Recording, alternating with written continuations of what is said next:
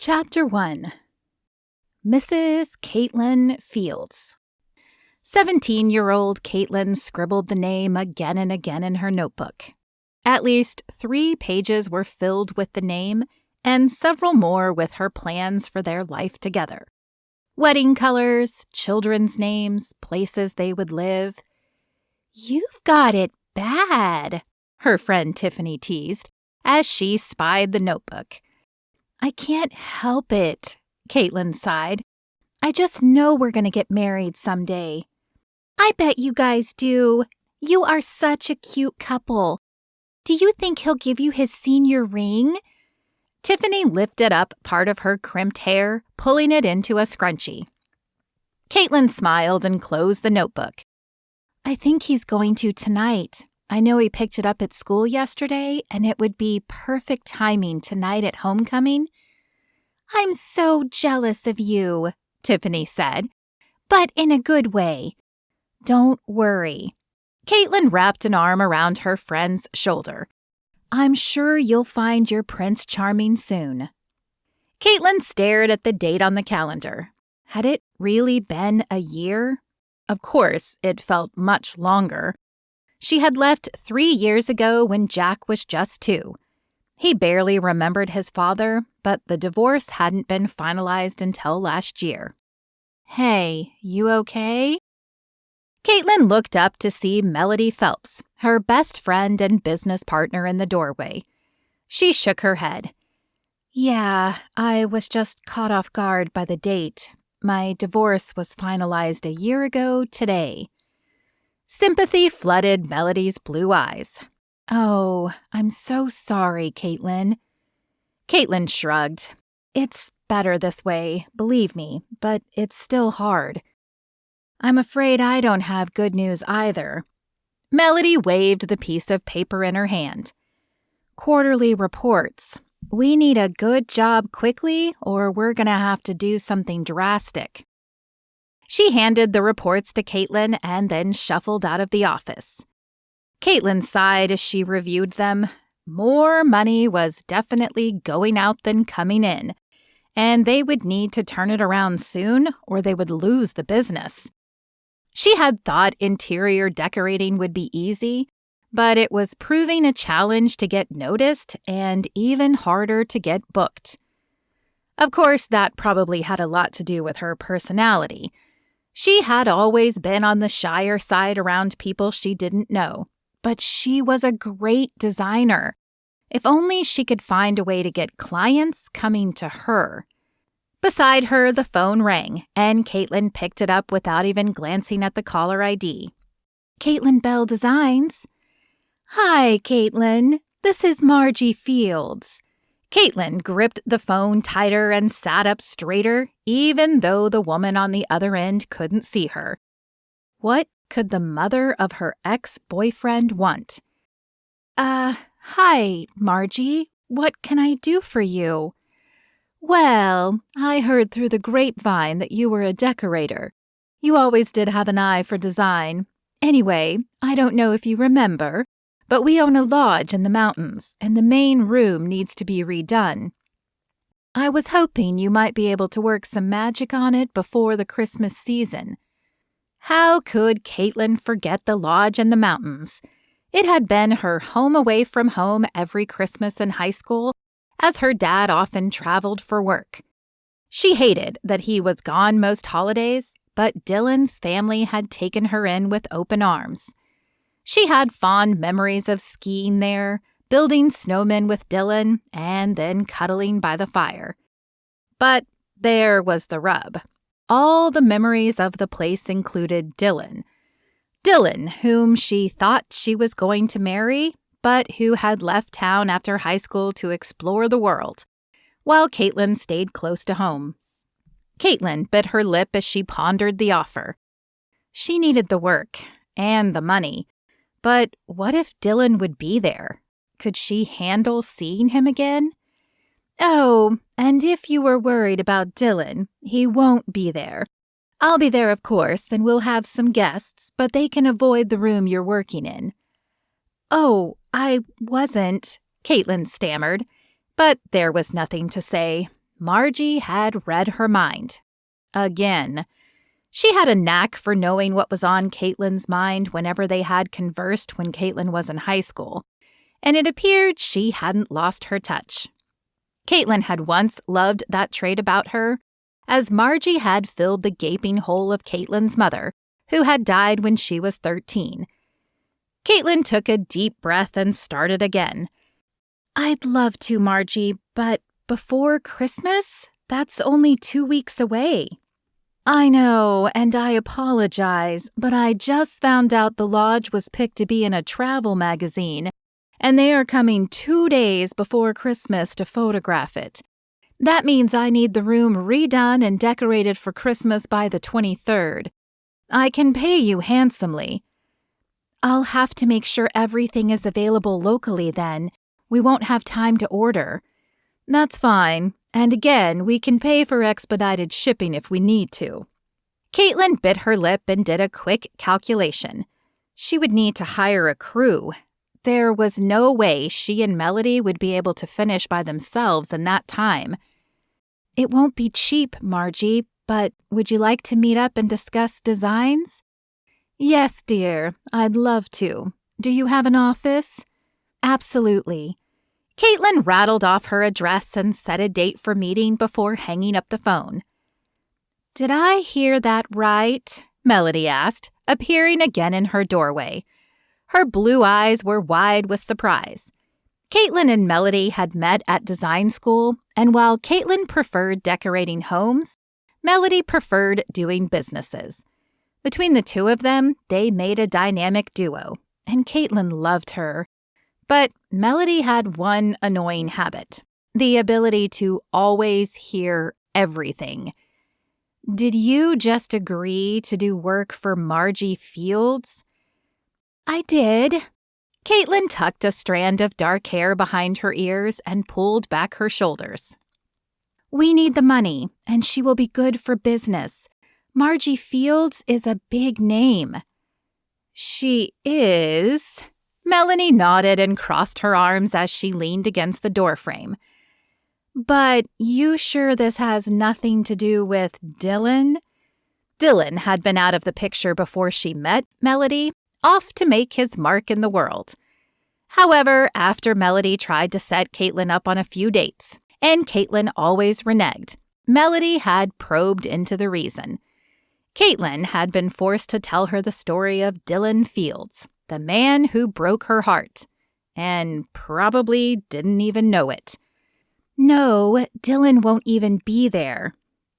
Kaitlyn hated the heat that crawled across her face at the mention of Dillon. It had been 10 years. Why did his very name still send her heart fluttering? Uh-huh. Melody's brow arched, and her frank gaze told Kaitlyn she wasn't buying it. "I still think you're playing with fire, but I guess you know best, boss." She shook her head before disappearing from the doorframe.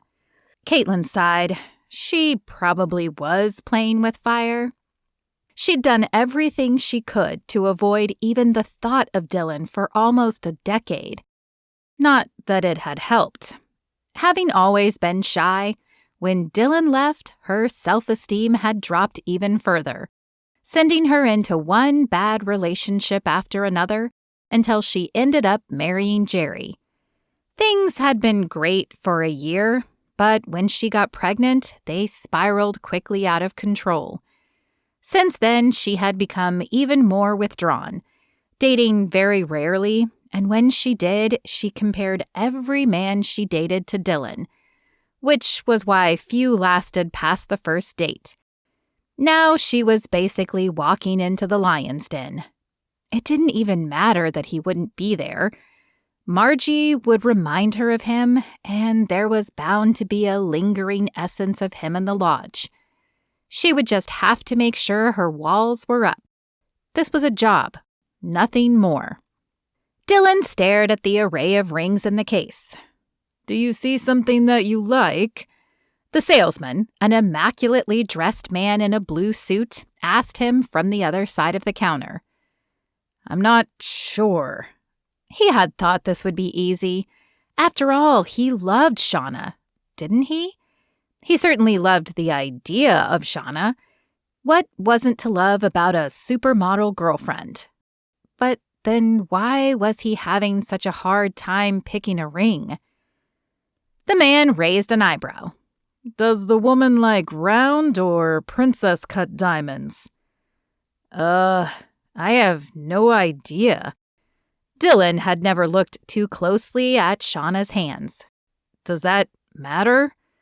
Depends on the woman. Some women do not care, and some have very specific ideas of what they want to wear for the rest of their lives.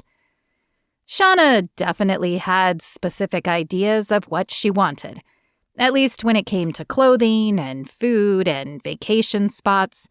So why did he not know her feelings about this? He sighed. The rest of their lives. Those 5 words gave him pause. Did he really want to spend the rest of his life with Shauna?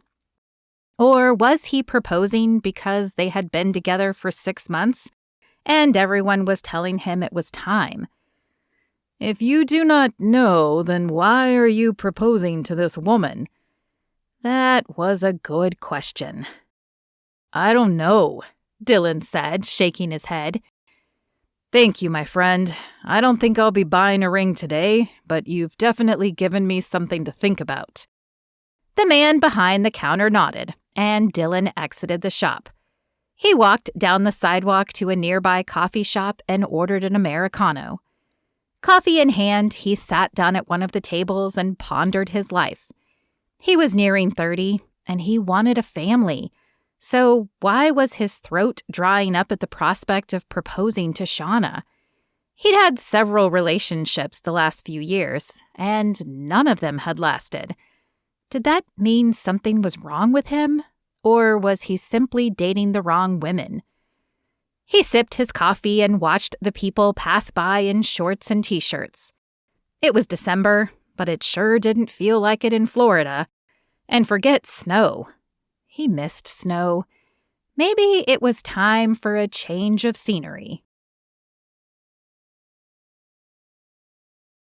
Chapter 2. Kaitlyn took a deep breath. Margie Fields was here. She needed this job. She would be professional. Pulling her shoulders back, she stood and smoothed her olive green pencil skirt. It had taken her twice as long to get ready this morning, knowing Margie was coming today. But Kaitlyn thought the cream silk shirt and olive skirt worked. Hi, Margie. It's so good to see you again. Kaitlyn pasted on her professional face as she greeted the wealthy older woman, but her heart was hammering in her chest. How long had it been since she'd seen Dillon's mother? Probably around the time she and Dillon went their separate ways. It's good to see you too, dear. Margie stepped forward as if to hug her, then paused and extended her hand instead. Kaitlyn shook it, glad the woman hadn't continued going for the hug. It had been too long. Margie's gray hair was pulled up in an immaculate updo, and her tailored pantsuit showed off her thin figure. Her hair had turned gray when Kaitlyn and Dillon were in high school, but somehow she managed to pull it off and look distinguished rather than just old. Kaitlyn, on the other hand, had to see her stylist once a month to keep her gray hairs covered up. She didn't have many, but they stuck out in her dark hair like icicles on a Christmas tree. Come into my conference room. I threw some ideas together after your email. Margie's email had come just hours after they had spoken on the phone, and Kaitlyn had spent the next few days whipping up designs before this meeting. Kaitlyn led the older woman past Melody's watchful eye and into the small conference room. The office space wasn't very big. It held Melody's desk, Kaitlyn's office, the conference room, a small kitchen, and an even smaller bathroom. But it worked for now. So, keeping your rustic theme in mind, I came up with 3 options for you, and of course, if you don't like any of them, I can make additional changes.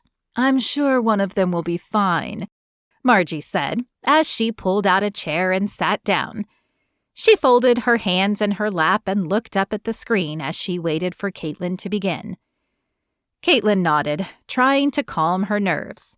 She clicked on the big screen that took up one wall in the room and opened her laptop before sitting next to Margie.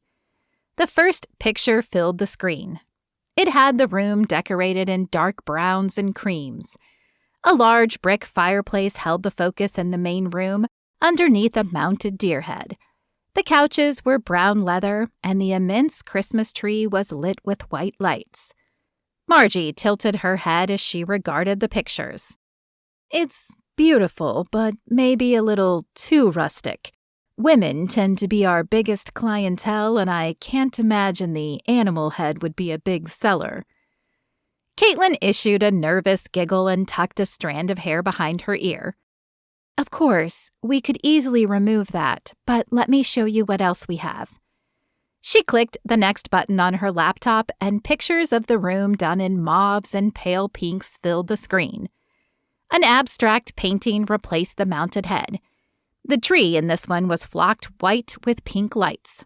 This one was less rustic, but Kaitlyn had thrown it in because sometimes people said they wanted one thing, but really wanted something different when they saw it.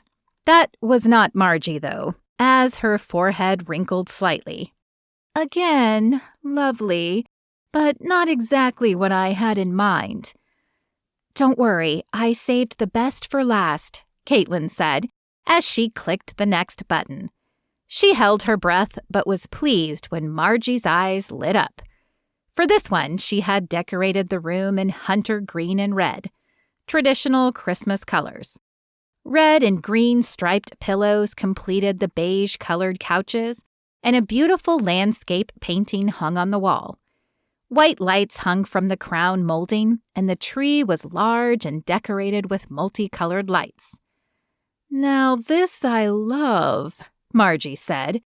"It feels like home, and I love the wallpaper. I'm not normally a wallpaper fan, but only because I hate removing it." Kaitlyn smiled. Removing old wallpaper was one of her least favorite things, too. But a good wallpaper really brought life to a room. "Wonderful. Is there anything you want to change?" Margie scanned the pictures again before shaking her head. "No, everything looks wonderful. How long do you think it will take?" "Well, it depends on how much I have to take down and clear out. But once that is done, I think a week will be enough. I'm going to have to hire a crew, though. Melody and I can't possibly do this on our own in that time." "But it will be ready for the picture." Margie's voice was full of hope. "Yeah, if everything goes according to plan, I should be finished by the 22nd. That will give you a day to get prepared." "This is wonderful, Kaitlyn. I knew you would be perfect for this job." Kaitlyn smiled. She was glad Margie had liked the designs, and even more pleased to be working again. Even better, this job would pay the bills for a few months and hopefully lead to more clients. She pulled the contract out of the folder she had brought in and handed it to Margie. "If you want to take a day to look it over, you're welcome to." Margie scoffed and waved her hand in a dismissive gesture. "I don't need that. You are practically family, and I know you are an honest woman. Just give me a second to read over it." Kaitlyn tensed at the words. Practically family. She had once hoped they would be family, as marrying Dillon had been part of her dreams. But he had other plans. She had been hoping he would stay close and they would continue to date through college, but he'd left, stating his need to see the world. However, that was the past. She needed to focus on the present, and that present was Margie, who needed a moment alone. "Of course. Would you like some water or hot tea?" "Tea would be wonderful, thank you." Kaitlyn pushed back her chair and quietly exited the room, pulling the door shut behind her. "Well?" Melody's voice caught her off guard, and Kaitlyn jumped and threw her hand over her heart. How did she approach so quietly? "Melody, you scared me. Don't sneak up on people like that. Sorry, I'm just really excited to know how it went. Kaitlyn put her finger to her lips and motioned Melody to follow her to the kitchen. She's looking over the contract right now, but she loved the third design. Melody clapped her hands together and bounced on her toes. Even though she was in her late 20s, Melody looked like a young girl when she got excited. Ooh, I knew she would. It was my favorite too. So when do we start? In 2 days. Do you think you can get the phones forwarded so we can still get calls while we're both working there? Kaitlyn opened one of the cabinets and took out a mug and a tea bag. Then she filled the mug with hot water from their cooler and dropped the bag in. Of course. Melody's face clouded in confusion. Where exactly is this lodge? Keystone, so about 90 minutes with no traffic. However, this time of year, I'd bet on 2 to 3 hours to be safe, so I just plan on staying. Kaitlyn laughed at Melody's wide eyes and shocked expression. You don't have to stay. If you can come down a few times a week, we should still finish in time. I'll hire a crew that can stay at the lodge. Okay, that I can do. I just can't leave Trixie alone all day, every day.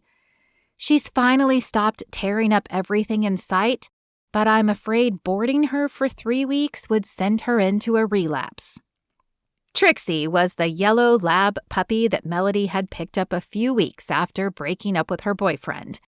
She claimed it was because she was lonely, but Kaitlyn thought it had more to do with her biological clock ticking. A puppy wasn't exactly a baby, but the care involved was pretty close. You should have crate trained her, Kaitlyn said with a shake of her head. I know, but she had the saddest face when I put her in there. These big droopy eyes, and I swear her mouth turned into a frown. It was more than I could take. Kaitlyn chuckled. Melody was not only an animal fan, but also a bit of an exaggerator. You are such a softie. I know. Hey, wait, what are you going to do with Jack? I'm going to take him with me. I figured he could use a vacation as well, and I always loved winter at the lodge. I put the clause in the contract, and speaking of the contract, I better get back in there. Wish me luck. I will, but you don't need it. You're a natural at this, Kaitlyn. Kaitlyn smiled and walked cautiously back to the conference room. The mug was warm in her hands, but she was careful not to spill it. The last thing she needed was a stain on her shirt or a burn on her hand before a big job. Margie was scanning the last page as she entered. She glanced up and smiled. Everything appears to be in order. Oh, I'm so glad. Kaitlyn set the teacup down in front of Margie and held out a pin. It's just too bad you and Dillon never got together, Margie continued, as she picked up the pin and signed. Having a decorator in the family would be such a benefit. Dillon's name again. Was Margie going to drop it in every conversation? Didn't she know that Kaitlyn had adored Dillon, but his love must not have been as deep? Kaitlyn's cheeks began to ache from the pasted smile, but she nodded. I guess we'll just have to hire you for all our jobs. If you do amazing this time, that is. She laid the pen down and picked up the cup. Though she smiled, Kaitlyn wasn't sure if the smile was genuine or a carefully veiled threat. Suddenly, she wondered what she had gotten herself into. Dillon stared at the email from his mother. The lodge back home had been picked to be in the travel magazine winter edition, and his mother was throwing a huge release party for the occasion. He had just been thinking about how much he missed the snow, and Keystone would definitely have some this time of year. He could take a few weeks off and relax there, do some skiing and maybe take some pictures to get inspired again. He hadn't booked a job in a few weeks, and he knew it was because he wasn't inspired. Plus, he held fond memories of Christmas at the lodge. His mother always decorated to the nines, and she made cookies and bought gifts for all the children who stayed there during the holidays. There were coloring contests and popcorn stringing, and on Christmas Day, his father would dress up as Santa in the morning to hand out the gifts. He glanced over at Shauna, who sat at the vanity she had insisted he buy for his rental house, even though they didn't live together. She was brushing her long blonde hair and carefully counting each stroke. He didn't understand it, but she swore that brushing her hair 100 times a day made it strong and shiny. "Hey, Shauna, what do you think of going to a ski lodge for a few weeks?" "I don't think so." "Why not? You don't have any jobs over Christmas, do you?" Shauna was a model for a swimwear company. She generally stayed busy, but the holidays were much slower. "I don't do rustic lodges in the mountains." She ran the brush through her long blonde hair again. 53. Her gaze never left the mirror. "I don't like being cold, remember?" Dillon rolled his eyes. Shauna was fun in a lot of areas, but she refused to do anything where she might get cold. Pools had to be near hot tub temperature. Beaches were fine, but she rarely went in the water. Skiing was out of the question, as was sledding, building a snowman, or ice skating. It was times like this that he wondered why they were still together. It was no wonder he hadn't been able to pick a ring for her. They were opposites in nearly every way, except for their love of photography.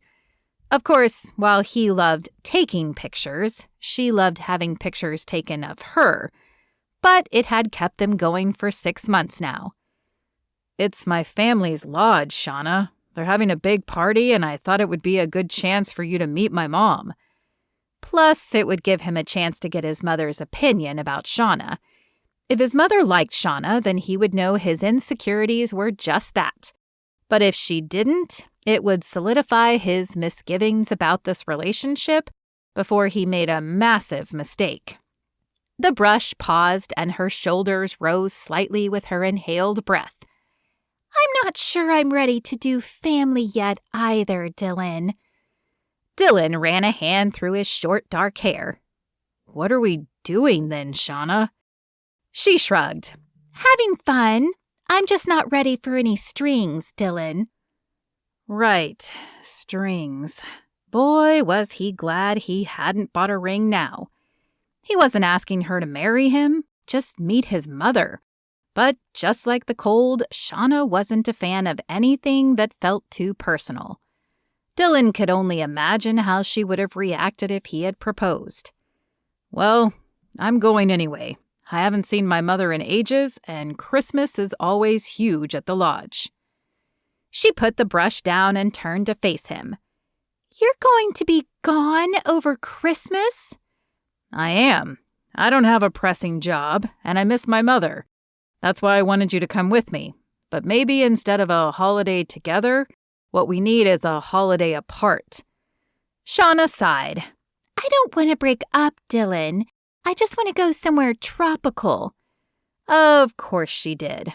She wanted him to take her on another tropical vacation like he had a few months ago. The problem was, he didn't really have the money to keep flying her off to exotic places. His job earned him decent money, but it had been dwindling quickly since meeting Shauna. He couldn't believe he had been thinking of purchasing a ring. It wasn't time to propose. It was time to cut his losses. He stood and crossed to her. "I know. It's me breaking it off. I've been trying to figure out where we should go from here for quite some time, and this solidifies it for me. I want someone adventurous, someone who is willing to go places with me and meet my family. Someone like Kaitlyn," he thought to himself. Kaitlyn? He hadn't thought of her in a while. Why was she popping into his head now? "It's been fun, Shauna, but I'm looking for more." Her blue eyes turned to ice and narrowed to slits as she regarded him. Then she shrugged and flicked her long hair over her shoulder. Whatever. It's your loss, Dillon. I'll have no trouble finding someone else. Dillon knew that was true. Though he was a good-looking guy, Shauna was a bombshell with her perfect figure, long blonde hair, and blue eyes. He had constantly had to deal with guys hitting on her in front of him the last 6 months, and he could only imagine how many hit on her when he wasn't around. "I'm sure you won't, but we just want different things right now. I think this is for the best." She rolled her eyes one more time, grabbed her brush from the vanity, tucked it in her purse, and walked out of his rented house. Dillon sighed as the front door shut. He hadn't planned to spend the holidays alone, but it would be better than spending it with a woman he didn't really love. The question was, would he ever find a woman he loved? Dillon thought back over his last few relationships. He had ended all of them. Shauna was too obsessed with money. Natalie was too athletic. Kara was too quiet. As he replayed the relationships in his head, he realized he had compared every one of them to Kaitlyn. Kaitlyn, his girlfriend from 10 years ago, who, even though she had been the same age as him, she had always seemed a little younger, especially after her mother died. He'd taken her under his wing, and they'd become best friends, and then dated. They'd spent tons of time at the lodge cuddling in front of the fire, and they'd gone to prom together. At one point, he'd even thought they would get married. But then graduation had come. She'd wanted to stay close to home and attend design school, while he'd wanted to see the world. He'd always thought he would come home and they would get together, but it hadn't happened, and he'd forgotten her as time moved on. At least, he thought he'd forgotten her. What if he'd been comparing every woman to Kaitlyn Bell because she had stolen his heart at the age of 17, and he'd never really gotten it back? Chapter 3. Where are we going again, Mom? Jack asked as he entered the living room with his little suitcase rolling behind him. To a lodge I used to hang out at a lot, Kaitlyn said, as she gathered the items she had purchased the day before. Now I'll have to be working a lot of the time, but there will still be plenty for you to do. However, you should still bring your tablet. Do you have it? He nodded and pulled the tablet and charger out of his bag. I brought my bear too, Mom, and all the clothes you told me to. Good job. She ruffled his hair and ran through her mental list one more time. Kaitlyn had purchased the paint supplies and wallpaper. Melody would be picking up the new furniture and bringing it tomorrow. Okay, I think we're ready. Let's load up. She locked the door behind them and put the bags in the back of her SUV as Jack climbed up in his car seat and buckled in. Before she started the car, Kaitlyn took a deep breath and sent a prayer up for peace and the ability to do this job without getting stuck in past memories. Kaitlyn pulled into the lot of the lodge and parked the car. We're here, Jack, she said as she turned off the engine. He looked up from his tablet and nodded. The drive had been quiet as he had been engrossed in a game the whole time. On one hand, it had been nice, as she didn't have to answer his constant questions, but it had also given her lots of time to think and reminisce. She opened the back of the SUV and grabbed the few items she could. She would have to make another few trips, but at least she could get started with these. Jack stood by his car door waiting for her. Walk carefully, Jack. The snow can be deceiving if there is ice underneath. The walkway was covered with snow from the night before. Kaitlyn stepped carefully to avoid slipping and kept an eye on Jack. She didn't want to damage her goods, or either one of them. This job was too important. Thankfully, it appeared the groundskeeper had laid down salt, as neither the ground nor the porch was very slippery. However, she was forced to juggle her bags when she reached the door. "Here, let me help you with that." Kaitlyn glanced over to see a handsome man striding her direction from the side of the porch. His uniform suggested that perhaps he was the groundskeeper, or at least part of the crew. "Thank you. I suppose I should have remembered I would need a hand to open the door." He smiled at her and pulled the door open. "It happens all the time." Kaitlyn chuckled and dropped her eyes. She supposed that was true. Vacationers always seemed to bring too many bags. She knew she did. Of course, she hadn't been on a vacation in months. Maybe they could afford one after this job. Before she could reply to the man, though, Margie's voice filled the room. "Ah, Kaitlyn, darling. Are we ready to begin, then?" Margie stepped from behind the desk wearing a bright red suit and a string of pearls. Kaitlyn smiled as she set down her items. It appeared Margie hadn't changed much in the time Kaitlyn had been away. Her Christmas outfits were always delightful and entertaining. Kaitlyn had once asked Dillon how many she had, and he claimed she owned 32, one for every day in December, and a spare one in case one got dirty. They had tried to sneak into her closet once so he could prove it, but she had caught them and given them a tongue lashing. Evidently, her closet was where she kept Christmas gifts until they were wrapped as well, and she hated when recipients ruined their surprise. "Well, almost. I have a few more bags in the car and I'm waiting for the crew." Margie's eyes flicked to the man behind Kaitlyn. "Julian, will you be a dear and get the rest of the items Kaitlyn needs?" "Oh, no, that's okay. I can get them myself," Kaitlyn said hurriedly. "Nonsense, dear. It is part of Julian's job description." Kaitlyn looked to the sandy-haired man.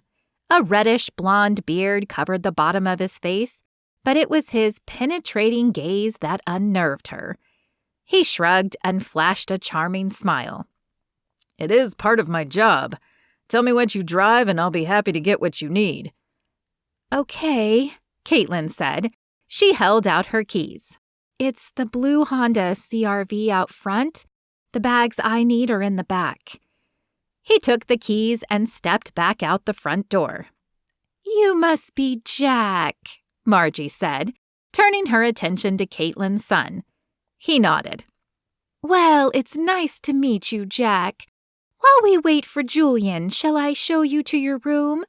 I'm afraid I only had 2 available, so I hope your crew doesn't mind sharing." "I'm sure it will be fine. The crew is 2 brothers, so they're probably used to sharing." Kaitlyn grabbed her personal items, nudged Jack to walk ahead of her, and followed Margie up the stairs and down the hallway. She stifled a sigh when Margie opened up the sunshine room. Kaitlyn hadn't been at the lodge in ages, not since her senior year, but she had spent the last few days looking over the layout and knew where each room was. The sunshine room was her least favorite room. She had never been a fan of yellow walls or the false cheeriness they tried to instill. As Margie opened the door, Kaitlyn tried to keep her face stoic. The room was worse than she remembered.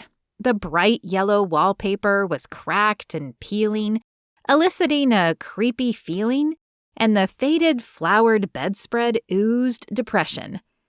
"We're staying here?"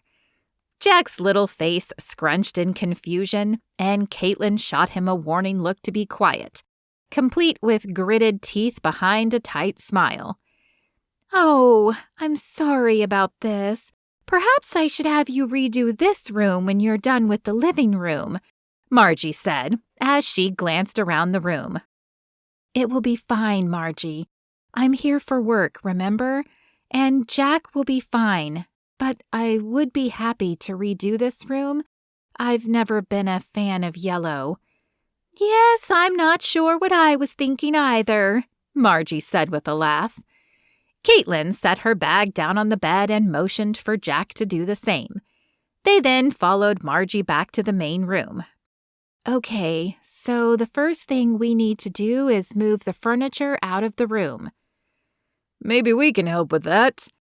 Kaitlyn turned toward the front door and smiled. The men she had hired had arrived. Ryan, her carpenter, and his brother Richard. These two were not only great handymen, but added muscle. Ryan, Richard, I'd like you to meet Margie Fields, the owner. "Pleased to make your acquaintance, ma'am," Ryan said, as he took off his cowboy hat and issued a little bow. Richard said nothing but repeated the gesture. Now, that accent doesn't sound Coloradoan to me, Margie said, as she appraised the two men. "No, ma'am. We're from Montana originally. We came out here to visit a cousin once and liked it so much we decided to move." Ah, that would explain it then. Well, welcome to Fields Lodge. Margie, is there somewhere we can put the furniture until I can get a truck here to haul it away? Kaitlyn asked. Melody would be coming up in the morning with the new pieces. "I can show them a place outside," Julian said from the doorway. In his arms were the rest of her bags.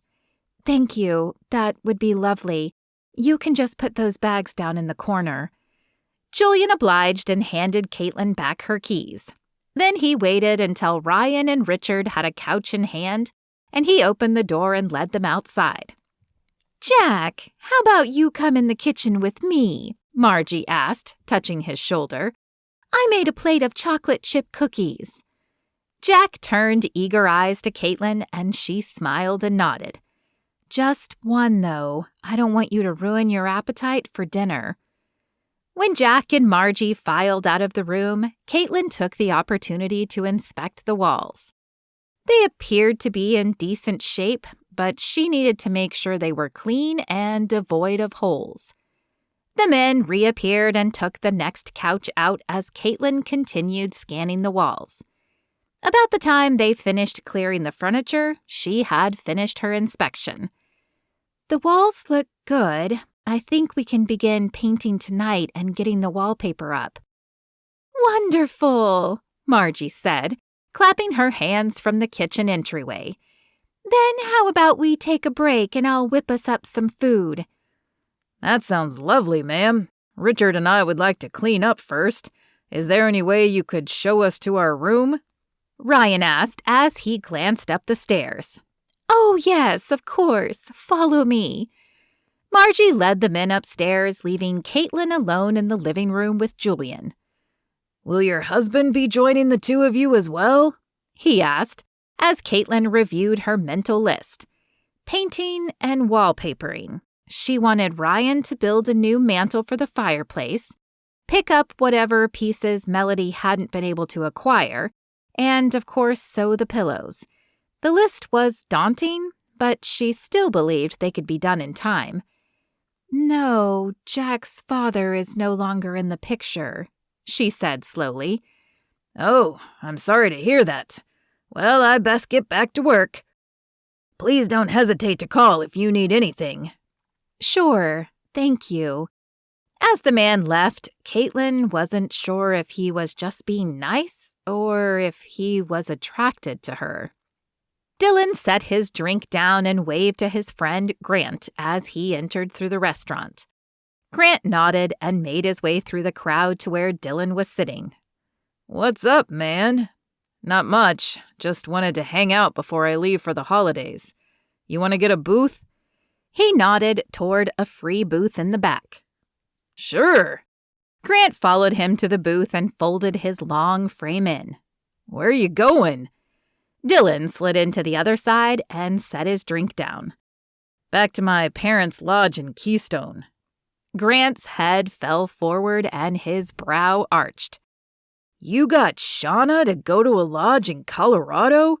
This I gotta hear. Dillon rolled his eyes and chuckled. Grant knew Shauna too well. No, Shauna and I broke up. It's just me going. A low whistle escaped Grant's mouth. I thought you were looking at rings. Dillon rolled his eyes. I was. How crazy was that? Well, how did she take it? Dillon swirled the straw in his drink.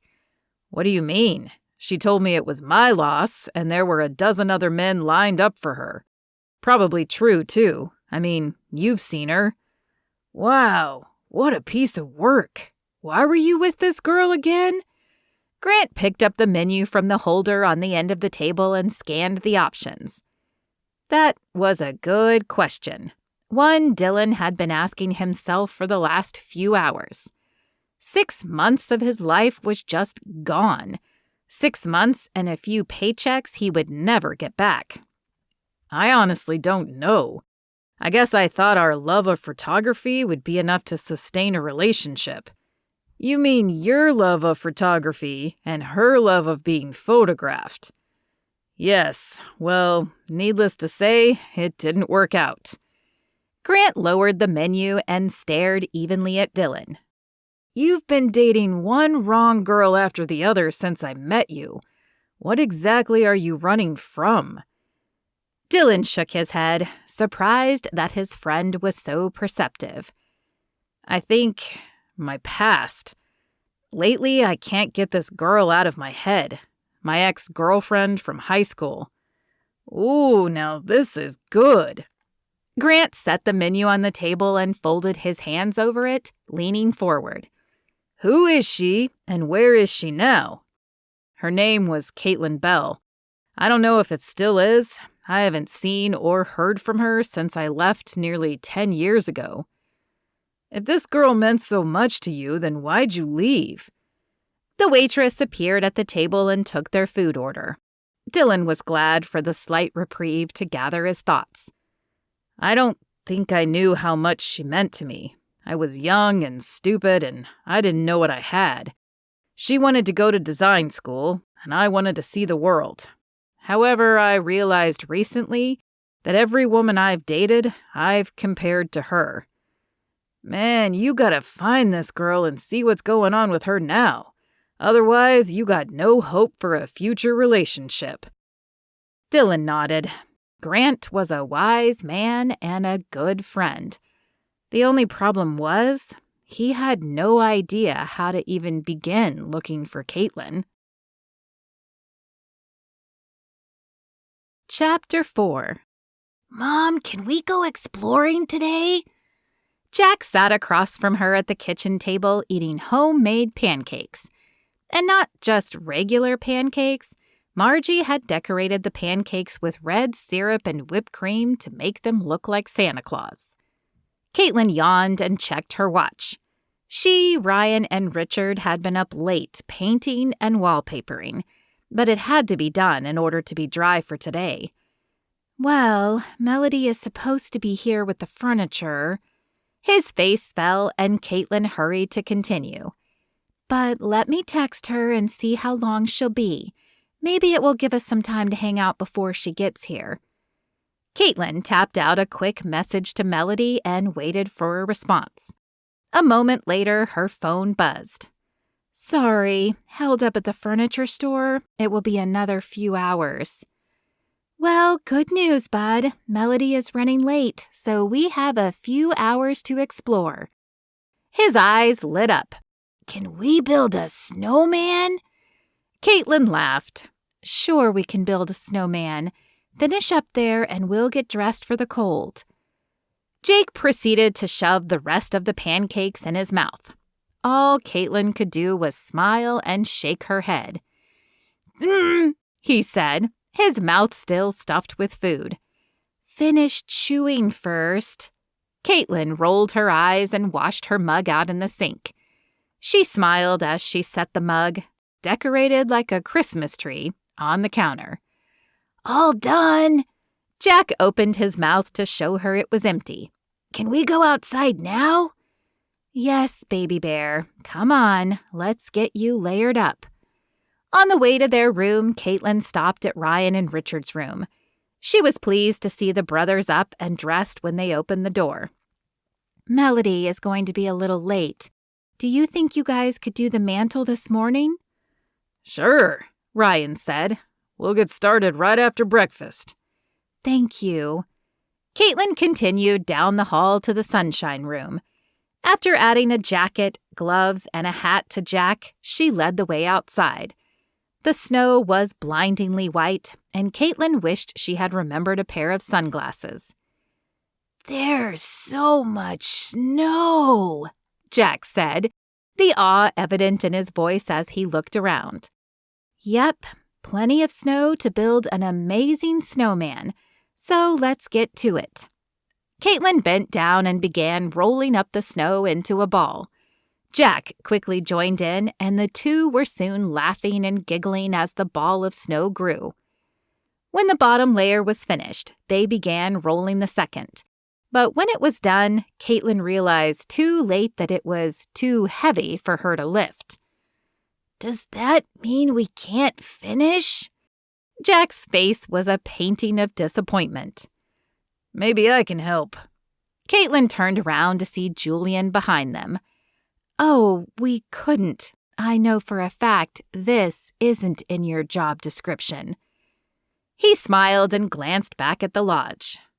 "No, but I know Mrs. Fields would have my hide if I could have helped, but sent a young boy back inside without a snowman." "Please, Mom. He can help us real quick and then get back to work." "Fine." Kaitlyn held up her hands. "I am clearly outnumbered." "I'm glad you came around." Julian squatted down on one side of the ball of snow, and Kaitlyn took the other. Between the two of them, they were able to heft the heavy ball onto the low body. Jack raised his fist in triumph. "Yes! Just one more to go." "My advice is don't make the head too large, or you'll have the same problem." Julian flashed her a wink before disappearing around the side of the lodge. Okay, so a wink usually meant interest. The question was she interested back? "Come on, Mom. Let's finish the head." Kaitlyn dragged her eyes back to her son and smiled. Right, the head. How could I forget? They rolled up a smaller ball of snow, and this time Kaitlyn was able to muscle it up herself. The snowman was eye level with her when they finished. "Okay, kiddo, I'm getting cold. You ready to head in?" "Yeah, I guess. Can we come back out again later? Maybe give him a scarf and a hat?" She smiled down at him and grabbed one of his gloved hands. "Sure, we can probably do that."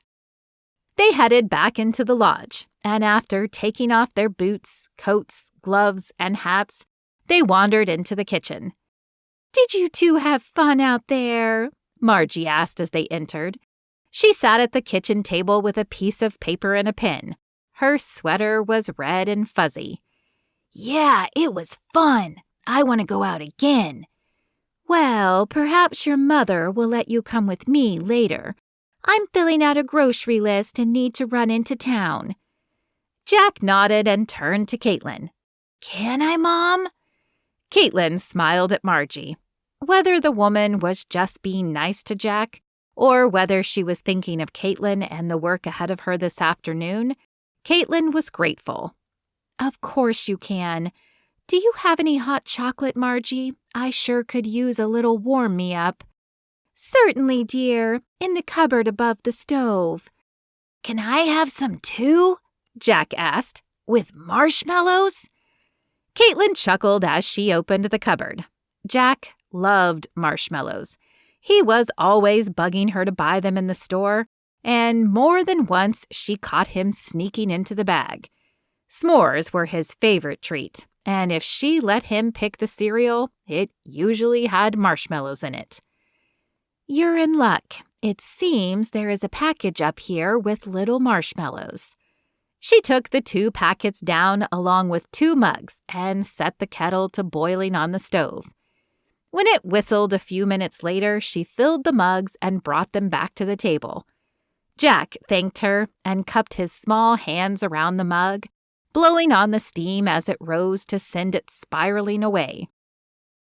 Kaitlyn smiled as she sipped her own mug. She hated that Jack had no father figure in his life, but she was so glad she had gotten him away from her abusive ex-husband before he could be scarred by it. Perhaps one day God would send her the right man, and Jack could have a second chance at a father. It was late in the afternoon when Melody arrived. She entered the lodge looking frazzled and stressed. "What took so long?" Kaitlyn asked. "The traffic was horrendous. Did I mention I don't like traffic? And I like it even less in a big U-Haul truck." Melody had grown up in a small town in Texas, and though Denver was no small town, she had developed a routine of driving to work, stores, and the park. Kaitlyn knew she avoided the interstate at all costs. "Well, thank you for coming. It was well timed. As you can see, we cleared out the room yesterday and got the wallpaper hung and the other walls painted last night. Ryan finished the mantel about an hour ago. Once we get the furniture in that you have, I'll just need to find whatever pieces are missing and decorate." Did I hear someone say they needed furniture unloaded? Ryan asked, entering the room.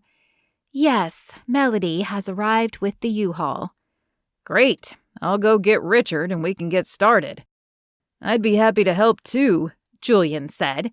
Kaitlyn hadn't even heard the door open, but there he stood in the doorway.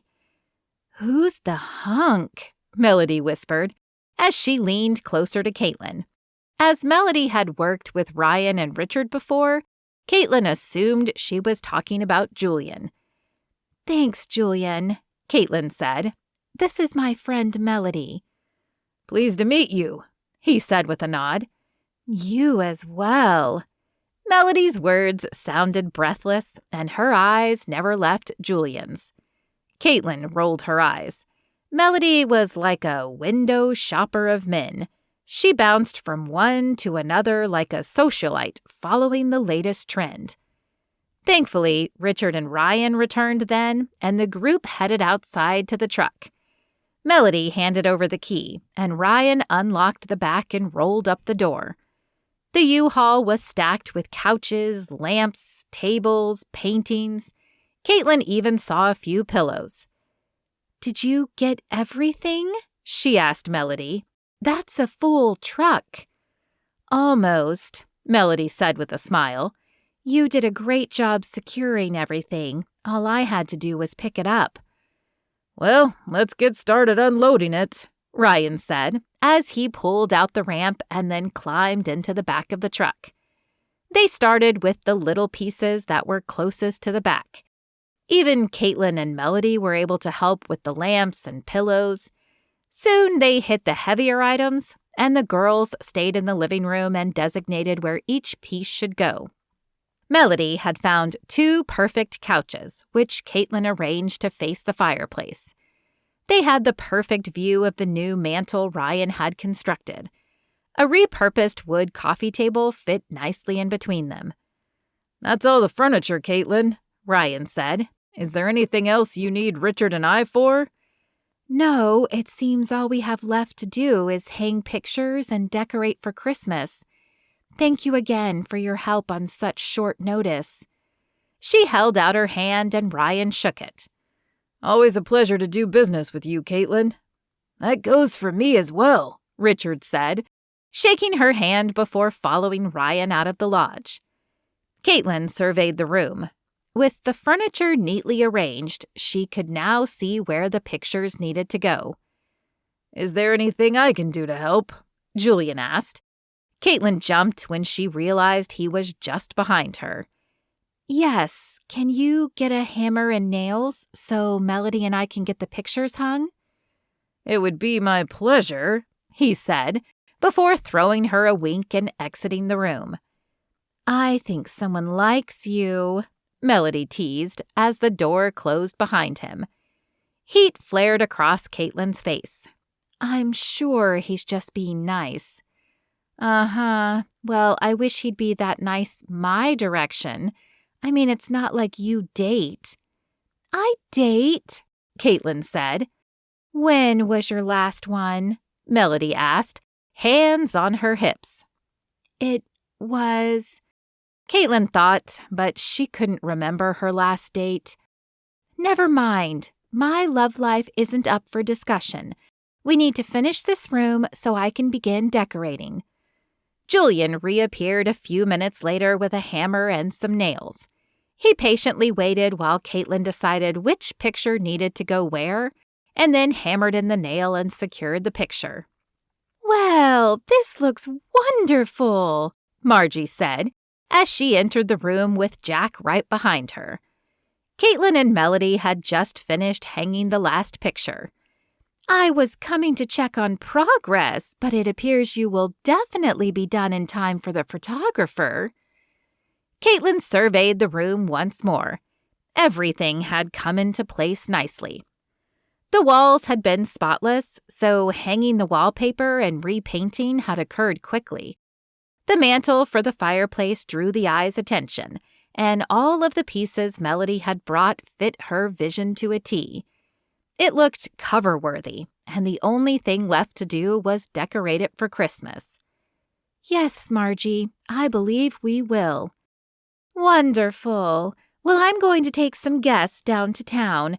They want to know the best places to shop, and since I need to get groceries, I figured this would be a good outing for everyone. I'll keep Jack with me. We'll be back later." She turned to Julian. "Can you get a van ready to drive us?" "Of course, Mrs. Fields," he said, before ducking out the front door. Melody glanced at her watch. "I should get going, too. I need to get back to Trixie before she tears the place up." "Do you think you can come back tomorrow? We can probably finish in a few hours." "Sure thing." As everyone left, Kaitlyn wandered into the kitchen to make a cup of tea and have a light snack. Margie said they were low on food, but she had made a batch of Christmas cookies earlier in the day. Kaitlyn had been too busy to have one earlier, but she was pleased to see one lone cookie still sitting on the plate.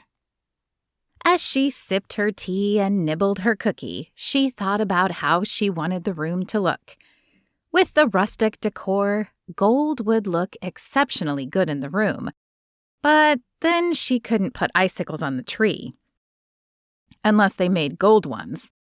She'd have to check the town out herself if she didn't find any.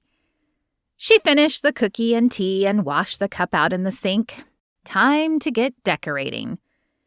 Kaitlyn knew Margie had a ton of Christmas decorations around somewhere, but unfortunately, she was in town shopping. Kaitlyn pursed her lips. There had to be an attic or a basement somewhere, but she couldn't remember ever seeing it. Then she remembered the old sunroom. The guests rarely used it, but she and Dillon often had. It was a perfect room for them to kick off their muddy or snow-covered boots before entering the rest of the lodge. And if Kaitlyn remembered correctly, there was a shelving unit full of boxes in that room. In fact, other than a shelf for their shoes and a small table, the shelving unit had been the only other thing in the room. Kaitlyn had often wondered what was in those rows of boxes, and now seemed the perfect time to find out. The room was at the back of the lodge, and the outside sun spilled in through the large windows as Kaitlyn entered. Sure enough, the room was exactly as she had pictured it. Rows and rows of boxes still lined the shelf across the far wall of the room. Kaitlyn sighed. She had no idea where to start, and none of the boxes were labeled. How in the world did Margie know what was in them? Perhaps the better question was, did Margie know what was in them? She pulled the closest box out and opened the lid. Neatly folded towels sat on top. Kaitlyn placed the box on the floor and gently dug underneath the towels, but that appeared to be all that was in the box. She folded the top back down and replaced it on the shelf. One down and only about 20 more to go. Dillon pulled into the lot of the lodge and looked around in surprise. Where were all the cars? This was normally the busy time of year for the lodge, from mid-November to New Year's, but there were few cars in the parking lot. He parked the truck and grabbed his bags from the back. The snow crunched under his feet as he walked to the entrance. The front door was unlocked, as usual. Though near Keystone, the lodge was far enough from the main town that people didn't usually stumble upon it without knowing where it was. So they left the door unlocked. "Hello," Dillon called as he pushed open the door and stepped into the foyer. The foyer held a small waiting area and a front desk that an employee generally manned, but today the desk was empty. "Hello?" He stepped through the archway into the living room. His eyes widened as he took in the decor. His mother must have hired someone to update the room, as he could still smell the faint odor of fresh paint. And he certainly didn't remember some of the pieces of furniture. Now, if only she would let someone redo the guest rooms and kitchen as well. While he knew his mother kept busy, he also knew she could get more customers and raise her rates if she updated the lodge. And speaking of his mother, where was she? His father had passed away a few years ago, but his mother was usually flitting around the lodge making small talk and cups of tea. But today there was no sound. He wandered into the kitchen, but it too was empty. Curious, but his bags were getting heavy. He could investigate after he dropped them off, so he made his way back to the front desk and opened the logbook to see what was available. His mother used to keep one of the rooms open for him, but when he had stopped coming home every Christmas, she had informed him he would have to reserve one like every other guest. He just hoped she had an empty one. He scanned the entries, glad to see one room open. It wasn't his favorite room, but at least it wasn't the sunshine room. He'd always hated the colors of that one. After jotting his name down so his mother wouldn't fill the room, he headed up the stairs. The forest room was at the far left end of the hall. Dillon pushed open the door and sighed as the solid green walls attacked him. Why his mother had ever insisted on giving each room a color theme was beyond him. However, the bed was made and the room would do while he was here. He hoisted his bags on the bed, but decided he would unpack them later. His stomach rumbled as he made his way back to the kitchen, and he opened the fridge to see what goodies his mother had stored. Surprise colored his face as the mostly bare fridge stared back at him. Maybe his mother was shopping in town. She definitely couldn't feed guests with what was in here. A few condiments, some meat and cheese, and a loaf of bread. Dillon had been hoping for more, but a sandwich would have to do for now. Perhaps he could beg her to cook a big dinner tonight. He took 2 slices from the bread bag and placed them on a paper towel. Then he opened the drawer where the silverware was kept. His fingers had just grasped the knife when he heard a loud thud. Quickly, he bypassed the butter knife and grabbed a sharper knife, clutching it tightly. With quiet footsteps, he made his way out of the kitchen and toward the back of the house where the sound had come from. Guests rarely went back there, as it was more of the family living part of the house. Darn it! The female voice was followed by another crash, and Dillon burst into the sunroom. Don't move! He held the knife up in a threatening position, hoping he wouldn't have to actually use it. The woman screamed, dropped the box in her arms, and turned around. A vice grip squeezed Dillon's lungs, and the hand holding the knife lowered to his side. Kaitlyn? Dillon? Shock threaded her voice, and he knew the confused expression on her face must mirror his own. Kaitlyn Bell back in front of him? Was this fate? What are you doing here? He kicked himself mentally. That wasn't what he wanted to say. Why were words failing him now? I could ask you the same question. Her hands curled into fists and jammed onto her slim hips. Dillon smiled at the way her chin tilted up and to the right when she was angry. "Your mother said you wouldn't be here." That was odd, considering his mother had sent him an email about the party in a few days. But he decided to play dumb until he knew what was going on. "I hadn't planned to, but my schedule opened up." She shook her head, sending her dark locks swirling about her shoulders. "Well, this isn't going to work. I took this job because your mother assured me you would be gone." Her eyes were fierce, not the warm chocolate depths he remembered from high school. Dillon set the knife on the fireplace mantel and stepped toward her. "What job?" Kaitlyn leaned down and began picking up the doilies and tablecloths that had spilled from the box. "Your mother hired me to redecorate the living room of the lodge. I'm almost done here, but the photographer will be here in a few days. I don't need a distraction." She considered him a distraction? Did that mean she still had feelings for him as well? Dillon dropped to the floor and helped her gather the loose items. "Mother didn't know I was coming. I didn't tell her, but I'll stay out of your way. You won't even know I'm here." That was not what he wanted at all. But it appeared Kaitlyn still harbored hard feelings from their last encounter. "Thank you," she said as she took the items from him. But her voice was still cold, controlled.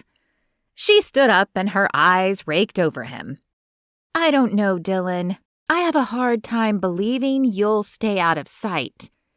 He traced the pattern of an X across his chest and flashed his most charming smile at her. "Cross my heart." She let out an enormous sigh and rolled her eyes. "Fine. Well, as long as you're here, maybe you can help me." Dillon issued a small bow. "It would be my pleasure, mademoiselle." Kaitlyn shook her head and rolled her eyes. "Do you know where your mother keeps the Christmas decorations?" "Is that what you're looking for?" He eyed the shelf. "I don't think she keeps them here." Kaitlyn sighed. "I have no idea where else to look except her closet, but I don't feel right going in there." "Me neither," he said with a laugh. "Why does your mother have so many towels and tablecloths anyway? That's all I found in every box." Dillon shook his head. "She likes to have something for every season, I guess." His stomach rumbled, reminding him he had never finished his sandwich. "Listen, I don't know when Mother will return, and there is nothing in the fridge to eat. What do you say we go grab a pizza to kill some time? You can ask her about the Christmas decorations when we get back." Kaitlyn bit her lip, and he could sense her hesitation. "It's just pizza, Kaitlyn. Nothing more. And you have to eat, right?" "Yeah, I suppose." Her words came out slowly, as if every word was a challenge. "Look, if you're afraid of being out with me, then I'll go pick one up and bring it back. How's that?" Dillon was hoping a little reverse psychology would work on her. Maybe if he acted like he didn't care, she would. He bit back a smile when it worked. She shook her head. "No, it's fine. We can go get food. I'm hungry myself. I had a cookie earlier, but it didn't fill me up." "You had a cookie? I didn't see any in the kitchen." "That's because I had the last one." She flashed a smile at him. "Just let me change real quick." "Sure." He wanted to freshen up a bit as well. "Meet you up front in 15? "All right." They both headed down the hallway that led to the rooms, and then she turned right as he turned left. He reached his door first, but waited just a moment to see which room she turned into. A slight chuckle escaped his lips as he saw her duck into the sunshine room. Dillon knew Kaitlyn hated the color yellow. He pushed open his own door and closed it behind him. After rifling through his bags for his toiletries and a clean sweater, he stepped into the bathroom. There wasn't quite time for a shower, but a thorough brushing of his teeth and a new application of deodorant made him feel like a new man. He splashed a little cologne on his neck and ran a brush through his hair. The brown sweater brought out the green in his eyes and accented the dimple in his left cheek that Kaitlyn used to love. Grabbing his wallet on the way out, he headed to the living room to wait for Kaitlyn. She appeared a moment later in a mint green sweater and a pair of jeans. Her porcelain skin radiated, and his heart skipped a beat in his chest. "Your car or mine?" he asked as he opened the door. "Mine. I've seen you drive." She flashed a teasing smile and pushed past him to her SUV. Dillon shook his head and pulled the door shut behind him before following her. Kaitlyn gripped the steering wheel and took a deep breath while she waited for Dillon. Her heart hammered in her chest like a jackhammer breaking up concrete. Dillon Fields, in the flesh and still as handsome as ever. How in the world was she going to focus on the remaining work with his sultry smile and twinkling green eyes haunting her vision? Maybe it wouldn't be so bad. If she could focus on anything other than how good his chest looked in his sweater and how warm his arms had once been, then maybe she could get him to help her out. With his help, she would be able to finish faster and get back to her life away from him. The problem was, he looked too good in that sweater. It showed off his strong chest, and his jeans hugged his body in all the right places. Her traitorous heart sped up at the very sight of him, and her brain reminded her again this wasn't a good idea. But she was hungry, and it was just food. She would have to eat sometime. He opened the passenger door and climbed in. A whiff of polo sport drifted in along with the cool air from outside. A tremble raced through her body. That had been her favorite cologne on him when they were in high school. The smell alone always made her melt, but coupled with his masculine scent, it drove her crazy. This had definitely been a bad idea. The passenger door shut and he tapped the dash. "Shall we go?" Kaitlyn shifted to face him. "This isn't what I planned, Dillon, and I have to stay a few more days to finish the work, so I think we should make some rules."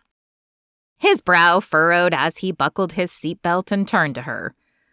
"Rules? Okay. What are you thinking?"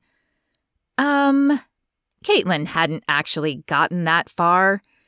"Well, for one, we keep this strictly business." Dillon nodded. "Okay, that I can do." 2, we retire to our separate rooms after sundown and remain there until sunrise at least." That seems a little drastic and Brady Bunch-esque, but okay, unless my mother requests my presence. Anything else? "I'm not sure, but I reserve the right to add more." "Whatever you say." He shook his head, but the corners of his lips pulled up in a smile. Kaitlyn hated that he thought she was kidding. This was the only way she knew to keep herself from falling for him all over again. With a shake of her head, she started the SUV. The sooner they got to the restaurant, the sooner she could get a reprieve from the intoxicating scent and the masculinity drifting her way. 15 minutes later, they were seated at a booth in Gitano's pizza place, waiting for their food. But the reprieve Kaitlyn had hoped for was nowhere to be found. Yes, the scent was a little less, and what lingered was masked with the smell of cheese and pizza sauce. But now she had to battle the memories as well. Gitano's had been their Friday night date destination after the football games, or before, if they were late ones. Everywhere she looked, Images of the past surfaced. In the booth across from them was where he had shown her his senior ring. So, Kaitlyn, I got something a few days ago. Oh, really? She batted her eyes as she looked up at him. Kaitlyn knew he had received his senior ring a few days ago, and today she was hoping he would ask her to go steady and give it to her. Yeah, I know we've been dating for a few months, but I can't imagine wanting to date anyone else. He pulled something out of his pocket. I wanted to know if you would be my girlfriend and wear my ring. Dillon held out a small gold chain that held an enormous class ring. The blue stone filled most of the middle surface, and there was a football on one side and a baseball on the other. I'd love to. She ducked her head and he put the necklace over her hair. It fell against her chest, a heavy symbol of their love. And across the room was the party section where they had met with a group of friends before prom senior year. Kaitlyn smoothed the sea foam satin of her dress and looked around the room. Who had suggested dinner at a pizza restaurant before prom? Not only was she worried about dinner causing her to puff up and be bloated, but she didn't want to spill anything on her dress. It was a rental that she had paid nearly $100 to rent for the night. She couldn't afford to spill anything on it, especially not something like pizza sauce that might never come out. Dillon, are you sure this is a good place to eat before dancing? I don't know, he said with a laugh.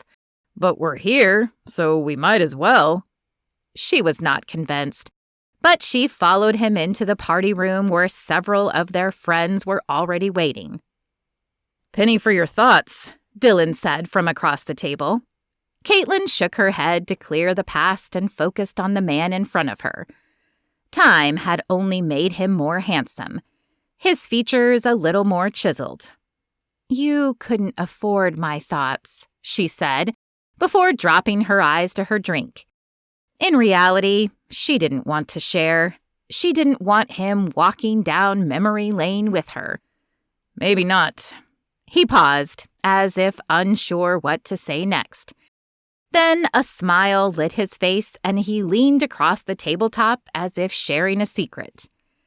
Hey, do you remember when we ate here before prom? Whose dumb idea was that? I don't know, Kaitlyn said, in a tone much harsher than she meant. But let's not talk about the past. She looked down at her watch. When was the pizza going to arrive? She could almost feel her heart stretching tendrils out and attaching once again to Dillon. But she wasn't sure she could survive another heartbreak. Plus, there was Jack to think about now. Kaitlyn couldn't date any man she couldn't see being in Jack's life. Okay. He stretched the syllables of the word out as if he was unsure why the topic was off limits and leaned back.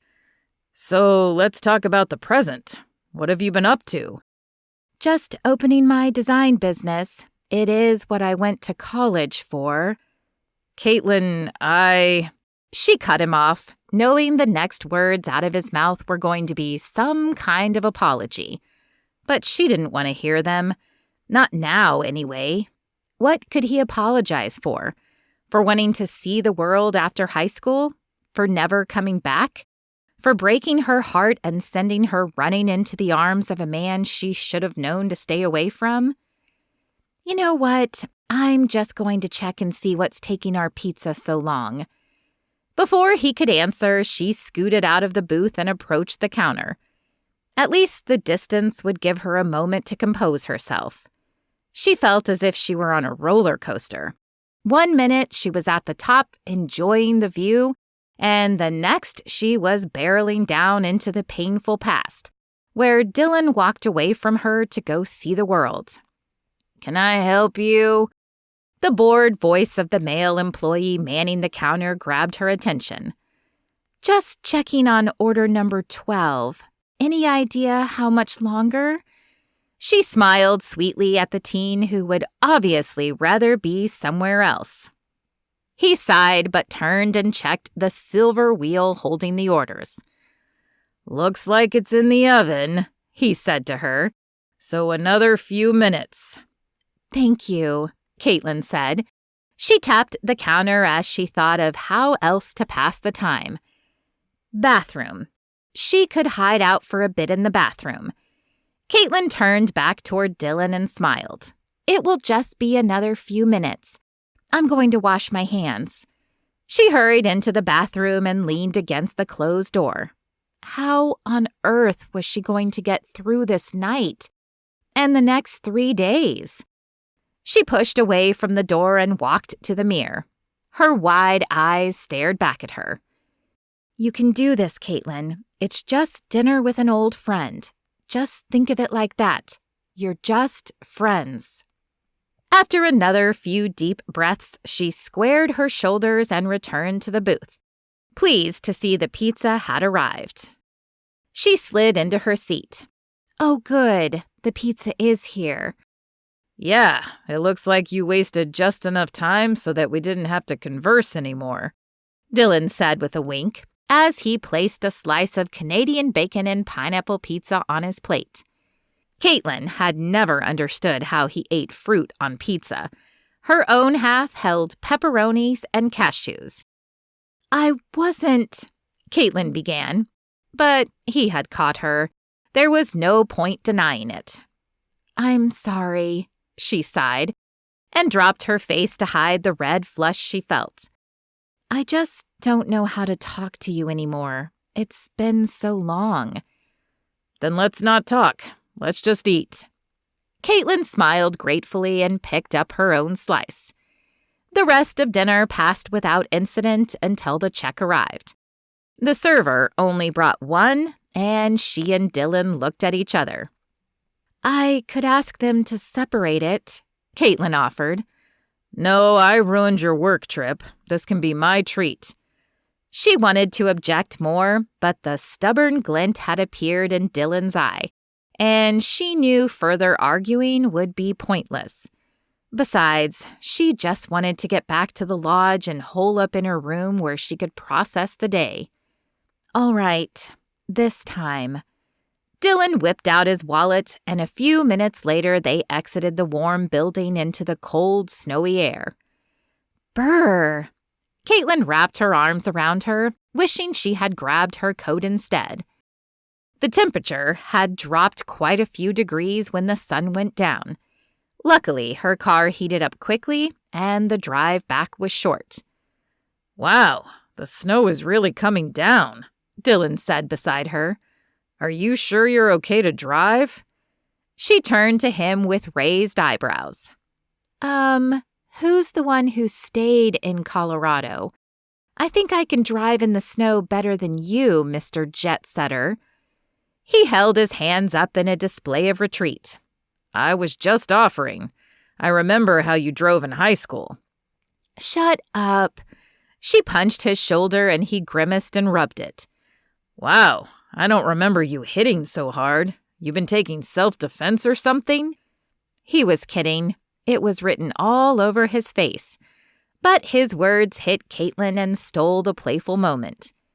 He had no idea what had happened to her. She had never told him. But why would she? Dillon had been out of her life for years when... No, she wouldn't go down that path again.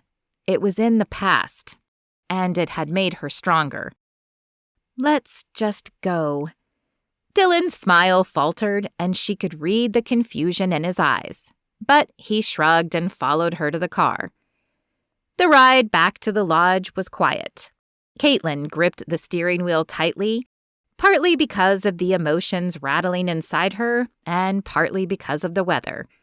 Though she had put on a brave face, she didn't enjoy driving in the snow.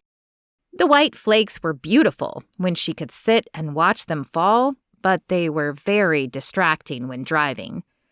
Relief flooded her when they arrived unharmed in the lodge's parking lot once more. She turned off the engine and opened the driver's side door. Kaitlyn, wait, Dillon said from the passenger seat. She glanced at him, but shook her head.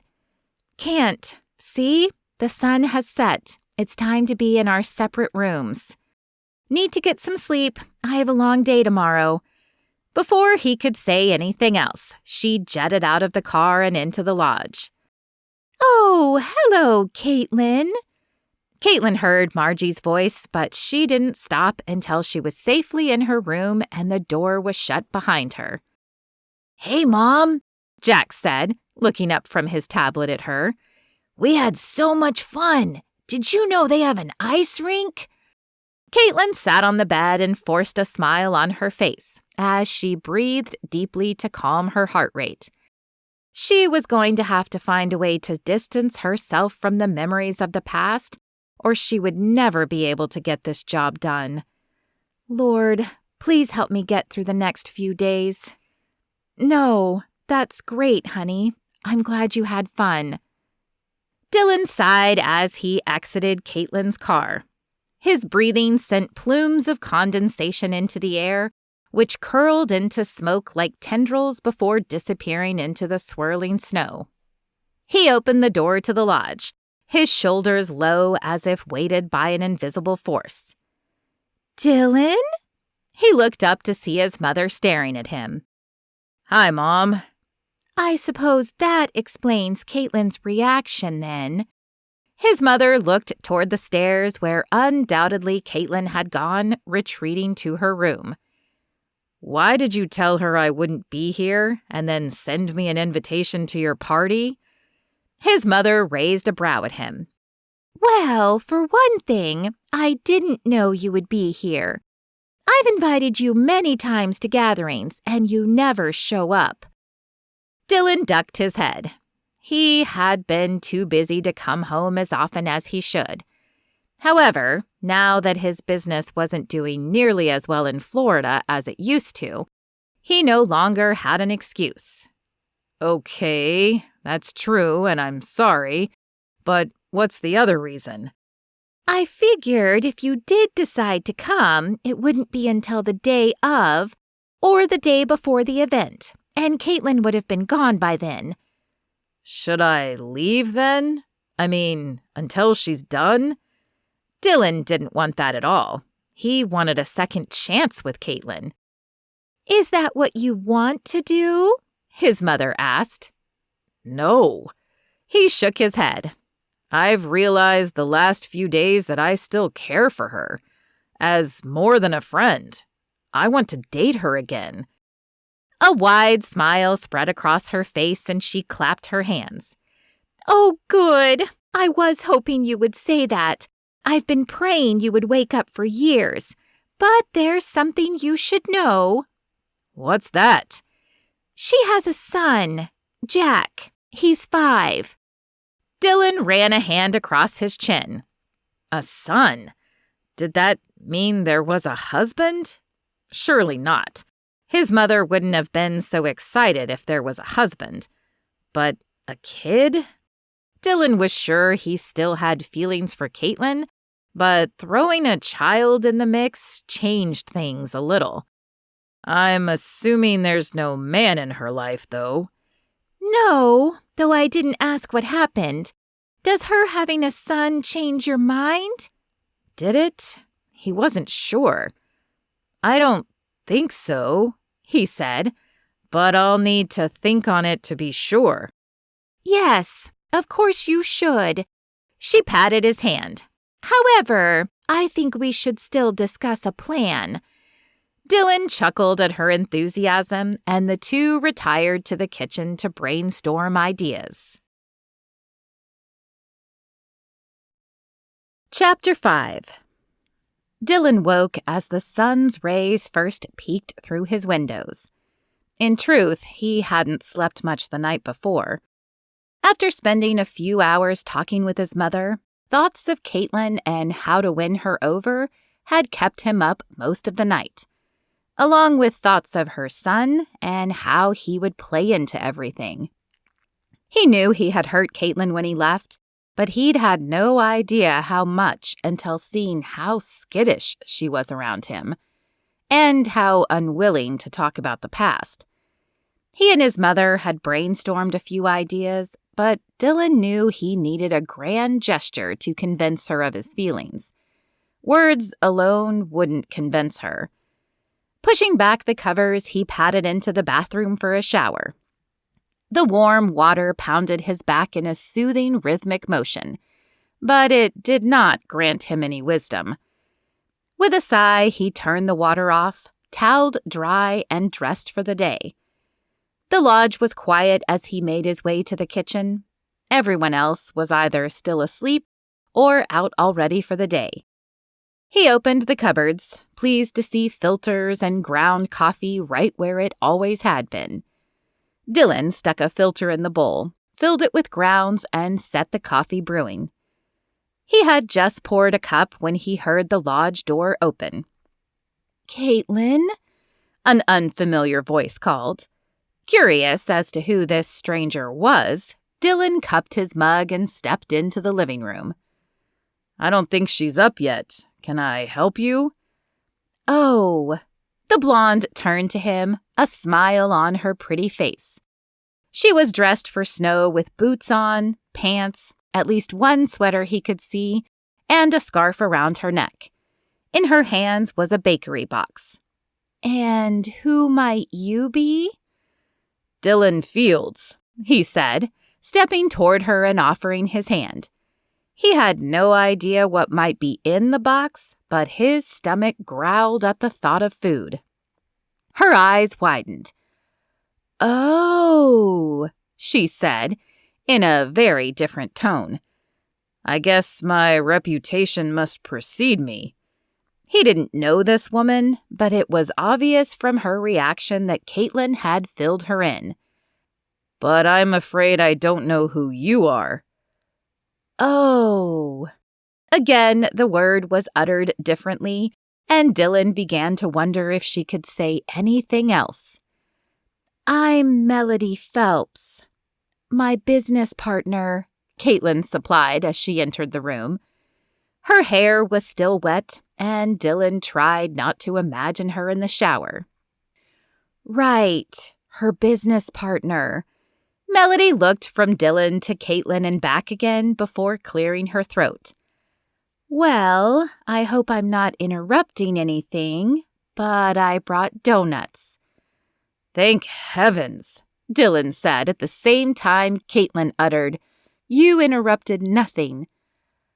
"Oh." Dillon bit his lip to keep from laughing. Melody was certainly expressive given her lack of words. "So, anyone hungry?" Another growl escaped Dillon's stomach as she opened the box to display 6 different donuts. There was a glazed, a chocolate, one with sprinkles, a powdered donut, an eclair, and his favorite, a bear claw. "I'm starving. Mother went to the store yesterday, but she either isn't up yet or she has disappeared for the day. Either way, there's nothing cooked yet. Shall we eat in the kitchen?"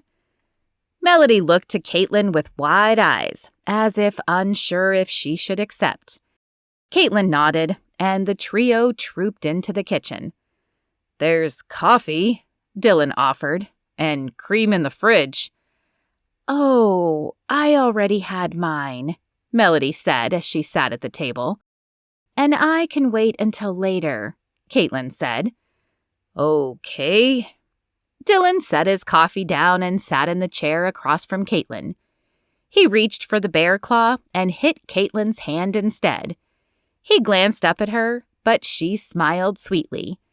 "Sorry, they're my favorite too." Melody chuckled a little and dropped her head as Kaitlyn brought the bear claw to her mouth and took a large bite. "All right, 2 can play that game." Dillon grabbed the eclair, his second favorite, and shot a pointed look at Kaitlyn.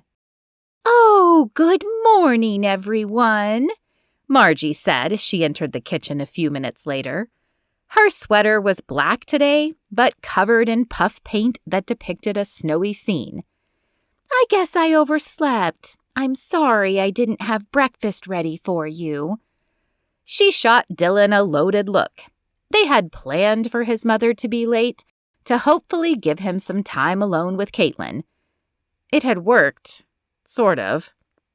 No worries, Margie.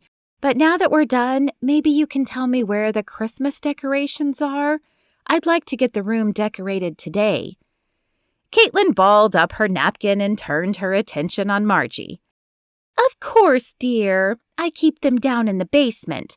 I'm sure Dillon would be happy to fetch them for you and help you decorate the room afterwards. Oh, that's not necessary, Kaitlyn said. The decorating, I mean. Melody and I should be able to handle it. I don't mind. Dillon pushed back his chair. I'll start bringing up the boxes right away.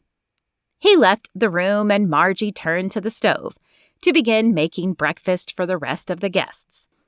What is he doing here? Melody leaned across the table and whispered to Kaitlyn as her eyes shifted to the path Dillon had taken. I had no idea, Kaitlyn said, shaking her head. He showed up yesterday when I was looking for decorations. What was I supposed to do? Are you going to stay here with him? I'm not sure what else to do. I don't want to drive back and forth every day, and if I stay in town, I'll cut into my profits. She dropped her head into her hands. It's so hard seeing him, though. Actually, I thought he was pretty easy on the eyes, Melody said with a smile. Kaitlyn's head popped up and she glared at her friend. Okay, I'm sorry. He is very good-looking, though. I know, Kaitlyn moaned. Box 1, Dillon announced as he re-entered the room. A light sheen of sweat glistened on his forehead. Only about 9 more to go. You have to run a race to get this? Kaitlyn asked. No, just climb stairs and a mountain of other things. Oh, right. Sorry about that. I guess we'll get started sorting so I can see what we can use and what we'll need to purchase. Sounds good. I'll head back down for another delivery. Just call me Saint Dillon. He flipped a little salute and then walked out the door. Handsome and nice. Why did you guys break up again? Melody asked, as she stared pointedly at Kaitlyn. Kaitlyn shook her head. It was bad enough she had to be here with Dillon. She didn't need Melody pointing out his good traits. Let's forget Dillon for the moment and see what's in here. Of course, whatever you say, boss. Melody picked up the trash as Kaitlyn hefted the box and carried it into the living room. She set it on the couch and opened the lid. Strings of light greeted her from inside, and from the look of them, they had just been wadded into the box. It was going to be a long day today decorating. Melody entered the living room, her blonde hair pulled up in a ponytail. Kaitlyn handed her a portion of the string. Guess we better get started and see if any of these still work.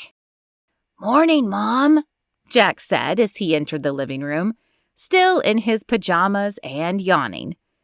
Morning, Jack. I'm afraid today's going to be a busy day for me, but maybe Margie can give you some work to do. Jack shook his head. That's okay, Mom. I've got my tablet. I can keep myself busy. But does Margie have some breakfast? Kaitlyn smiled. Jack was like a bottomless pit. He could eat breakfast, and then like clockwork, an hour later he'd be asking for a morning snack. She hoped it just meant he was growing, but it sure was hard to keep enough food in the house for him. She probably will soon if she doesn't already. Why don't you go ask her? As Jack left the room and the girls began untangling the lights, Dillon showed up with another box. And then another. By the time he had brought up the last box, they had spread out 5 different strings of lights. You sure you don't want my help? Dillon asked. Kaitlyn looked up and realized he hadn't been kidding about there being 10 boxes. If they were all like this one, it would take them all day just to sort. Unless she let him help. All right, you can help. Can you see if you can find decorations? I am happy to help beautiful women, Dillon said with a smile. Kaitlyn tucked her head to hide her blush. This job suddenly felt a lot bigger than she had planned on. True to his word, Jack stayed out of her hair, and by mid-afternoon they had sorted all the items, and Kaitlyn had decided which they were going to use and which could go back in boxes. Now they needed a tree. I can try to come back tomorrow if you'd like, Melody said, as her eyes jumped from Kaitlyn to Dillon. Kaitlyn glanced at her watch and cursed her timing. Melody did need to head back, and as there was no way she could get a tree on her own, that left her going with Dillon. No, don't worry about it. I'm sure Dillon and I can handle it, right? Kaitlyn didn't want to be alone with him, but the faster she got the room done, the faster she could return home and forget Dillon Fields again. I'd be happy to. Are you sure? Melody asked with a lowered voice. Though she leaned in, her voice was still loud enough that Dillon heard, and Kaitlyn caught his smile before he turned his face. I'm sure. Go. Melody stared at her a moment longer. All right. Let me know if you need any more help. I will. Drive back safely. Call me, Melody mouthed, and then she was gone. Kaitlyn looked at Dillon, and her mouth dried up. She couldn't go alone with him. He still affected her too badly. Jack popped his head in the room. Mom, are you done yet? I'm bored. His voice had that whiny timbre Kaitlyn hated, but she couldn't really blame him. He had been good all day. Then inspiration struck her. I'm not done yet, Jack, but would you like to go with Dillon and me to pick a Christmas tree? His eyes lit up and he bounced from one foot to the other. A real tree? Like one we cut down from a forest? Yep, just like that. Yes, please. Wonderful. She turned to Dillon so she could watch his reaction. Dillon, this is my son Jack. Jack, this is an old friend of mine from high school. No look of shock crossed Dillon's face, so Margie must have told him about Jack. He leaned down and stuck out his hand. How you doing, little man? I'm not a man. I'm 5. Dillon smiled as he stood back up. Oh, well, you could have fooled me. Think you could help me cut down a tree? I'm not allowed to touch sharp objects, Jack said, his tone and expression serious. Kaitlyn bit her lip to keep from laughing. Why don't you go get your coat, Jack? He's very literal, isn't he? Dillon asked as Jack left the room. Well, he's 5. Kids are pretty concrete at this age. Yeah, I guess I don't know much about kids. He's cute, though. Dillon ran a hand through his hair, and Kaitlyn wondered if he was nervous or just unsure what to say. She realized she would probably feel similarly if he had been the one to show up with a kid. An uncomfortable silence descended as they stared at each other, but thankfully Jack returned moments later. Well, Kaitlyn was at a loss for words. Shall we go?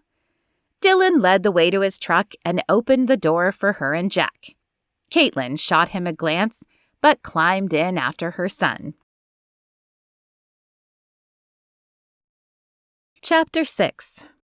Dillon stopped the truck outside the forest he had taken Kaitlyn to in their youth. He glanced at her out of the corner of his eye to see if she noticed. A wistful expression flitted across her face, and he thought back to the first time they had been here. What are we doing here, Dillon? Kaitlyn turned to him, a quizzical expression on her face. Just trust me. He got out of the truck and then walked around to open her door. The snow fell lightly against his face. She smiled up at him as he opened the door. You've got snow in your hair.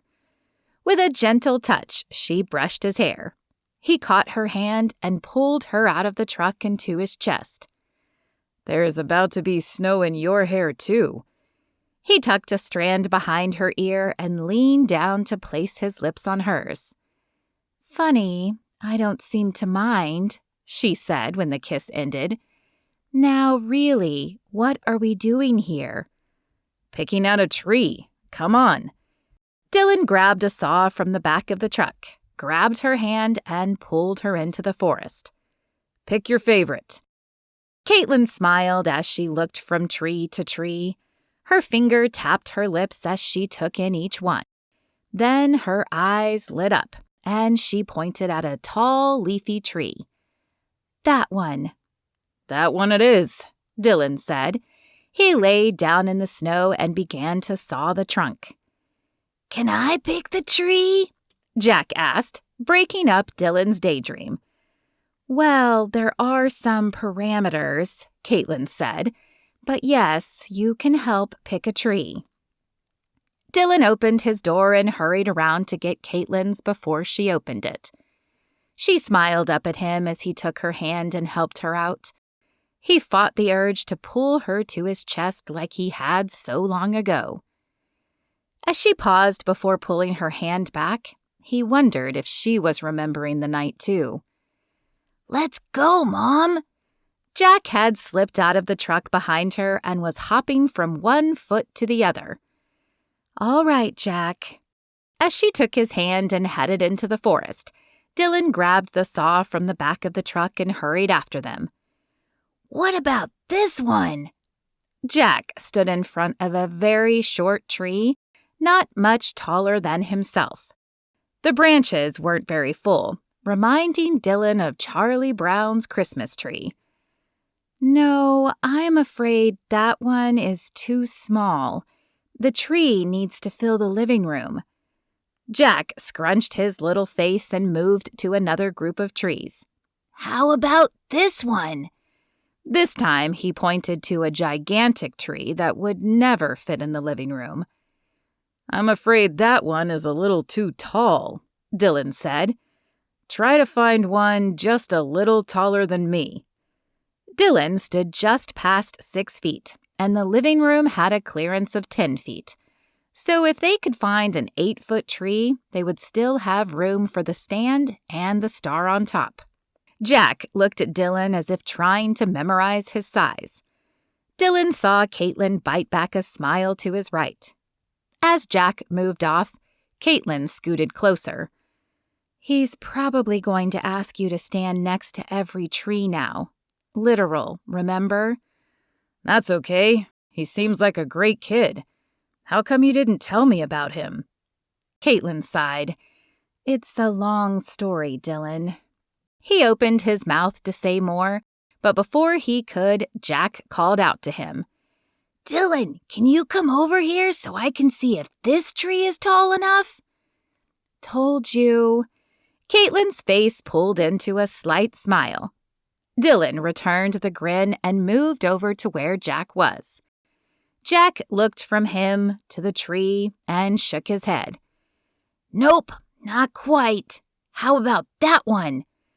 Dillon followed the finger and moved over to the other tree. Again, Jack narrowed his eyes but shook his head. Nope, try that one. Stifling a chuckle, Dillon moved to the new tree. Jack clapped his hands. Yes, this one. Mom, what do you think? Kaitlyn's lips pursed as she walked around the tree. It is the right height. That's good. And it does appear pretty full and robust. She shook a few of the branches. It appears sturdy. Jack, I think you've done it. He pumped his fist in the air. Yes, I knew I could. Then his smile faltered. But how do we get it home? That's what this is for, little buddy. Dillon held up the saw. Oh. His eyes widened as he watched Dillon closely. Dillon situated himself in the cold snow and began sawing at the base of the tree. Watch out! Dillon could tell from the way the tree was leaning that it was going to fall directly on Kaitlyn. What? Before she processed what he had said, the tree fell into her, knocking her to the ground and pinning her underneath. Dillon, help! I'm stuck. Dillon tried to stop the laughter from escaping. He placed his hand over his mouth, but the image of her hands flailing on the sides of the tree was too much for him, and the chuckle issued forth. Dillon, get me out from under here right this instant. Kaitlyn's voice now held a tinge of anger, so Dillon quickly rolled the tree off her. He held a hand out to her, but instead of taking it, she yanked him down beside her, sending snow flying into his face. What did you do that for? He asked as he wiped snow off his face. Now he was wet and cold on both sides. Because you deserved it. And so I could do this. She rolled over and pulled him into a kiss which warmed him down to his toes. How about you watch the way you cut it this time? Kaitlyn's voice held a teasing tone, but Dillon didn't even mind. He was just pleased she was remembering the incident as well. I'll be careful, but watch when it starts to lean and move if you need to. The saw cut through the trunk, and the crunching sound of bark breaking reached his ears. Here it comes. With a resounding thud, the tree fell to the ground. Now what do we do? Jack asked. Now we take it back to the truck and on to the inn. Dillon handed the saw to Kaitlyn, as he would need both hands to drag the tree back. He took a deep breath and hefted the tree up on his shoulders. Kaitlyn tried not to stare as she watched Dillon lift the tree. Though she couldn't see his physique under the layers of clothes, she knew what was there. The memory of the last time they had been here had flooded her mind as soon as they arrived, and wouldn't seem to go away. They had been so happy and carefree then, just two young people in love. If only they could have stayed that way. She shook her head. No, even though a part of her wished she and Dillon had ended up differently, she wouldn't trade Jack for the world, and he wouldn't have existed if she and Dillon had stayed together. Think you can help me lift it into the bed? Dillon's voice brought Kaitlyn back to the present, and she placed the saw in the bed before coming to his aid. Can you hold this end while I lift the front and put it in? We'll lose less needles that way. I don't see any needles, Jack said. Kaitlyn smiled. It's the green things on the tree, honey. They aren't really leaves on pine trees. They are called needles, and we want them to stay on the tree as much as possible. Oh. Jack nodded, but Kaitlyn wasn't really sure he understood.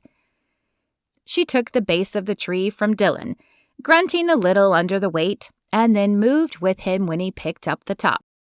It wasn't pretty, but between the two of them, they managed to get the tree loaded into the back of the truck.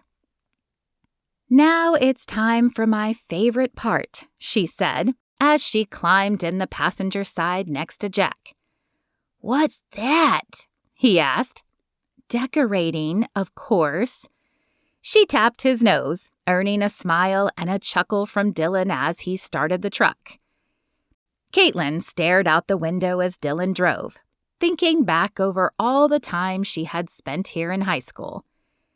After her mother died, she wasn't sure she would find happiness again, but then Dillon had come into her life. And since her father spent so much time working, she had quickly been welcomed into the folds of his family. Too quickly, they were back at the lodge. Dillon parked the truck and hurried around to open Kaitlyn's door. She found it sweet that even after all this time, he rushed to open her door. Can I help you unload the tree? Julian asked as Kaitlyn stepped out of the truck.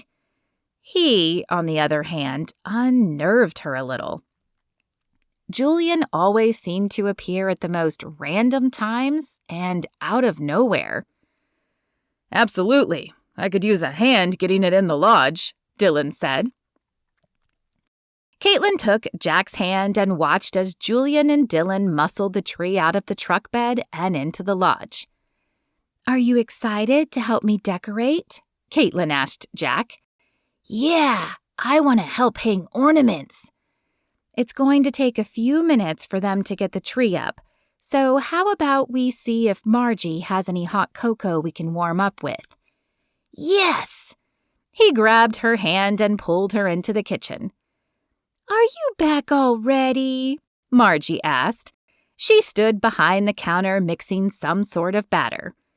We are, and we were hoping you had some hot chocolate we could sip on until the tree is ready to decorate. Kaitlyn, I know it's been a while, but I have always considered you family. You don't have to ask to get cocoa. A flush flared across Kaitlyn's cheeks, and she dropped her eyes. Thank you, Margie. After boiling some water, she poured both herself and Jack a mug, and they took them into the living room. Kaitlyn made Jack sit at a chair right by the front door where there was no carpet. The last thing she needed was a brown stain on the carpet with the photographer coming in 2 days. Well, I think we have it all set up, Dillon said. I'll put the lights on and then you can decorate to your heart's content. Margie appeared in the doorway. You know what we need? We need some Christmas music. Oh, I think I remember seeing them in one of the boxes. Kaitlyn set her mug down on the coffee table and began opening the boxes. Julian, would you be a dear and take the boxes Kaitlyn doesn't need back down to the basement? Of course, Mrs. Fields. Julian moved to just a few feet from Kaitlyn and stared down at her. A strange feeling blanketed her. She had no reason not to like him, but something about him just unsettled her. When she didn't find the CDs in the box she was looking through, she closed it and pushed it his direction. He picked it up and disappeared from the room, sending a feeling of relief through her. Ah, here they are, she said as she opened the next box. 5 Christmas CDs sat right on top. Kaitlyn picked them up and turned to Margie. If you've got a way to play these, we have music for hours. What kind of host would I be if I didn't have a way to play music? Margie took the CDs and walked over to the front desk. From behind it, she pulled an old boombox. Kaitlyn laughed and looked to Dillon. Perhaps we should bring your mother into the 20th century? Remind me after the photographer leaves to get her a proper entertainment station.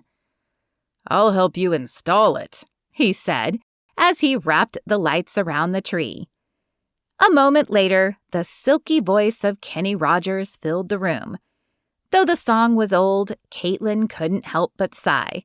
Kenny Rogers and Dolly Parton's Christmas album had been one of her favorites growing up, probably because her mom had been such a fan.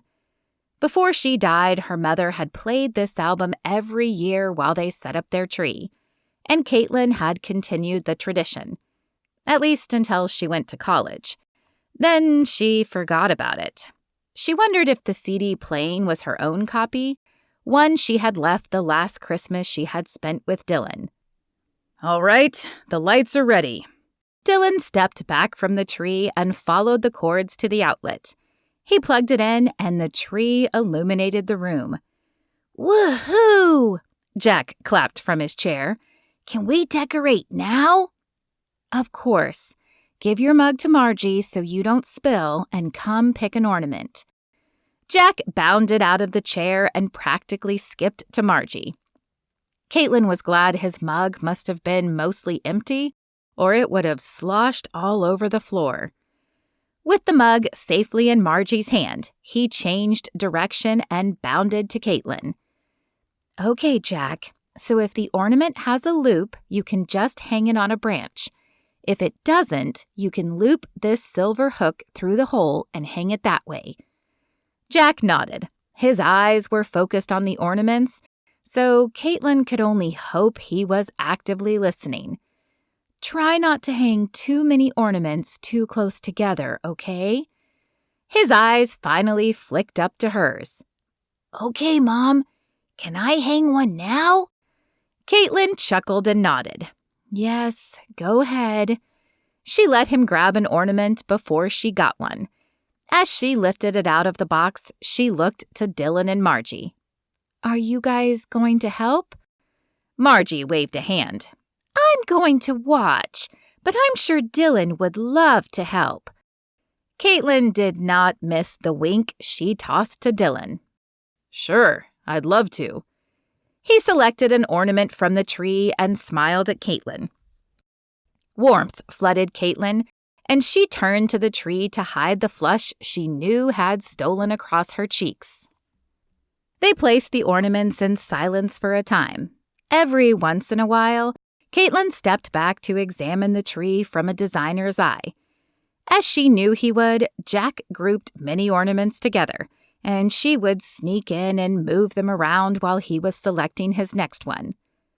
Sometime during their decorating, guests began to file in and sit around the room watching the process.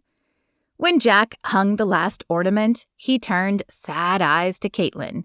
"Oh, man, that was the last one." "That's okay, buddy. It looks great. You did a good job, didn't he?" Kaitlyn looked to the other guests who smiled and clapped. "I just wish we had some more." He plopped down on the couch and dropped his head into his hands. Kaitlyn tried not to smile. Though it was a silly thing to her, she knew it was a big deal to him. "Tomorrow I have to wrap presents for the tree. You want to help?" A tiny light flickered in his eyes, but he played it off. "Okay, I guess." "Well, I feel like singing. Is anyone up for some carols?" Margie asked. "That sounds fun." Kaitlyn loved singing, and caroling was another tradition she had lost when she went to college. She was grateful for the reminder and promised herself she would continue after this year. Dillon and a few other guests joined her, and they gathered around the CD player. Margie switched the disc, and soon Away in a Manger filtered through the speakers. The voices of the guests blended together, creating a beautiful melody. At some point, a few people paired up and began dancing. Dillon held out his hand to her. "Join me?" Kaitlyn hesitated. She wanted to dance with him, but she was afraid the feelings she was already having for him would spiral out of control. "Please?" His brown eyes pleaded with her, and Kaitlyn's wall crumbled. She nodded and accepted his hand. When his arms wrapped around her, she was transported back in time to their senior prom. "Did I tell you how beautiful you look tonight?" Dillon asked, as his arms tightened around her waist. She smiled up at him and moved her hands from his chest to wrap around his neck. "You clean up pretty nice yourself." As the music continued to play around them, Kaitlyn let her mind wander to their future. If she became a designer and he a photographer, then perhaps they could even have a business together, where he took pictures of rooms and houses she decorated. She could almost see their son and daughter, both with dark hair running around their feet as they tried to work. "You did a wonderful job." Dillon's voice broke into her memory, and the image of their children faded away. "What?" "With the room, the tree, everything is beautiful." "Oh, thank you." "But not as beautiful as you." Kaitlyn's eyes flicked up to meet his. "Dillon." "No, let me get this out. I made a mistake, Kaitlyn. Leaving you, I thought I wanted to see the world, and it was amazing. But I've come to realize that something is missing in my life, and that something is you." Kaitlyn's mouth dried up, and she tried to rein in her feelings, which were flying back and forth. Elation, fear, joy, disbelief. She felt like a snow globe all shaken up. "Dillon, I've missed you too, but I'm not the same person I was then. I have Jack to think about. I can't just jump into something without thinking of him." Dillon's fingers grazed her cheek as he brushed a strand of hair from her face. "I understand that. All I'm asking for is a chance to talk, to see where we both are and where we could go together." Kaitlyn glanced to the couch, but Jack had fallen asleep. His little hands were folded under his chin, and his knees were curled to his chest. He looked younger than his 5 years. "I'd like that too, but not tonight. I need to get Jack to bed, and I need to figure out how I feel." Sadness clouded Dillon's eyes for just a moment, but he nodded. "I can understand that. Would you like me to carry Jack to your room for you?" "He's pretty heavy," Kaitlyn said with a smile. "I don't mind." "Okay." Dillon dropped his arms and led the way to the couch. He carefully picked up Jack, whose head rolled against Dillon's chest. Jack issued a small moan, but didn't wake as Dillon climbed the stairs and laid Jack on the couch in the sunshine room. Kaitlyn followed him back into the hall, closing the door behind her. "Thank you. We can talk again soon." Chapter 7.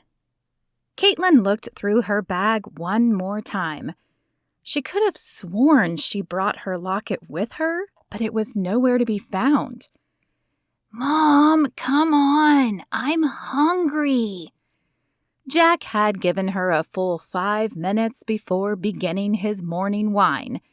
Now he stood at the foot of her bed, holding his stomach as if he would keel over any moment. "Just a minute, bud. Do you remember if I brought my locket?" "I don't know, Mom. Can we go eat now?" "I suppose." She pawed through the bag one more time and sighed. Maybe she hadn't brought it with her, but she was almost positive she had. "Good morning, Kaitlyn. Jack," Margie said as they entered the kitchen. "How do cinnamon rolls sound for breakfast?" Jack's eyes danced. "Delicious. But are they almost ready?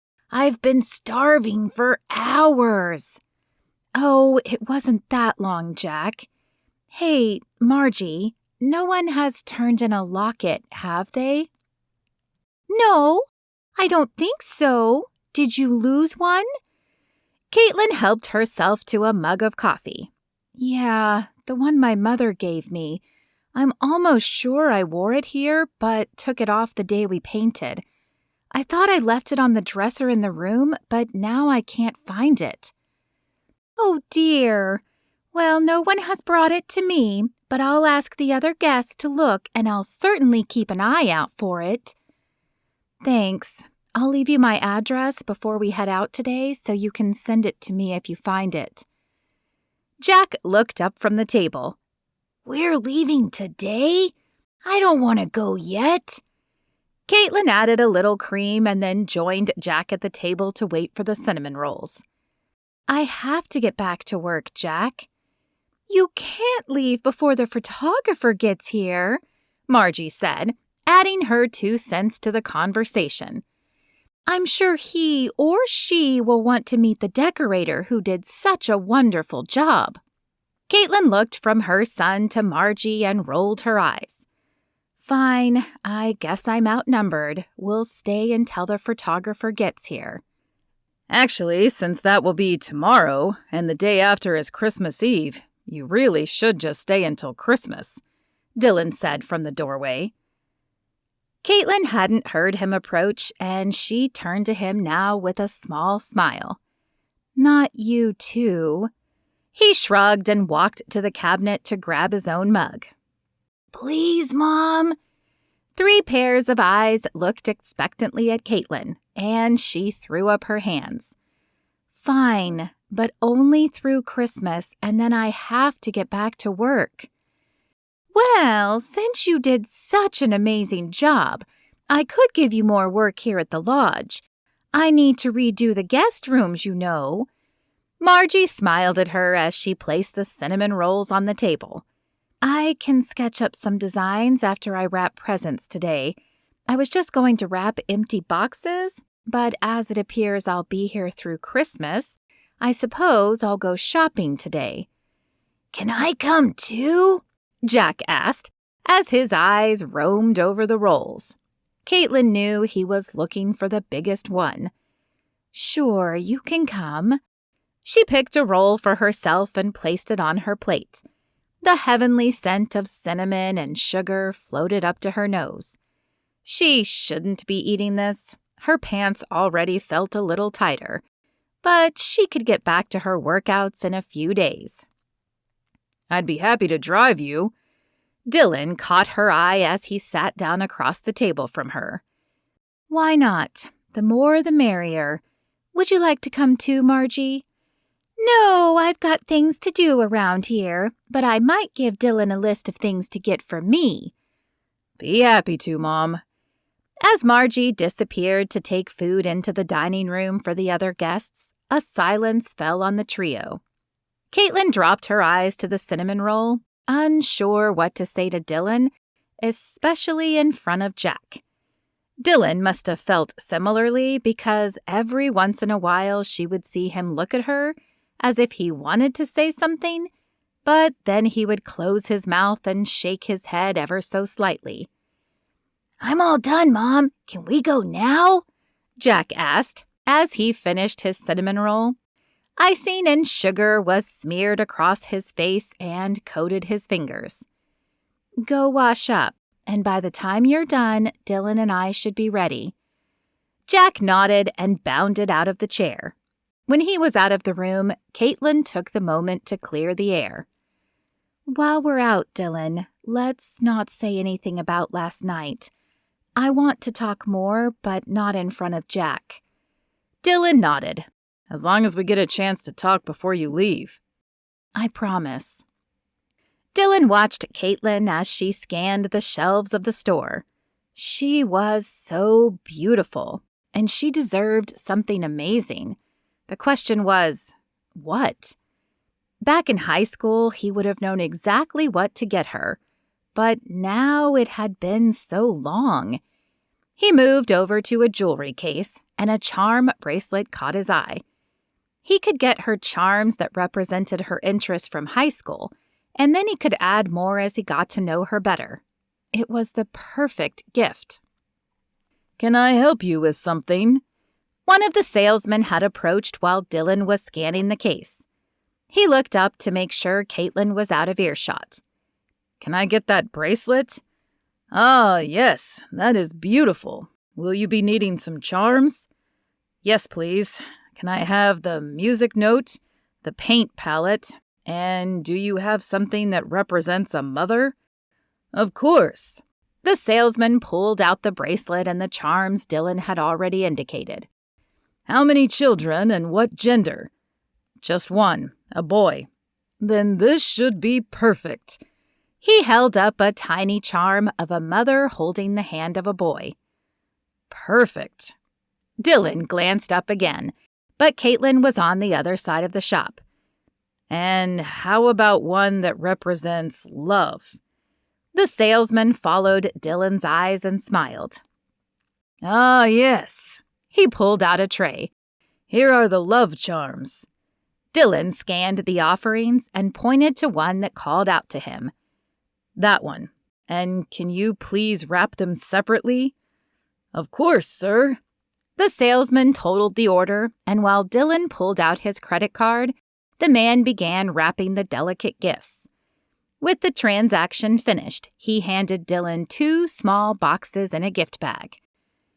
Jack wants to play in the snow. Can you take a break? Kaitlyn's voice came from just behind his right shoulder. Yep, all done. Let's go. He followed her out to the little park area in the center of town. It was a perfect enclosed area for kids to play in the snow while their parents sipped coffees or nibbled on treats at the nearby tables. As Jack ran over to some other kids, Dillon and Kaitlyn grabbed a nearby table and sat down. I thought this would give us a chance to finish our conversation from last night, Kaitlyn said. I'd like that. You might not like all of it, but here goes. When you left to go travel the world, I believed you would come back and we'd end up together. But as time went on, I began to realize you were never coming back. I can't say it did wonders for my self-esteem. Dillon cringed. He had never really thought about how his actions affected Kaitlyn. I was pretty low when I met Jerry, and at first I thought he was everything I was looking for. We got married, and for a time everything was okay. But once I got pregnant, he began to change. He grew angry and began to yell. After Jack was born, the abuse turned physical, and I knew I had to get out of there. Thankfully, he didn't fight me for a divorce. I think he just never wanted to be a father. But Jack has never really known his father.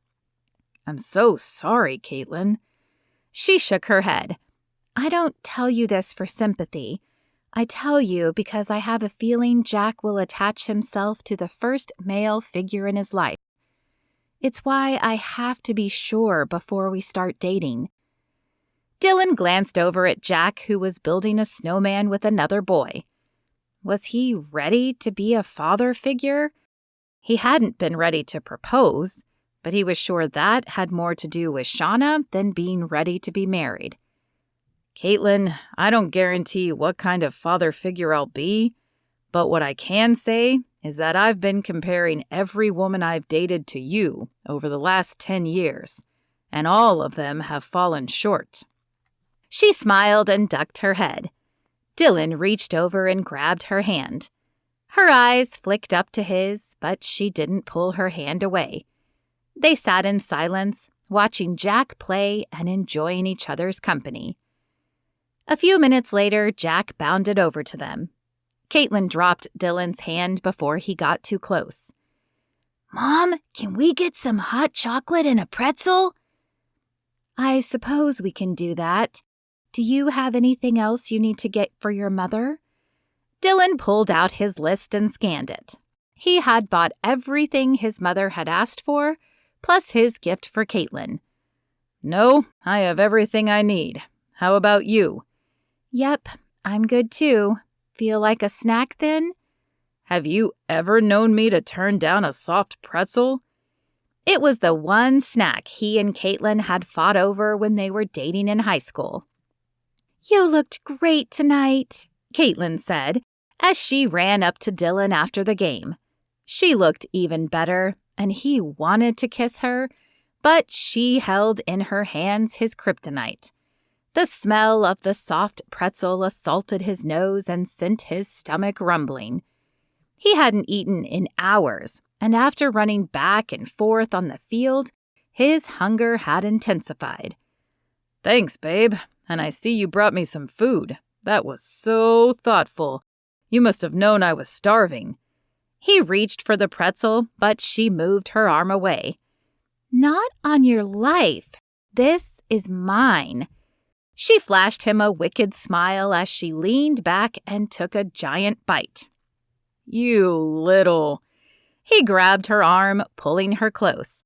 As she fell into his chest, her arm neared his face and he snatched a bite from her pretzel. Hey, that was mine, she said, as she pulled her arm away and batted his chest with her other hand. He grinned at her as he finished chewing. Thank you for sharing. Next time, buy 2. She narrowed her eyes at him for just a moment before tearing the pretzel in half and giving part to him. He took the pretzel, but before he ate it, he pulled her close once again and kissed her. She never bought just one pretzel after that time, or if she did, she ate it before coming up to him. Kaitlyn rolled her eyes. This time, you get your own, she said with a laugh. Come on. It warmed his heart that she seemed to remember the incident as well, and he stood and followed her to the bakery. He wanted to grab her hand again, but she had made it clear that she didn't want to do anything in front of Jack. At least, not yet. He would respect that, but it didn't keep his heart from beating into overtime at the thought of kissing her. Nor did it stop the jolt of electricity that shot down his legs when the wind blew just right and the smell of vanilla from her body wash tickled his nose. No, it didn't stop those things at all. After the pretzels were bought and eaten, the trio returned to the truck and made their way back to the lodge. Dillon was surprised to see Julian waiting for them as they pulled into the parking lot. He hurried to Kaitlyn's door before Dillon could turn the truck off. "Why, thank you, Julian," Kaitlyn said, as he opened her door and held out a hand. "To what do I owe this gesture?" Though her words were kind, Dillon could hear the hesitation in them as she took Julian's hand and climbed out of the truck. Dillon had no idea what Julian's angle was, but he hurried out of the truck and to her side just in case. "Miss Fields told me you were missing your locket. I looked around today and found it near the tree. It must have fallen off while you were decorating." He held up the necklace, but made no move to give it back. "Oh, thank you, Julian."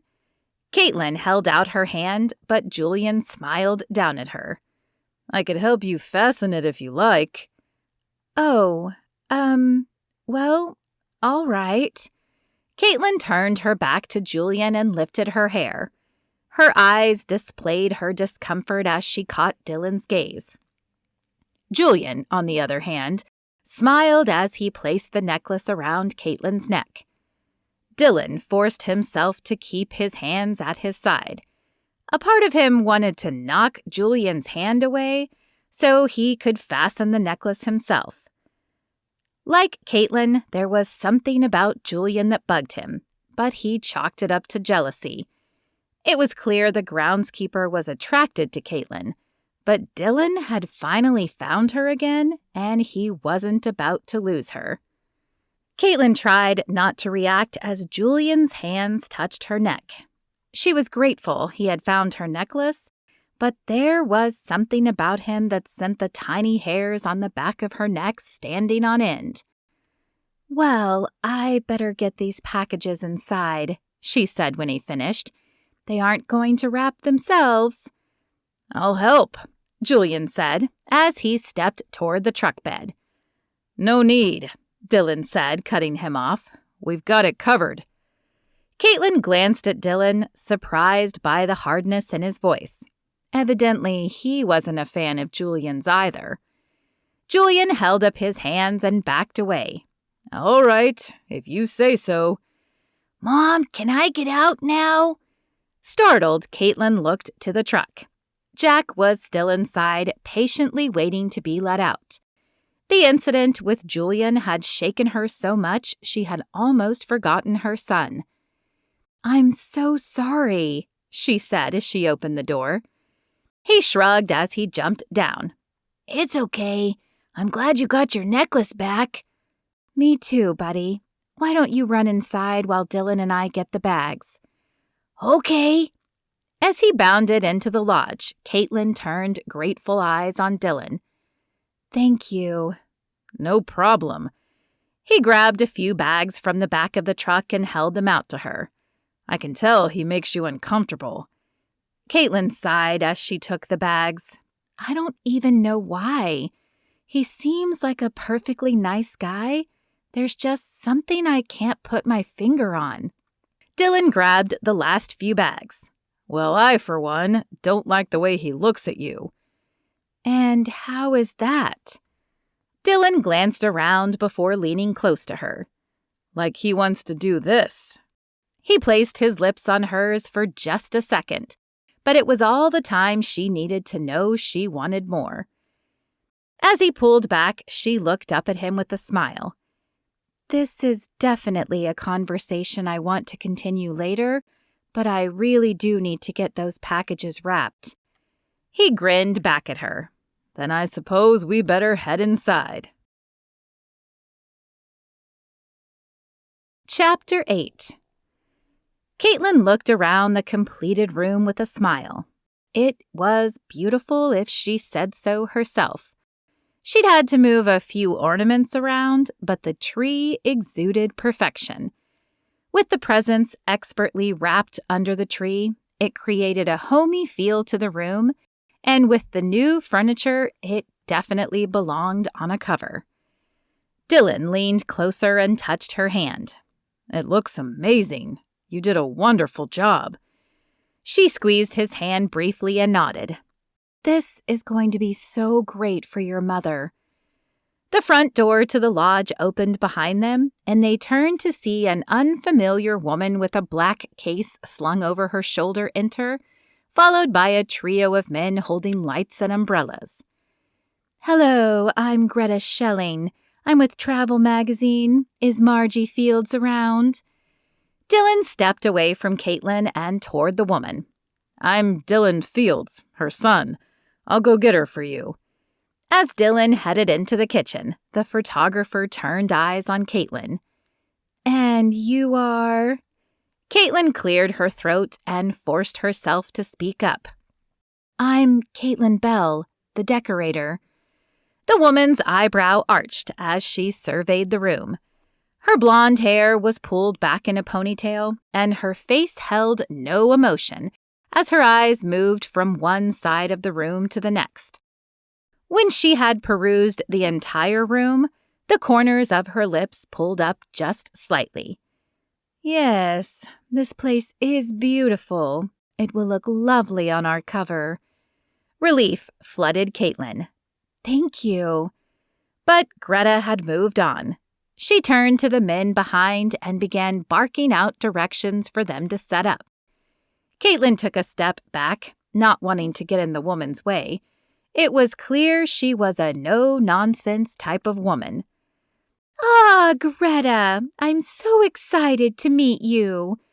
Margie entered the room with her typical flair. She had on a red dress trimmed in white, and all her jewelry was Christmas-themed. "I'm Margie Fields, the owner of this beautiful lodge." Greta paused long enough to shake Margie's hand. "You've done a wonderful job with this room. I was just telling your decorator how good it will look on the cover.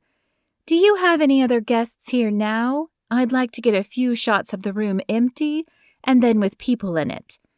"Oh, yes, we have a full lodge. The guests just didn't want to get in your way, but I can certainly round them up." Greta flicked her slender wrist over and checked her watch. "Give me 15 minutes. Then she turned back to the men and continued rapid-firing her orders. Margie glanced at Kaitlyn and Dillon before heading up the stairs to begin gathering the guests. "She's rather intense," Dillon whispered in Kaitlyn's ears.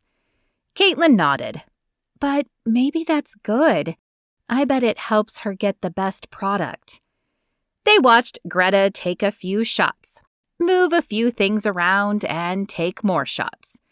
It was a fascinating process, and Kaitlyn wondered if Dillon's job was similar. But she was afraid to ask him as Greta tensed every time something distracted her. Maybe intense wasn't even the right word to describe her. Vehement might be a little better. A few minutes later, Margie returned with a few guests trailing behind her. "Perfect timing," Greta said, without even looking up. "Everyone, please take a seat on the couches." Kaitlyn and Dillon joined the others and took a place on the couch. Jack, who had entered with the other guests, sat between them. The photographer scanned the room and her eyes landed on Kaitlyn. "You. Yes, you. Come here." Kaitlyn glanced around to make sure Greta was speaking to her. The photographer motioned impatiently at her. "Go on, Mom," Jack said, pushing her. Kaitlyn stood and walked toward the photographer, unsure of what she wanted.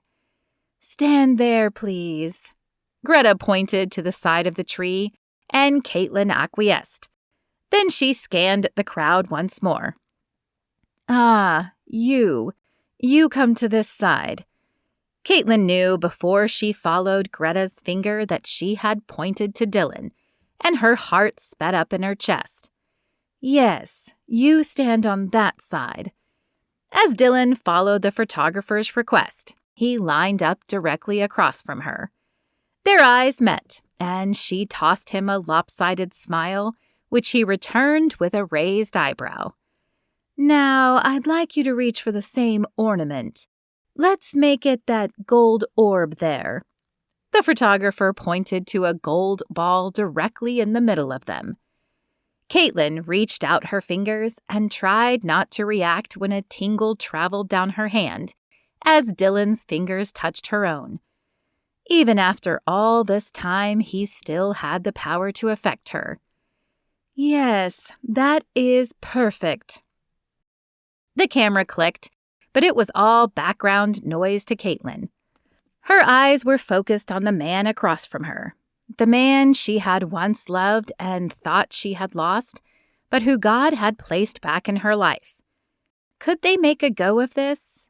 Would he stay in Colorado or disappear again? Would Jack be okay if Dillon was in their life? Good. Now you, child, come join them. Jack appeared next to Kaitlyn and waited for instructions. "Stand in the middle," Greta said, motioning with her arm, "and take a step forward. Now you two come behind him. Make it look like a family." Kaitlyn stepped behind Jack and Dillon joined her. "Good. Now, Mom and Dad, put your outer hands on the boy's shoulder." She paused for a moment as Dillon and Kaitlyn followed her directions. "Yes. Now, Dad, put your arm around Mom, and Mom, your arm about his waist." Kaitlyn's heart hammered in her chest as she stepped a little closer and wrapped her arm around Dillon's waist.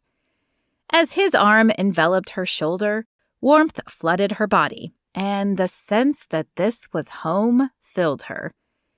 "Perfect. Now smile." Greta continued to snap photos of them for another few minutes. Then she turned the camera on the other guests and snapped even more. "Okay, we have it. Let's wrap it up, boys." As quickly as she had come in, Greta packed up her equipment, shook Margie's hand one last time, and disappeared into the setting sun.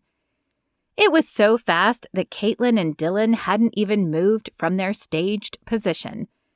The guests all stared at each other for a moment, sharing a collected feeling of surrealness, and then Margie burst out laughing.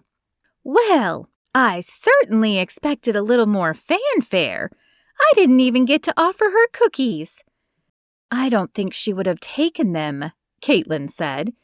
Though she didn't want to, she was beginning to feel self-conscious still in Dillon's arms. So she dropped her arm and stepped just far enough away to create a space. He shot her a look, but said nothing as he dropped his arm. "But I will." Laughter ensued at Jack's announcement, and a chorus of agreement resounded from the guests. They rose and followed Margie into the kitchen, leaving Dillon and Kaitlyn alone in the living room. "I'm sorry, I just want to wait until we talk," Kaitlyn began. Dillon shook his head, a smile on his face. "No need to apologize. We can talk more tonight. Shall we join the others?" Kaitlyn nodded and followed him into the kitchen, thankful for the distraction, even if it was only for a time. It was after 9 that evening before they got to have their talk. Dillon waited outside Kaitlyn's door as she put Jack to bed. "Sorry," she said as she stepped into the hall, closing the door behind her. "He took forever to go to sleep." "No worries. I know it's cold, but do you want to go for a walk outside?" A small smile played across her lips, and she nodded. "Sure, just let me get my coat." She ducked back in the room for a minute, reappearing a moment later with a coat and scarf. "Okay, I'm ready." Dillon grabbed his coat from his room, and the two trekked down the stairs and out the front door. Snow fell lightly as they stepped onto the porch. Dillon grabbed Kaitlyn's hand, smiling at her as she looked up at him. "So, how do you see this working?" Kaitlyn asked. "I mean, my life is here in Colorado, and yours is—" I actually don't know where you're living. It was Florida, but to tell you the truth, business hasn't been going so well. I'm thinking about changing things up. Things that might mean you'd be closer? Indeed. In fact, I was thinking I might stay and help Mother for a while. I know she's been busy ever since my father died. But what about after that? What happens when you are done helping your mother? I can't just pick up and move Jack. Kaitlyn, I get that you're scared, and I know some of that has to do with the way we ended, but I want to make this work. I'll do whatever it takes. If that means getting a job around here, I will do it. Dillon stopped and turned Kaitlyn to him. He took her other hand and held them to his chest. I want to believe you, Dillon, but you have to mean it. For Jack. He cupped her face and stared into her eyes. I do, Kaitlyn. I'm so sorry I hurt you then, and I'm even more sorry you married someone who hurt you. But I realize I've been searching for something the last few years, and that something is you. Her eyes glistened with unshed tears. I've been looking for something too. Okay, let's give this another shot. A surge of elation filled Dillon, and he smiled before touching her lips with his own. Heat from the kiss flooded through him, and the surrounding cold seemed to melt away. His heartbeat sped up as the kiss deepened, and it took all of his control not to pull her back to his room. Oh, sorry. I didn't know anyone was out here. Julian's voice broke into the kiss, and Dillon and Kaitlyn parted. It's fine. We were just taking a walk. Dillon didn't like the cold look in Julian's eyes. Evidently, neither did Kaitlyn, as her hand tightened on Dillon's and she turned to look up at him. It's getting late. We should probably head back inside anyway. Dillon nodded and regarded Julian one more time. Have a nice night, Julian. You too. The words were pleasant, but the coldness remained in his eyes. Dillon didn't know Julian, as he had been hired after Dillon left, but he would certainly be talking to his mother about him. The man gave him the creeps. Chapter 9. Christmas Eve had always been a fun-filled day in the lodge, and today was no exception. Margie had made a list of activities which Kaitlyn was scanning as she drank her coffee. Her eyes still felt heavy after her restless night. Though Jack had slept like a rock, images of Julian's icy stare had filled her vision, and every floorboard creak had set her on alert. Good morning, Dillon said as he entered. He squeezed her shoulder before grabbing his own mug of coffee and joining her and Jack at the table. Oh, the Christmas Eve schedule. This is when it gets exciting, Jack. I know. I want to do the sleigh ride and the popcorn stringing and the snowman contest. Can we do them all, Mom? Please? Kaitlyn smiled. Christmas Eve had been her favorite day at the lodge when she was younger. Margie would always start with a morning snack of milk and gingerbread cookies. Then she would hold a sledding and snowman building contest. Lunch would be another huge affair with ham, sides, and pies for dessert. Then the sleigh would come and offer rides through the forest. A light supper of leftovers would be offered for any who still had room, and then, when the sun set, they would sing carols and string popcorn. It never really made it on the tree, as most of the kernels ended up in mouths, but it was fun nonetheless. Of course we can. It looks like she's added a coloring contest this year for the kids. Would you like me to see if I can get you one? Nah, I think I'm too old to color unless the prize is cool. Is there a prize? Dillon chuckled. I'll bet there is. Let me go find out. I'll even color one with you if you promise not to tell. He winked at Jack, sending the boy into giggles before exiting the room. I like him. He's funny. Jack's words hit Kaitlyn, and she took a deep breath. Would you like to see him more often, Jack? The boy shrugged. Sure, I'd come back here again. No, I mean back at our house. See, Dillon is a friend of mine from high school, and we thought we'd like to reconnect. So he might be coming around more often. It wasn't a lie, but Kaitlyn felt a little bad not telling Jack the whole truth. Will he play with me when he comes over? I'm sure he will. Then I'm good with it. As if the conversation were finished, Jack turned back to his Lucky Charms and continued scooping them into his mouth. Kaitlyn sighed. If only life were that simple. Dillon returned a moment later with 3 coloring sheets, crayons, and a wide grin. I brought one for you because I knew you'd get jealous, he said to Kaitlyn. You know me so well. In truth, she was pleased he had brought her a sheet. Coloring was an activity she enjoyed doing, but rarely took the time to engage in. And I found out the prize is the golden stocking. Dillon placed a sheet in front of Jack and wiggled his eyebrows as he spoke. What's the golden stocking? Jack's eyes were large and round as he stared at Dillon, waiting for the explanation. The golden stocking is what one lucky person gets to hang every year. When Santa comes, he puts extra special surprises in that stocking, so someone is going to be very lucky. Oh, I hope it's me. Jack picked up a crayon, and with a focus Kaitlyn rarely saw, he began coloring the sheet. I thought you were too old to color, Kaitlyn said with a laugh, as she selected a red crayon for herself. Jack paused and glanced up at her. I am, but I'm not too old for the golden stocking. Oh, right. My mistake. Kaitlyn grinned at Dillon as he sat down and picked up his own crayon. As the trio colored in silence, Kaitlyn couldn't help but enjoy the feeling of family. It had been a long time since she had spent a holiday with her father, and she and Jack had left Jerry after the first Christmas. So the last 4 had just been her and Jack.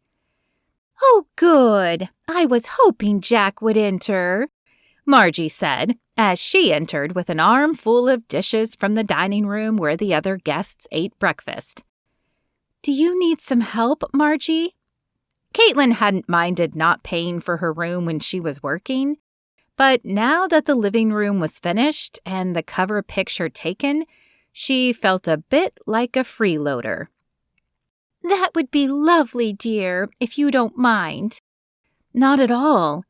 Kaitlyn pushed back her chair and stood up. Will you be all right for a minute, Jack? Yep, I've got work to do. His nose was scrunched, and the tip of his tongue stuck out between his teeth as he tried his best to stay in the lines. Kaitlyn shook her head and pushed open the door to the dining room. The guests were all gone, probably enjoying their own Christmas Eve traditions, but Kaitlyn didn't mind. She whistled softly as she picked up the Christmas-themed plates and balanced them on her arm. The first trip went without incident, but as she was picking up the last few pieces, the hairs on the back of her neck grew rigid. Someone was watching her. She turned slowly, not fully surprised to see Julian watching her from the large bay window. Forcing a smile on her face, she waved with her free hand and hurried back to the kitchen. Margie was rinsing the plates in the sink, and Kaitlyn handed her the last few items. She wasn't sure it was her place, but she had to know if Margie knew anything. Margie, what do you know about Julian? Julian? Well, I know he's very helpful and sweet. Wouldn't hurt a fly. Why do you ask? Kaitlyn bit her lip. She didn't want to start trouble if she was overreacting. He just seems to be always watching me, and to be honest, he kind of scares me. Oh, I think he might have a little crush on you, but he's harmless. Margie placed the last dish in the drainer and dried her hands before turning to the cabinets and gathering ingredients for the cookies. The words should make Kaitlyn feel better. After all, Margie knew him much better than she did, but somehow it didn't ease her worry. What do you think, Mom? Jack held up his picture. At just 5, he wasn't adept at coloring in the lines, but this was the best she had ever seen him do. He must have really buckled down and concentrated. It's beautiful, honey. I guess I'll have to finish mine later. No, you can color now. I still need to fix a few things. Oh, okay then. Kaitlyn took her seat again and shared a smirk with Dillon, who was still coloring his sheet as well. He was earning definite points. Not many men would color with a 5-year-old. Silence fell between the three, and soon the smell of gingerbread cookies filled the air. The trio finished their pages just as the oven timer dinged, signaling the first batch of cookies was done. Who's ready for a snack? Margie opened the oven and the warm scent of ginger filled the room. Me! I just finished coloring, and that took a lot of concentration. I think I might even need 2 cookies. Jack flashed his most charming smile. Margie raised her brow. 2 cookies, huh? You might have to clear that with your mother first. Jack turned his pleading eyes on Kaitlyn and turned out his bottom lip in a small pout. Please, Mom. With his big green eyes and long lashes, Jack was hard to resist. Okay, but only because it's Christmas Eve. His lips pulled into a wide grin. Thanks, Mom. As Margie scooped the cookies off the baking sheet and onto a plate, Dillon grabbed the milk from the fridge and 4 cups from the cabinet. He filled each one and handed them out at the table. Margie set the plate of cookies in the middle and handed each one a red napkin with a tiny Christmas tree decal in the corner. Tiny wisps of steam curled up from the cookies and disappeared. Careful, they're hot, Margie said as Jack reached for the plate. He pulled his hand back and looked to Kaitlyn. Careful not to burn her own fingers, she selected 2 cookies and placed them on the plate for him. Be sure to blow on them first. He nodded and began puffing air on the cookies.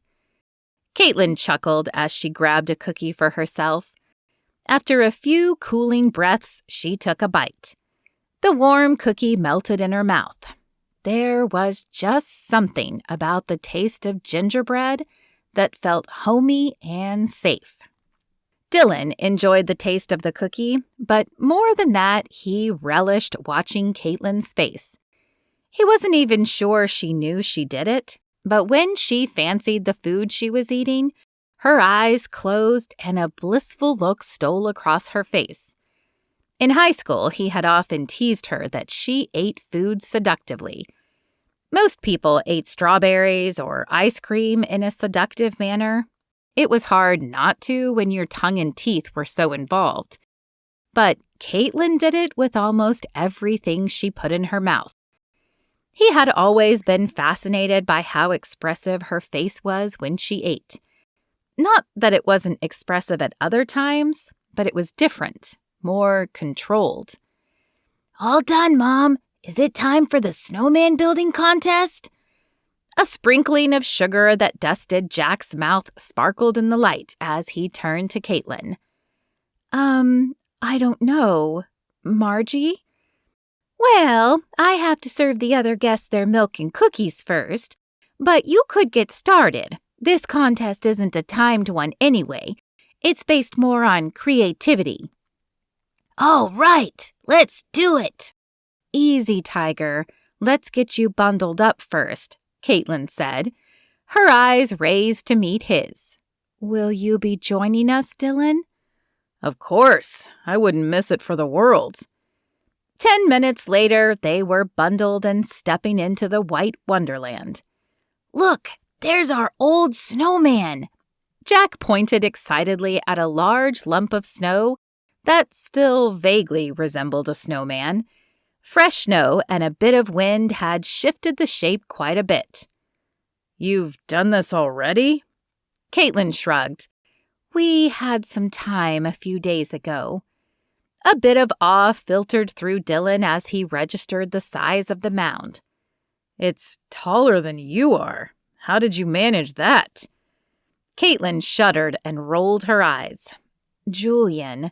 He appeared out of nowhere like usual and helped us. I know it might be easier to salvage, but I'd almost rather start fresh. I can't say that I blame you. I know Mother says he's harmless, but something just seems off. She nodded and rubbed her arms. Tell me about it. Hey, Jack, come on back. We can't use that guy. We have to start a new one. Why? Dillon jumped in to back Kaitlyn up. Sorry, buddy. It's in the rules. The snowman has to be built on Christmas Eve to qualify. Aw, nuts.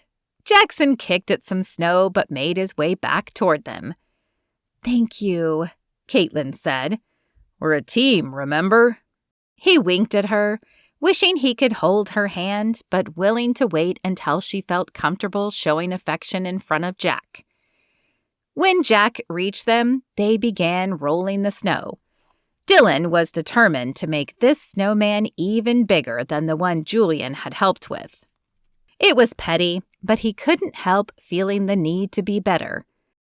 As they finished the first ball, other guests joined them in the backyard.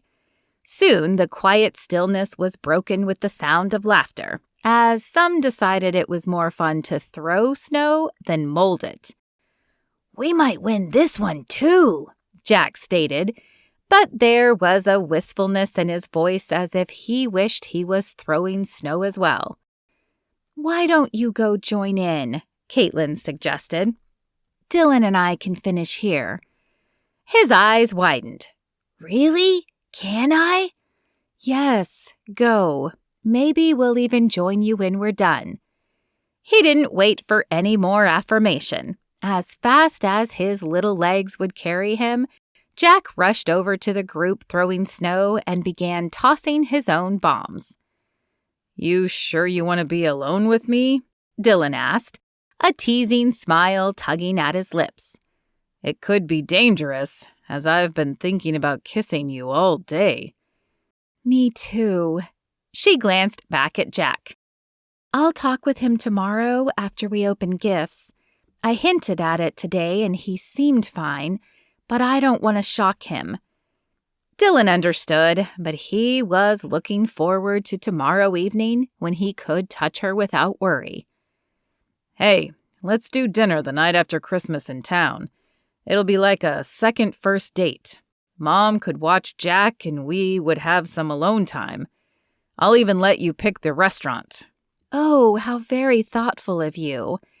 Kaitlyn smacked him on the arm, but she was grinning. I'd like that. So would he. They shared a longing glance for a moment longer before turning their attention back to the snowman. When they finished, Dillon was pleased to see that not only was their snowman taller, but he seemed more proportionate as well. They watched Jack play a little longer until he came over to them, shivering and red. I think I'd like to warm up, Mom. Me too, she said. How about we go in and warm up by the fire? Jack agreed, and they trooped back in the lodge, peeling off layers as the warmth hit them. After lighting a fire in the living room fireplace, the three sat on the largest couch. Jack curled up in Kaitlyn's lap, and Kaitlyn leaned against Dillon. His arm wrapped around her shoulder, and though he tried to keep his eyes open, the warmth and security of having her against him won out. The room was darker when Kaitlyn opened her eyes. Jack was still snuggled on her lap, and Dillon had an arm wrapped around her. As she moved to ease the ache in her back from the awkward position, Dillon groaned. "Hey, you." His voice was still heavy with sleep. She turned to look up at him. "Hey, yourself. We must have slept a while." "Wish it could be longer. I sure miss having you in my arms." Kaitlyn glanced down at Jack, but his eyes were still closed. She turned back to Dillon, and her voice was soft as she answered. "Me too." Then, with her free hand, she reached behind Dillon's neck and tugged, bringing his head to where she could lean up and taste his lips. And I definitely miss that." Kaitlyn was about to agree when Jack stirred in her lap. Is it time for stockings yet? "It might be. We need to find Margie and see." "Did someone mention my name?" Margie's voice carried over from behind the couch. "I was wondering if you three were going to sleep all day." Her face appeared at the back of the couch. "Sorry, Margie. I guess building the snowman wore us out." "Oh, no worries. However, everyone else has eaten, so if you're hungry, I can make some leftovers, and we can do stockings after that." "That sounds great, Mom." The three followed Margie into the kitchen and sat at the table as she heated up ham, sweet potatoes, and rolls. After a quick prayer, they dug in. Kaitlyn hadn't realized how hungry she was until her plate was empty. Dillon and Jack must have been as well, as they finished shortly after her. "Now is it stocking time?" Jack asked, looking from Kaitlyn to Margie. "Yes, now it can be stocking time," Margie answered with a smile. "Why don't you head back into the living room? I'll get the stockings and the rest of the guests." "Let's put our plates in the sink first," Kaitlyn said, shooting Jack a look. "We can clean up after ourselves, right?" He nodded and took his plate to the sink. Kaitlyn and Dillon followed suit before heading back into the living room. A few minutes later, the rest of the guests filed in. Kaitlyn smiled at each one until Julian entered. Then her smile faded. His eyes held hers for a moment, and something tugged at Kaitlyn's brain. She closed her eyes to try and focus, but nothing came clear. Only the same feeling of unease. "Okay, everyone, I have the stockings and the winners." Margie's entrance dispelled the nagging twinge, and Kaitlyn pulled Jack to her. "I have 2 gold stockings this year. Our first winner for the coloring contest is Megan." Jack's shoulders slumped under Kaitlyn's arms as a girl, probably around 12, made her way to Margie. "It's okay, buddy. You did a great job." Kaitlyn's heart broke at the sight of his sad face, and she sent a tiny prayer up that they would win the snowman contest. Perhaps it was silly to pray for something so small, but nothing that saddened your children was small when you were a parent. Megan hung the gold stocking on the farthest hook and then sat back down. "Our next winner is..." Margie paused and looked around the room dramatically. "Jack, for the wonderful snowman." Kaitlyn squeezed his arm. "See, I told you." As Jack stood to get his gold stocking, Kaitlyn felt eyes on her. She turned to see Julian staring at them. His arms were crossed and his expression appeared angry. Jack hung his gold stocking next to Megan's, and then Margie handed out the rest of the stockings, and the rest of the children hung them on the remaining hooks. "Now, who wants to string some popcorn?" Margie asked. The children shouted and followed her into the kitchen, and soon the smell of popcorn filled the air. "Shall we go string some popcorn?" Kaitlyn asked. Though she enjoyed the Christmas tradition, she wasn't sure she wanted to move. It was nice having Dillon right next to her.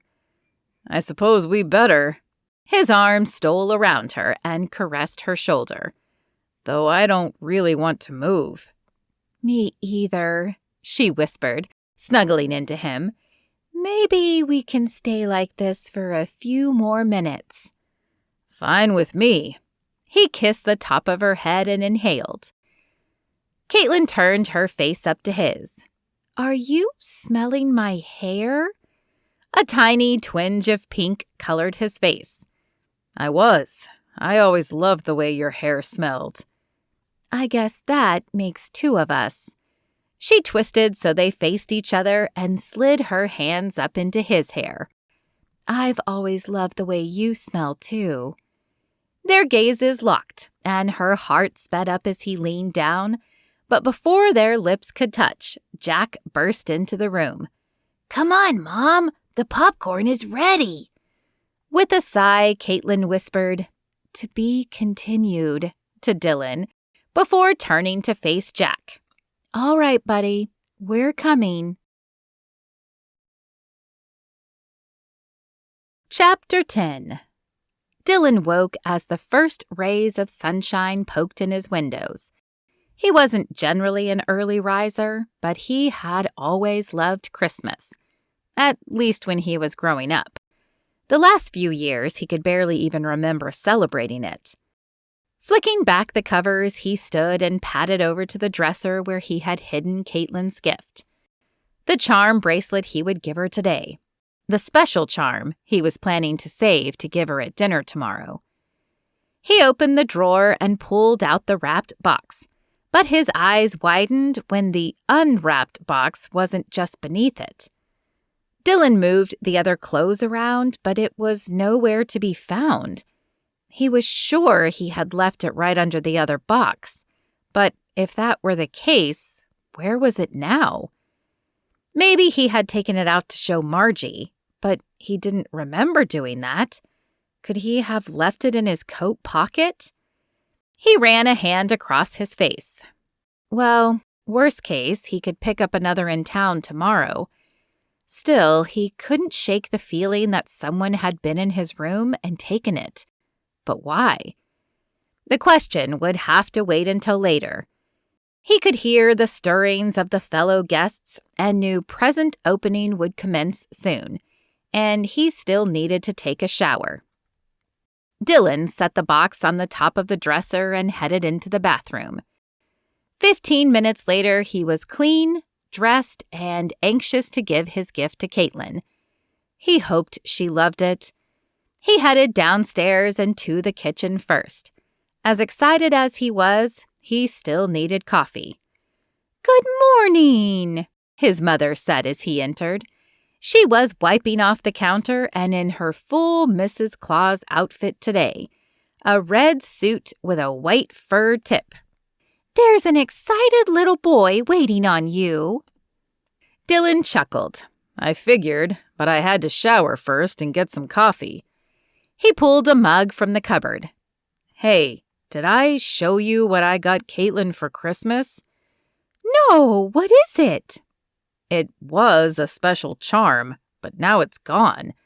I thought maybe I had misplaced it after showing it to you, though I didn't remember doing that. But I'm starting to wonder if someone took it. His mother's brow furrowed. Who would do such a thing? I don't know. Dillon took a sip of the coffee. But I plan to find out. He grabbed one of the cinnamon rolls his mother had made, wrapped it in a Christmas napkin, and headed to the living room. He's here now, Mom. Now can I open my presents? Kaitlyn rolled her eyes at Dillon behind Jack's back. Yes, now you can open your presents. Yay! Jack made a beeline for the tree and began examining each box. Can he read yet? Dillon asked as he set down his coffee on the end table and sat down on the couch. Because if not, this could get messy. She chuckled and grinned at him. He can read his name. Look, Mom, who's this one from? He brought over a large box wrapped in green and red plaid. Kaitlyn leaned forward to read the tag. That is from Margie. Oh, she didn't have to do that. Yes, she did, Margie said from the doorway to the kitchen. I miss being able to buy things for young ones. Heaven knows my only son is taking his time providing me grandchildren to spoil. Mom, Dillon admonished, but he enjoyed the blush that spread across Kaitlyn's cheeks. Funny, they hadn't had that talk yet, unless you counted the one they'd had in high school. Kaitlyn swung his hand back and forth as they walked. Autumn leaves crunched under their feet, but it was just warm enough they only needed a light jacket. So, how many children do you want when we get married? married? Dillon tried not to choke on the word. He had just turned 18, and while he believed he loved Kaitlyn, he hadn't thought about marriage. Don't look so shocked, Dillon Fields. I plan to marry you one day. Not anytime soon, but one day. And I want to make sure we're on the same page. That should make him feel better. She wasn't planning on rushing into anything, but somehow it didn't. He would be graduating soon, and his thoughts were consumed with photography and traveling, not children. Oh, I don't know. One of each? Only 2? Tiny lines appeared in her forehead as her face scrunched. I want more than 2. It was so lonely growing up an only child. Weren't you lonely? Dillon shrugged. Though he also was an only child, there had always been people at the lodge his family owned, and most of the time there were other children. He hadn't often felt alone. Oh, I guess with all the guests you probably weren't. Well, I was. It was just my mom, dad, and me. Then when Mom died, it was just Dad and me. I don't want my kids to feel like that. I think we should have 4 at least. 4? His throat was drying up again. Well, yes. 2 is too few and 3 is odd. What if we have 2 boys and only 1 girl, or vice versa? The odd one out would get lonely, but with 4, there's 2 of each. You do know it doesn't always work like that, right? There was a family who stayed with us once who had 10 children, 9 boys and only 1 girl. Kaitlyn shuddered. Ugh, I always wanted a brother, but 9 of them? That seems a little much. Anyway, I know God will provide exactly the number we need when the time comes. Dillon nodded, but he was glad when the conversation ended and moved to less heavy topics. Yep, they should have that conversation soon. He wanted to know if she still wanted 4, and let her know that he was willing to have at least 3. Hopefully they could meet in the middle. Jack pulled off the paper to reveal a remote train set. Wow, this is so awesome! Thank you, Miss Margie. The boy set the box down long enough to run and hug Dillon's mother. Then he was right back at the tree pawing through packages. Who's this from, Mom? Kaitlyn smiled. That one is from me. See, this word is Mommy. Something tugged on Dillon's heart as he watched the scene. He couldn't believe he hadn't entertained the thought of having children before, and at this moment, he would agree to whatever number Kaitlyn wanted. It's the game I wanted. Thank you, Mom. You're welcome. Now, you have more gifts from me back at our house. I hadn't expected to stay here this long. That's okay. I'm glad we did. Is it my turn now? Dillon glanced down at the bulge in his pocket where the wrapped box was hidden. You have gifts too? Jack asked. How do you spell your name and I'll look? Oh, I probably do, buddy, but I meant that I had a gift for your mother. Kaitlyn's lips parted. For me? You didn't even know you would see me. No, but once I knew you were here, I couldn't pass up the opportunity to get you something. It's nothing big, but I hope you like it. He pulled the box out and handed it to her. I didn't get you anything, she began, but he held up his hand. I didn't ask you to. Just open it. Jack leaned against his mother's side, clearly curious as to her gift. Kaitlyn unwrapped the box and lifted the lid. Her eyes lit up as she pulled out the delicate bracelet. It's beautiful, Dillon. No longer interested, Jack sat on the floor and opened his toys. It doesn't even compare to you, but it's a start. Dillon reached for the bracelet and helped her fasten it. Kaitlyn dropped her eyes. I wish I had gotten you something. Dillon lifted her chin with his finger. Hey, you going to dinner with me tomorrow is gift enough. The lodge door opened and Dillon and Kaitlyn both turned to see who it might be. Dillon's heart stopped in his chest when he realized it was Shauna. Dillon! Oh, good. I did find the right place. She set down her suitcases and shut the front door. I wasn't sure that driver knew where he was going when he didn't stop in town. Shauna glanced around the room. Well, this is quaint. The tone of her voice didn't match her words, however. Dillon saw Kaitlyn stiffen and wished he could explain. He flashed her a look he hoped said, "It's not what you think," and rose from the couch. What are you doing here, Shauna? I'm here to visit you, silly. It is Christmas after all. Yeah, but you said you hated the cold, and we broke up, remember? Oh, I know you weren't serious about that. And after I saw this beautiful cover, she pulled out a copy of the travel magazine. I just had to come see this amazing place. How come you didn't tell me it was so beautiful? You didn't ask. Frustration flooded Dillon. How dare she waltz in here and act like nothing had happened?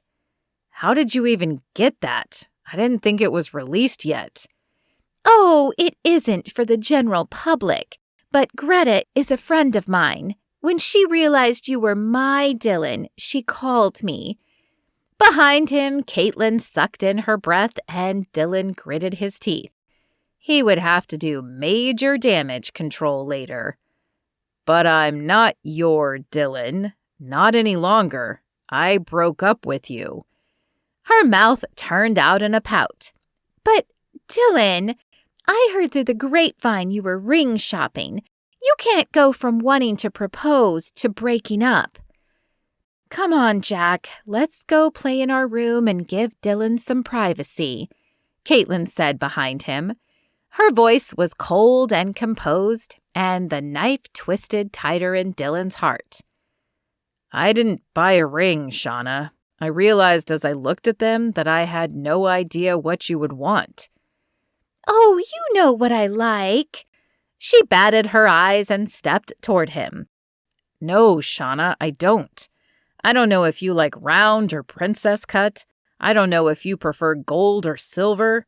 The only thing I realized I know about you is that you don't like cold places. And I realized I didn't love you, which is why I broke up with you. I like princess cut, a carat or more, and platinum. See, now you know. Dillon shook his head. Where is this coming from anyway, Shauna? You said you didn't want to meet my mother, that you weren't ready to commit. I just realized how much I missed you while you were gone. Which Dillon knew translated into the fact that she had been bored without him there. I'm sorry you came all this way, Shauna, but we're not getting back together. See, after you decided not to come with me, I started thinking back to the last time I was really happy, and I realized it was in high school when I was dating Kaitlyn. I had no idea I would find her here, but here she was. It was like God was proving we belonged together, and she's the one I want to be with. Shauna's face hardened. So what am I supposed to do now? Go home. Find someone who loves you as much as you love yourself. I wish you the best, Shauna, but it's not with me. But it's Christmas Day, Dillon. I can't get anywhere until at least tomorrow. Perhaps I can just stay the night and we can talk about this later. Dillon fought to keep control. She wasn't listening to him, and as much as he hated sending someone away on Christmas Day, he couldn't have her stay here. Look, I'll call the other lodges in the area to see if anyone has a room. If not, maybe we can figure something out. But regardless, there's no reason to talk any further because we are through.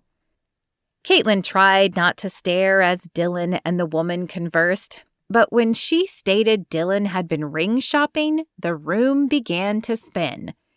She knew she was close to having a panic attack, though she hadn't had one in years. How could he have been shopping for rings for someone else and not have told her? Come on, Jack, let's go play in our room and give Dillon some privacy. She didn't want to go. She wanted to hear the rest of the conversation, but she didn't think she could handle it. Kaitlyn grabbed one of Jack's presents while he grabbed the other, and they headed for the stairs. They make a cute couple, don't you think? Julian's voice came from the right, where he leaned against the wall at the top of the stairs. Kaitlyn shot him a look, but she didn't want to engage him. She just wanted to get to her room and cry. Of course, she wouldn't be able to do that while Jack was awake, but maybe she could escape into a good book while he played, and he wouldn't notice if a few tears spilled out. Excuse us. Kaitlyn pulled Jack past Julian and into their room, shutting the door behind her. What's wrong, Mom? Nothing, honey. Mommy just needs some time to think. Can you play quietly for a little bit? Sure. He plopped down on the floor with his new game. Kaitlyn rifled through her suitcase until she found the book she had been reading. She usually read on her phone so she could hold it in one hand and follow Jack around, but she always carried a paperback book when she traveled just in case. And this time she needed the size of the book to hide her face. She'd become adept years ago at crying silently. It had been the only way to release her feelings when she had been married to Jerry. The first time he had hit her, she'd made the mistake of crying out loud, which only made him madder. She'd walked with a limp for a week after that due to the bruising he gave her thighs. Kaitlyn quickly learned to cry silently following that first beating. When Jerry got angry, he would yell, hurl insults at her, and occasionally his fists would make contact. But if Kaitlyn remained still, the onslaught was usually over within a few minutes. Then she could retire to their room, roll over in bed, and let the tears flow down her cheeks. He was none the wiser, and her body didn't suffer as much. With the book in front of her face, she let the tears fall. She had known things with Dillon would end badly. In fact, she had set rules to keep this very thing from happening. Unfortunately, she had let her emotions cloud her judgment and broken the rules. How could he have not told her he was nearly engaged? True, they hadn't had much time alone to talk, but looking at rings was pretty big. And this woman was clearly a model or something. She was gorgeous. Kaitlyn could never compete with that. She was more like the girl next door than the girl on the cover of a magazine. And it sounded as if this breakup was recent. She had no desire to be his rebound relationship. That never went well and rarely lasted. Kaitlyn bit her lip as the words blurred. She wished Melody were here to talk to, though Melody would probably start with, "I told you so." Still, she would understand, and maybe she would even have an encouraging word to say. Perhaps she and Jack should just leave tomorrow. She could tell Margie she'd work on the rooms another time. She hadn't even begun designing them. Maybe that's what she should do. Whip out the designs the rest of today and tomorrow. Leave them with Margie and do the rooms after Dillon was gone. The solid plan made her feel minutely better, and a few blinks cleared the remaining tears enough that she could actually read the page. Another deep breath calmed her heart, and she soon found herself immersed in the story. So much so that she didn't recognize the first knock at the door. Mom, someone's knocking. Jack had been taught from a young age not to open the door to strangers, so he generally just told her when someone was there. Kaitlyn looked up from the book as the knock sounded again. Oh, right. Coming. She placed her bookmark back and closed the book before crossing the room. As the door swung open, Kaitlyn realized she should have checked the peephole first. Dillon stood on the other side, and she wasn't sure she was ready to talk to him. Hi, I know you're probably angry, but I'd like to explain. Can we take a walk? Her shoulders rose with her breath as she debated.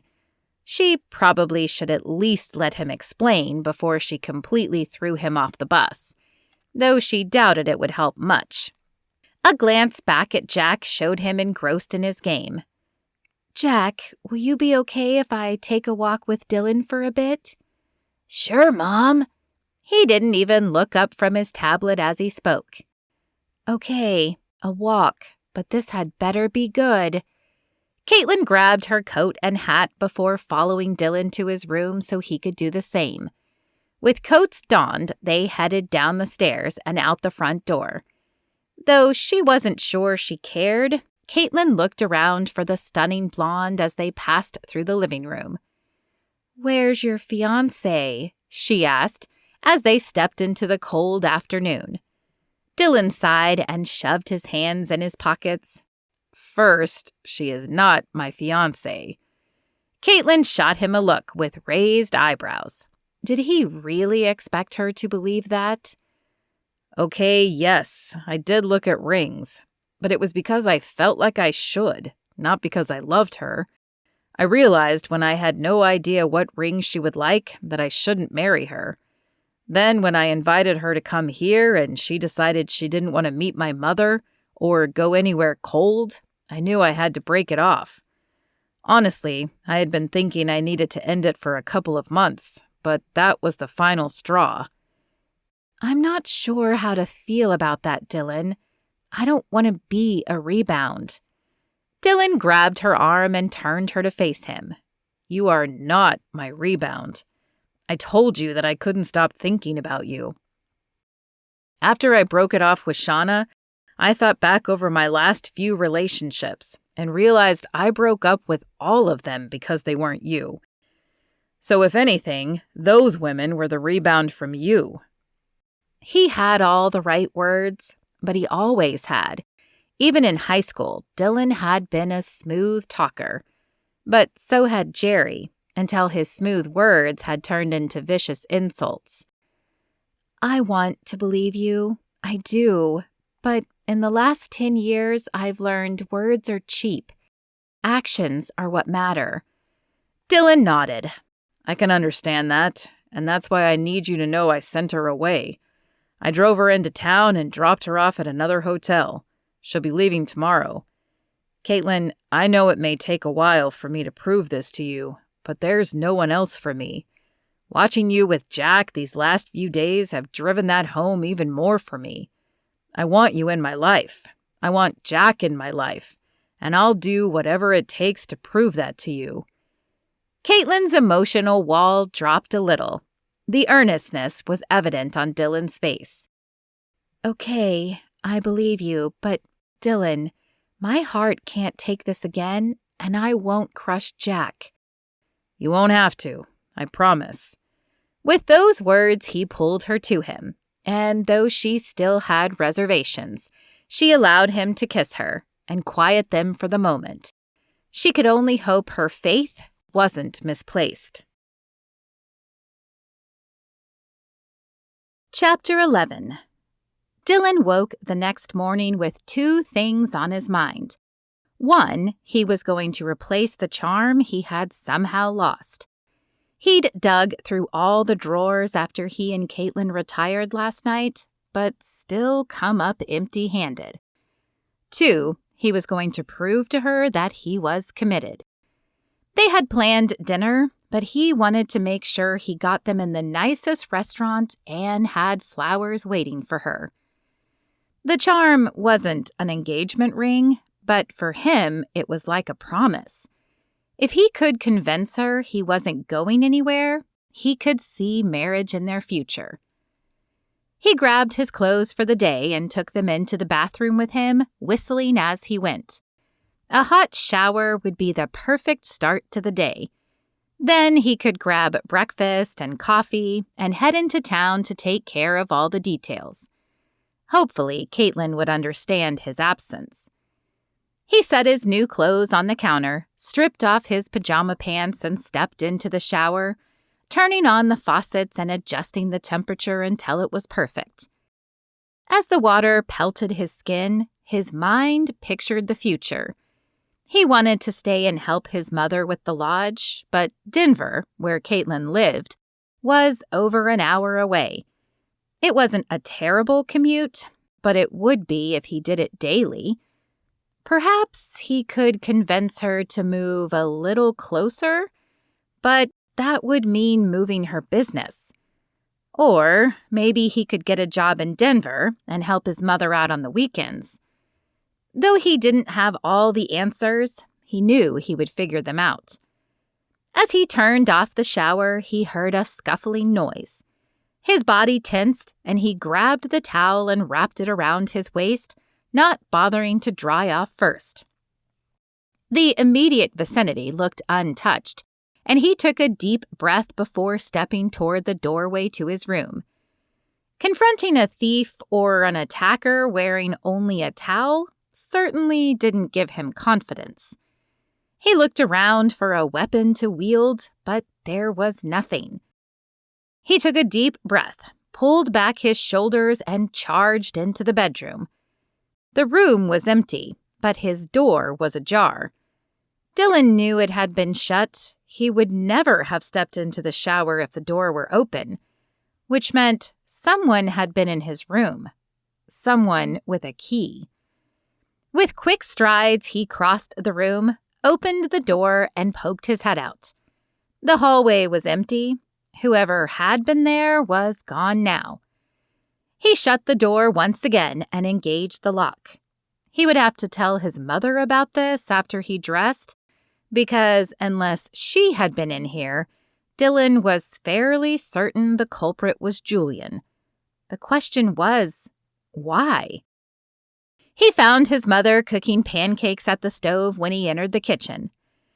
"Morning, Dillon," she said as she glanced his direction. "Morning, Mother. Were you in my room just a minute ago?" He grabbed a mug from the cupboard and filled it with coffee. "No, I've been down here making breakfast. Why?" Dillon glanced around to make sure Julian was nowhere nearby. "Mom, I think we might have to do something about Julian." Her brows knitted together as she looked at him. "Julian? Whatever for? What does he have to do with this?" Dillon added a few spoonfuls of sugar to his coffee and stirred it before leaning back against the counter. "I heard a shuffling noise when I was in the shower. By the time I got out, whoever it was had left, but my door was open, and I know I shut it before I got in the shower." His mother shook her head. "But why would Julian be in your room?" "I don't know, Mother, but first my gift to Kaitlyn went missing, and now this? I don't think it's a coincidence." She pursed her lips as she turned back to the pancakes. "He's so nice, and he's always been so helpful. I just can't believe he would do this." "Well, I can't think of anyone else it would be. No one has the keys, right?" "No, no one does." She scooped up the pancakes and placed them on the plate. Suddenly, an idea struck Dillon. "Hey, do you still have his employment paperwork? His resume or something with his social on it?" "Of course. You know I keep meticulous records. But why do you need them?" Instead of answering her question, he posed his own. "Does Dan still work for the police in town?" Dan had been a friend of his father's before he died. The two would often get together to bowl or shoot pool. At least, that's what they told his mother. Secretly, Dillon thought they had snuck away to smoke cigars. His mother hated the smell and swore his father had given it up, but Dillon had found a humidor in his father's desk one day and decided bowling was a perfect ruse to come home smelling like smoke. I believe so, but I haven't spoken with Dan since your father passed. Good. Hopefully he won't mind doing me a favor. I'm going to go into town later today to replace Kaitlyn's gift. I can stop by the station and see if he can give me any information on Julian. His mother sighed and turned off the stove. Is that really necessary? Mom, if he's a thief, don't you want to know before he puts the lodge or those who stay here in danger? I suppose, but it seems so drastic. Can you get some plates? Dillon did as she asked as she carried the pancakes to the table. Look, if he comes back clean, I'll give it up, and he never has to know. But if he doesn't, Dillon shrugged.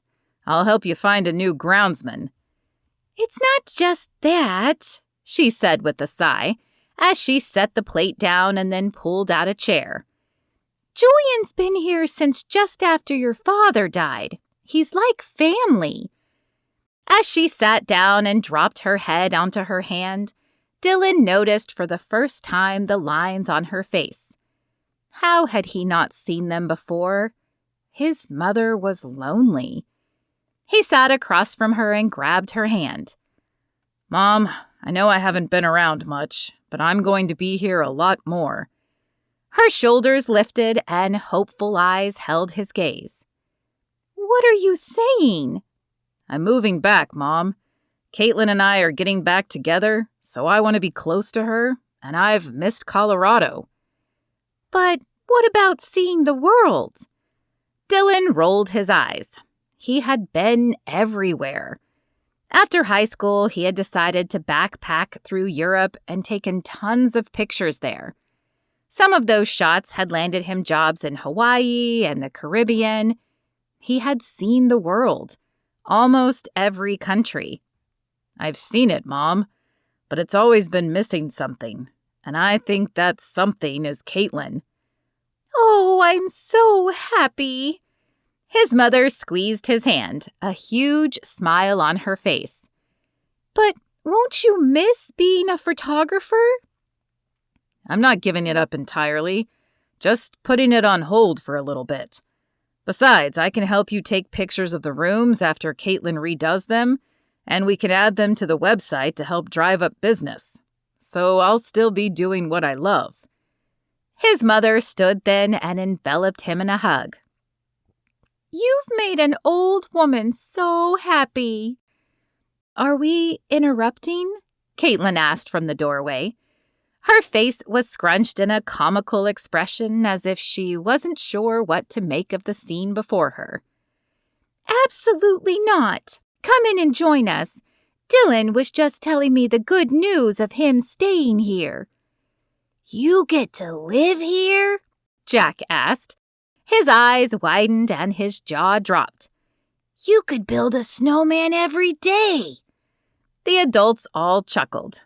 Well, only in the winter, buddy, but yeah, I guess I could. You are so lucky. I wish I could live here. As he climbed up in a chair, Dillon and Kaitlyn shared a look. Was she picturing a life here as he was? Well, how about we eat? His mother asked, as if she could sense the electricity in the air between Dillon and Kaitlyn. Yes, we're starved, and those look delicious, Kaitlyn said, as she pulled out a chair next to Dillon. After breakfast, he pulled Kaitlyn aside. I'm going into town to run some errands. I'll text you with the restaurant name and the time to meet for dinner. Do you think you'll be able to drive there yourself? Dillon knew she was a capable driver, but more snow had fallen since the last time she drove, and he wanted to make sure she arrived safely. I'll be fine, she said with a smile. Good. I'm sorry I'll be gone all day, though. She squeezed his arm. Don't worry, I need to work on the designs for your mother today anyway. It's probably a good thing because I don't get much work done with you around. As he pulled her in for a quick kiss, he thought about warning her about Julian, but her guard was already up where he was concerned, and Dillon wanted to be sure before he accused the man. However, he did stop by his mother's office and retrieve Julian's resume and employment paperwork before heading out for the day. Better to be safe than sorry. After Dillon kissed her goodbye, Kaitlyn returned to the kitchen.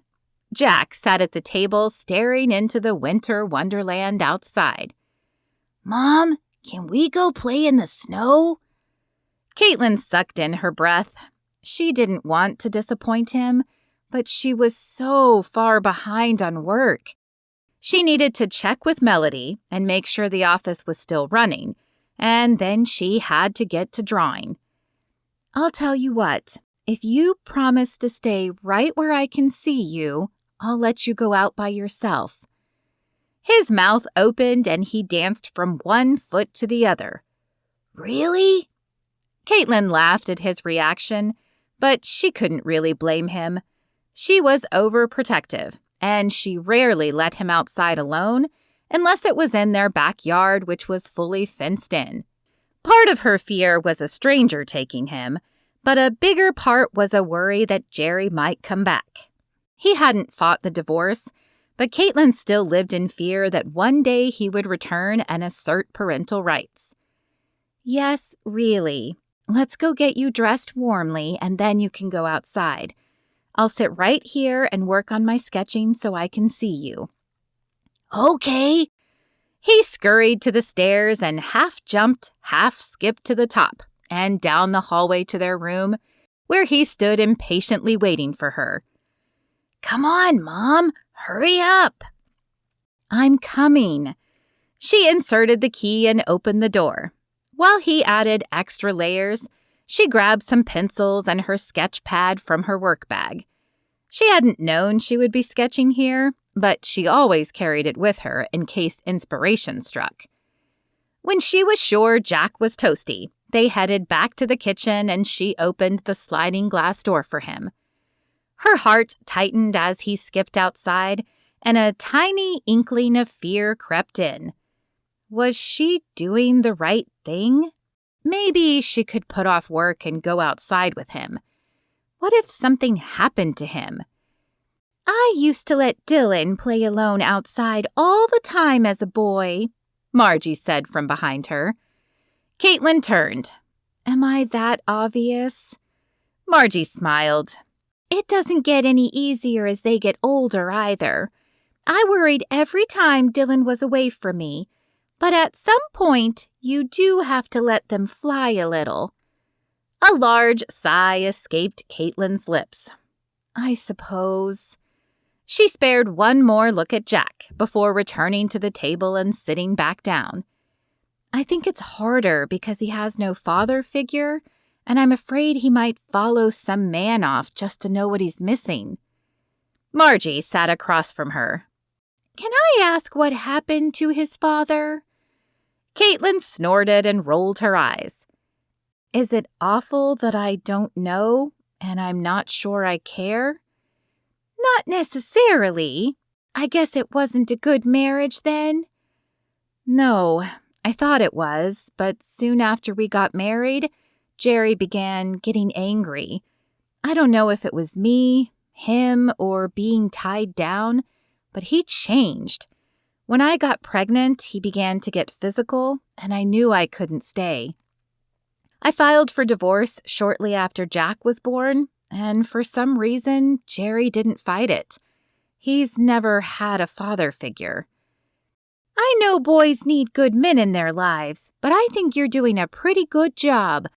And I have no doubt that God will send you the right man.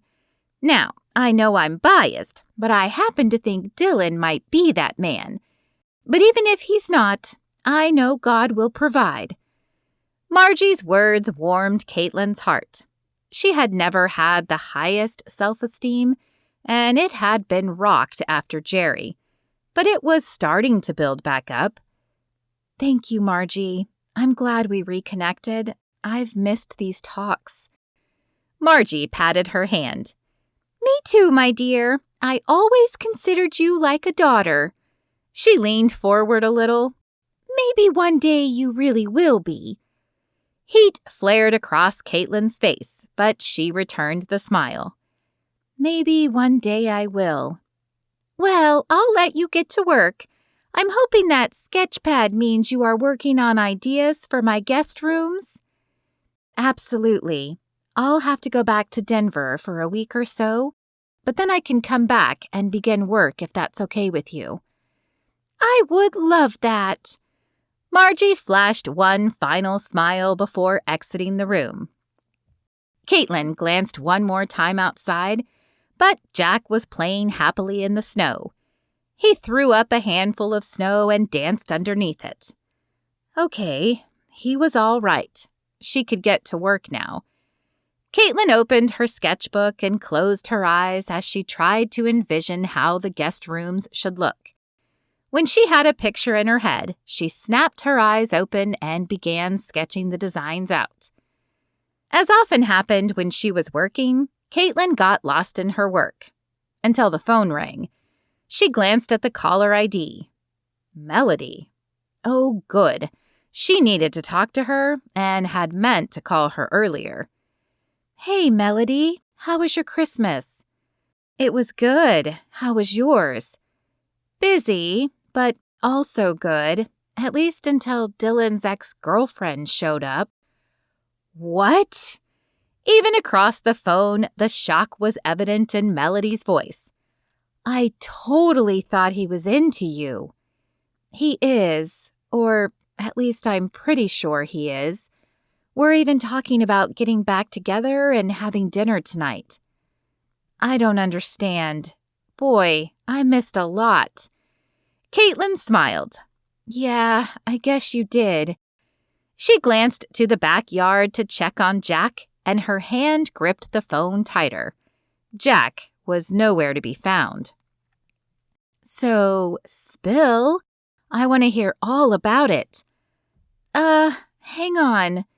Kaitlyn stood and walked to the glass door. Her eyes scanned left and right, but there was no sign of Jack.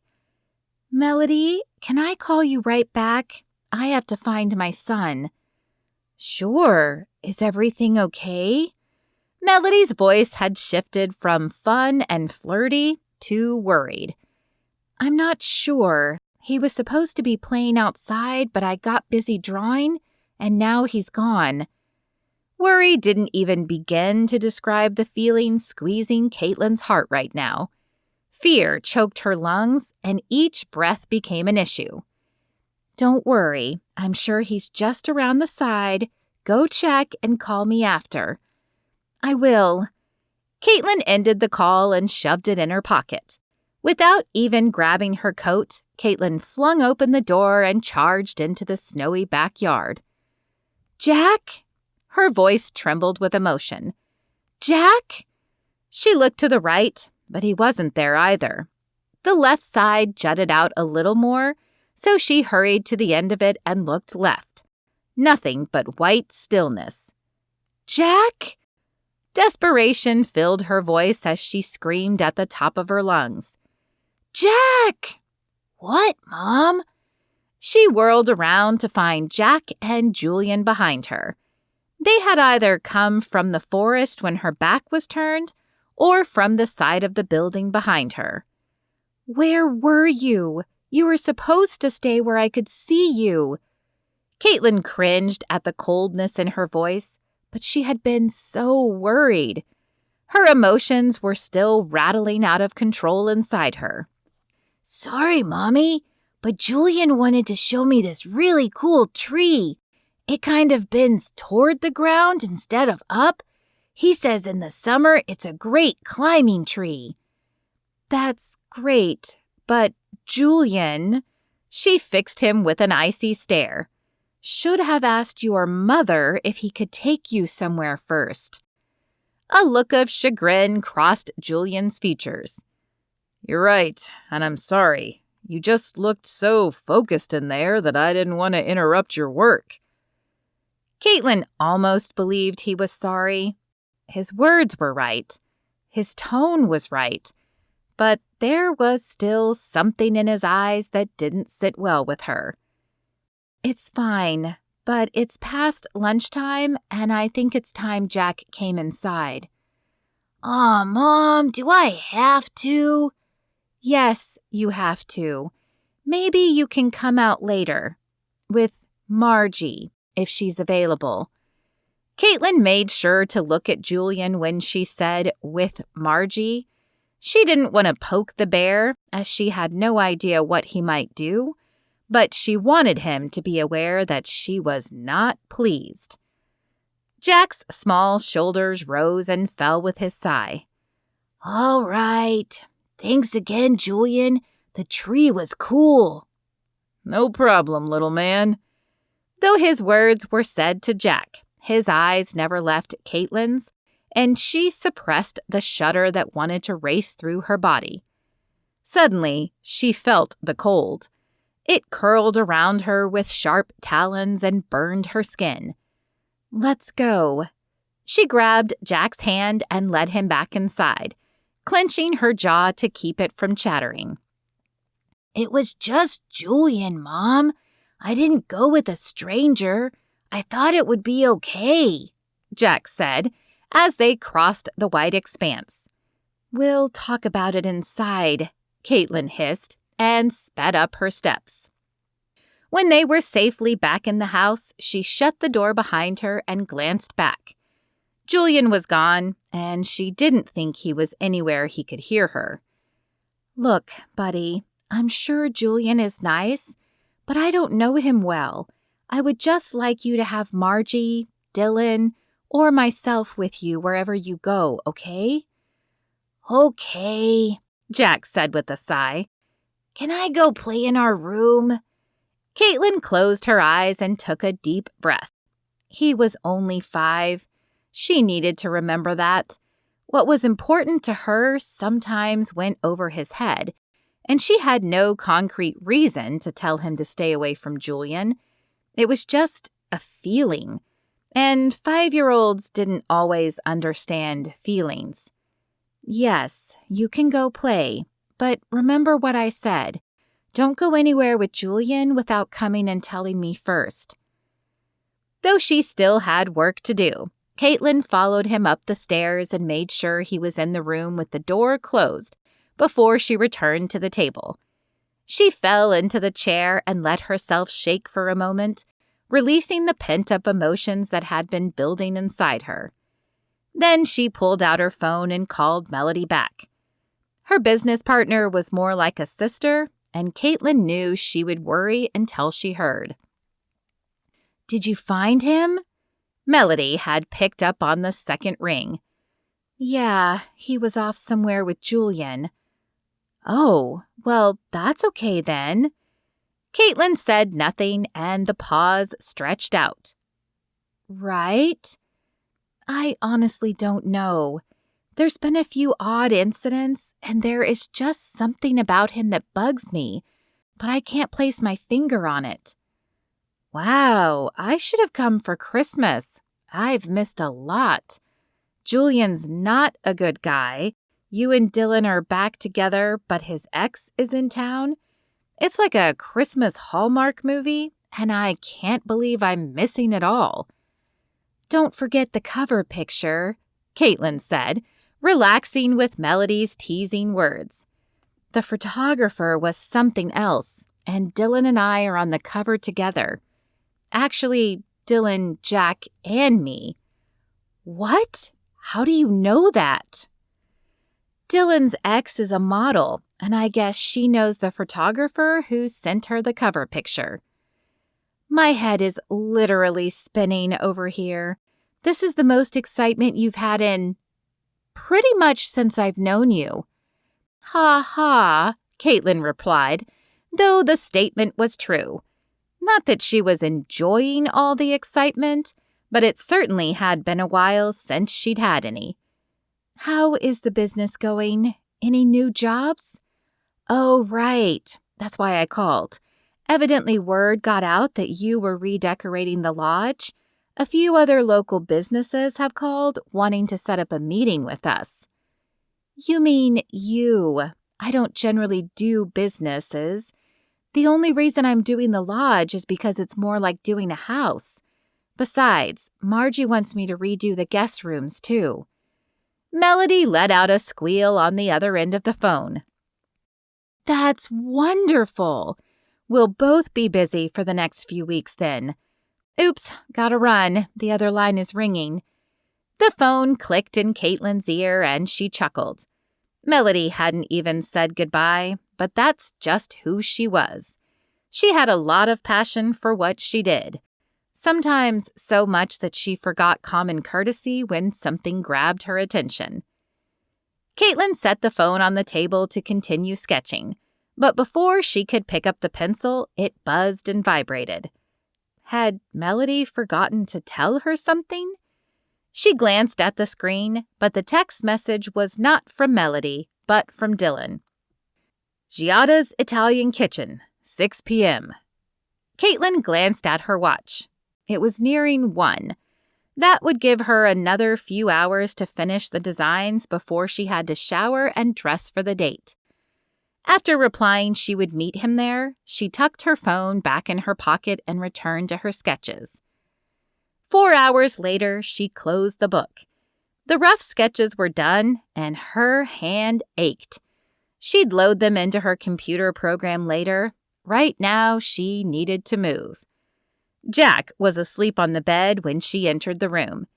He rarely napped anymore, but when he was sick or had played especially hard, he would often crash in the afternoons or early evenings. Kaitlyn was then always stuck with the dilemma of letting him sleep, though he might wake in the middle of the night starving, or waking him up to make sure he ate and take the chance he might not fall back to sleep at his regular bedtime. She decided this time to let him sleep. After her shower, she would find Margie and let her know. Since he hadn't had lunch that she knew of, Kaitlyn was certain his stomach would wake him in the next hour anyway. Kaitlyn removed her charm bracelet and set it on the sink before taking off her clothes. The gift had been so thoughtful, and though Dillon said she owed him nothing in return, Kaitlyn knew she wouldn't feel right until she had gotten him something equally fitting. She ran through ideas as she stepped into the shower, but none of them seemed right. Kaitlyn supposed she would know it when she saw it. As she emerged from the bathroom, washed, dried, and dressed, Jack stirred on the bed. His eyes popped open, though they didn't quite focus on her. Where are you going, Mommy? To dinner with Dillon. You hungry? Yeah. Can we do McDonald's? The stupor of sleep fled from his body as he bolted upright on the bed. Kaitlyn chuckled and ruffled his hair. No, I'm going to dinner. You are staying here. But let's go find Margie. Maybe she'll make you a hamburger for dinner. Yay, hamburger! Jack scrambled off the bed and to the door. Come on, Mom, I'm starving. They found Margie in the kitchen, whipping up some dinner. She looked up as they entered. Oh, there you are. I was wondering if you might be getting hungry. I am. Jack grinned and rubbed his belly. What are you making? I'm making cheeseburger casserole. She laughed as Jack scrunched up his face. I know. I thought I didn't like casseroles when I was your age either, but this one is really good. It's like having a cheeseburger, only you eat it with a fork. Jack still didn't look convinced. Okay, if you say so. Just try it, Kaitlyn told him. You might like it. She turned her attention to Margie. Thanks again for watching him. I don't think we'll be out late. Margie winked at her. Stay as long as you like. I'm sure I can keep Jack entertained for a while. Kaitlyn felt another blush steal over her. be good for Margie," she said to Jack and gave him a hug. Then she grabbed her coat and opened the front door, excited for the upcoming dinner. Chapter 12. Dillon stared at the paper Dan had handed him. I don't understand. Are you telling me Julian Davis is not a man in his 30s working for my mother? I don't know who is working for your mother, but his name isn't Julian Davis. This social you gave me is fake, probably so the guy wouldn't have to pay taxes. Fear coursed through Dillon's veins. Who was this man his mother had hired, and what did he want? Worse yet, was his mother safe with him there? Was Kaitlyn? Or had she already arrived in town? What do I do? Is there anything? I have to pick him up with the knowledge I have. I can't guarantee the penalty will be much, though. Maybe a year in jail for falsifying his name and social.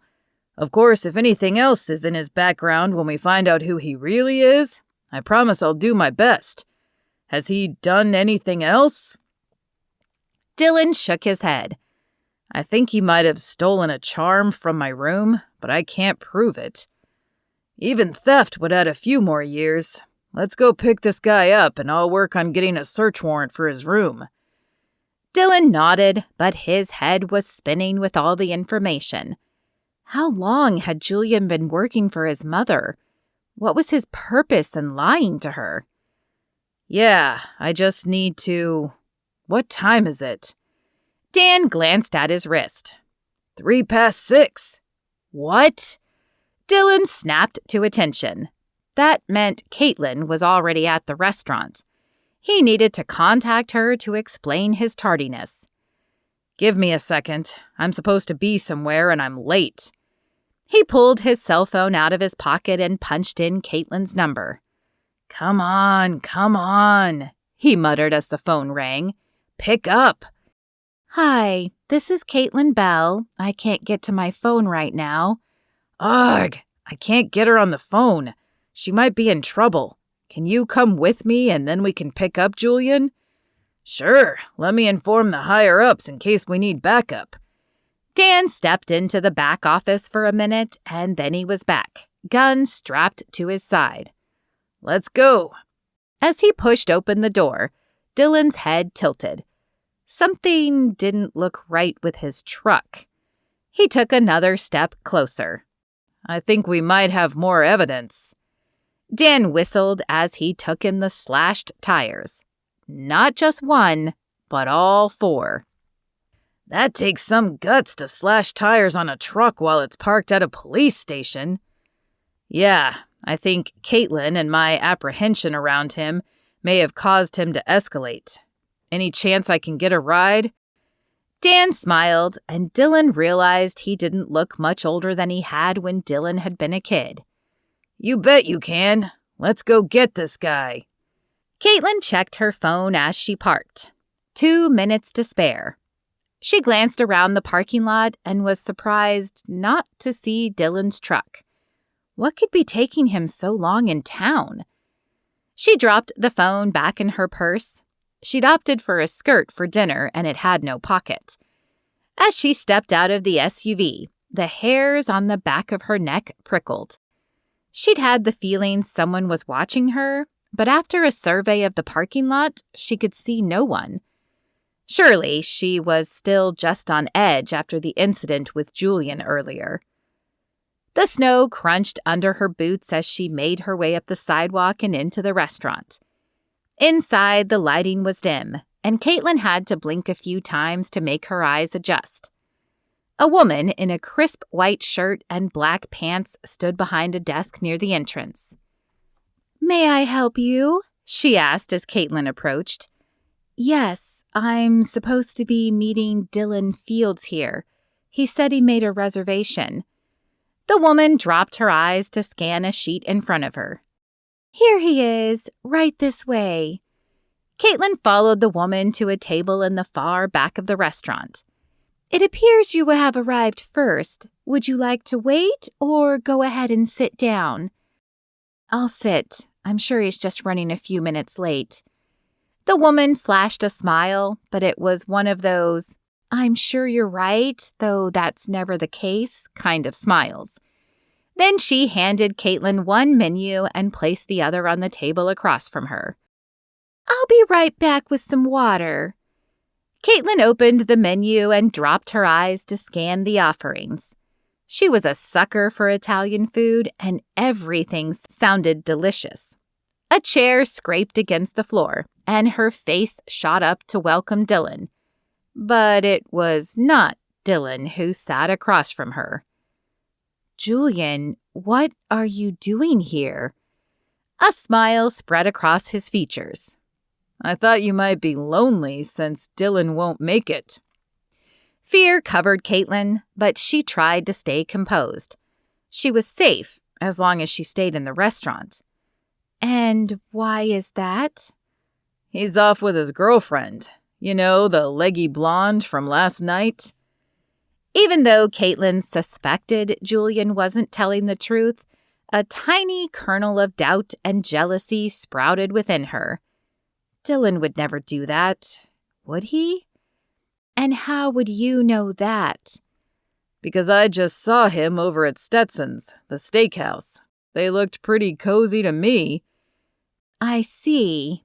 And how did you know I'd be here?" Kaitlyn's heart was thundering in her chest. She just hoped Julian couldn't hear it. "Let's not be coy, Kaitlyn. You know I'm interested in you. I overheard you and Dillon talking." He reached across the table for her hand. She wanted to yank it out of his grip. His hand was hot and clammy, and his touch sent a shudder through her. "Now, how about we get out of here and go somewhere private?" "I don't think you'll be going anywhere except to jail."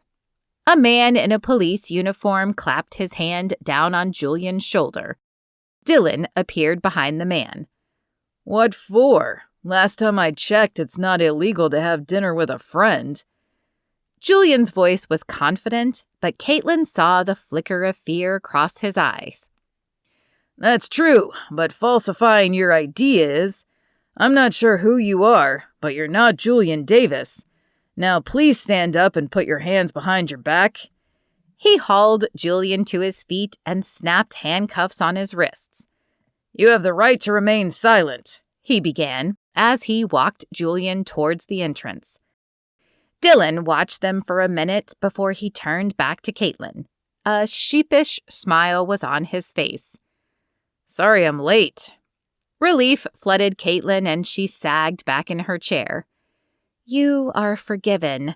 I don't want to think about what would have happened if you hadn't shown up." "Me either." Dillon sat down in the seat recently vacated and grasped Kaitlyn's hand. "Who do you think he is?" Kaitlyn glanced back toward the entrance, afraid that somehow he would have escaped the police escort and come back for her. "I don't know, but Dan will find out. I'm glad I went to see him today." "Me too." Kaitlyn bit her lip. She didn't want to second-guess Dillon, and she was sure Julian had been lying, but she had to know. "Can I ask why you were in town today?" "Oh yeah, I almost forgot." He reached into his pocket and pulled out a box. "I came into town for this. I had purchased it earlier, but somehow it disappeared. I'm pretty sure we'll find it in Julian's room." Kaitlyn took the box and opened it. Her breath caught in her throat as she looked at the charm. It was a tiny representation of a boy and a girl at a movie theater, their first official date. As if just yesterday, the memory played in her mind. Kaitlyn stood in her living room waiting for the knock. She'd started getting ready almost an hour ago to make sure she was perfect when Dillon arrived. Dillon Fields. She still couldn't believe he had asked her out. Dillon was the star quarterback, and she was the shy art student. Yet he had sought her out after her mother died and friended her. Their friendship had grown over the years, and though Kaitlyn harbored feelings for him, she hadn't thought they were returned. Until now. "Where are you guys going again?" her father asked from his chair. He had gotten home early enough to have dinner with her tonight. A rarity. She knew he needed to work, especially with her mother gone. But Kaitlyn sure wished he could be home more often. Just to the movies, Dad. We'll probably only be gone for 2 to 3 hours. His eyes traveled down to her toes and his eyebrow arched. You're a little dressed up for a movie, aren't you? Heat spread across Kaitlyn's cheeks. She had picked a cute skirt and a top to wear to the movies. Jeans just didn't seem right for a first date. The knock on the door saved her from having to answer, and she hurried to open the door. Wow. Dillon blinked at her. You look beautiful. The heat, which had just started receding, flared again. Thank you. Hello, Mr. Bell, Dillon said, addressing her father. Hello, Dillon. I assume I don't have to give you the speech about Kaitlyn being my daughter and you being on your best behavior. Kaitlyn looked down at the floor, mortified. Dad, she muttered. This time the red spread across Dillon's cheeks. No, sir. I have nothing but the best intentions toward your daughter. Good to hear. You two have fun. Kaitlyn knew this was their chance to escape before her father said anything else and embarrassed them both. She grabbed Dillon's hand, shouted a goodbye to her father, and pulled Dillon out the door. Sorry about my dad, she said as she pulled the door shut behind her. It's fine. I can understand his hesitation. After all, you are his only daughter. Kaitlyn laughed and shook her head. I'm his only child. Even more reason for him to be protective. They reached the car, but before he opened her door, he turned her to face him. I don't want to ever hurt you, Kaitlyn. Kaitlyn's heart sped up in her chest. He was so close she could see the tiny gold flecks in his brown eyes. She wanted to reach up and touch his face, but her body felt frozen. How many times had she imagined this moment? It was as if time stood still. His hand grazed her cheek as he tucked a strand of hair behind her ear. Then he curled his hand around the back of her neck. Could he hear her heart hammering in her chest? It seemed like an eternity as he stared into her eyes, her soul.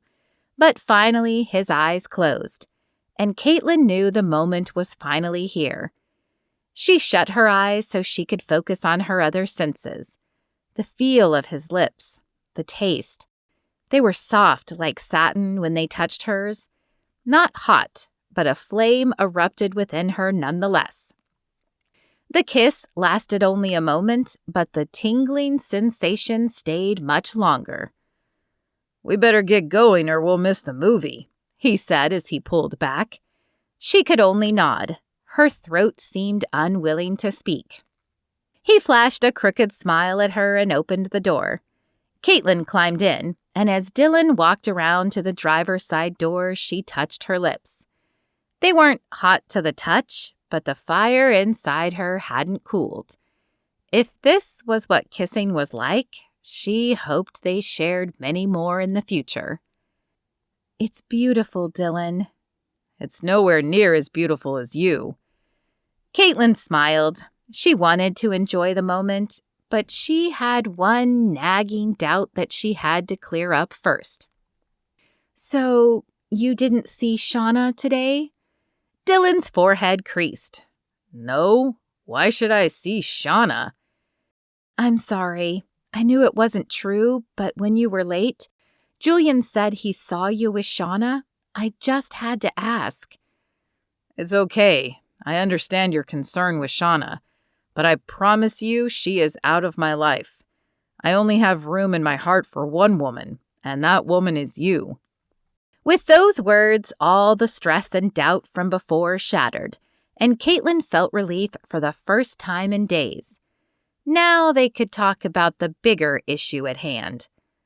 Does your mother know about Julian? Dillon shook his head. No, I told her I was going to check him out today, but I haven't had a chance to talk to her. She's going to be so disappointed. I just don't get it. Why pretend to be someone else?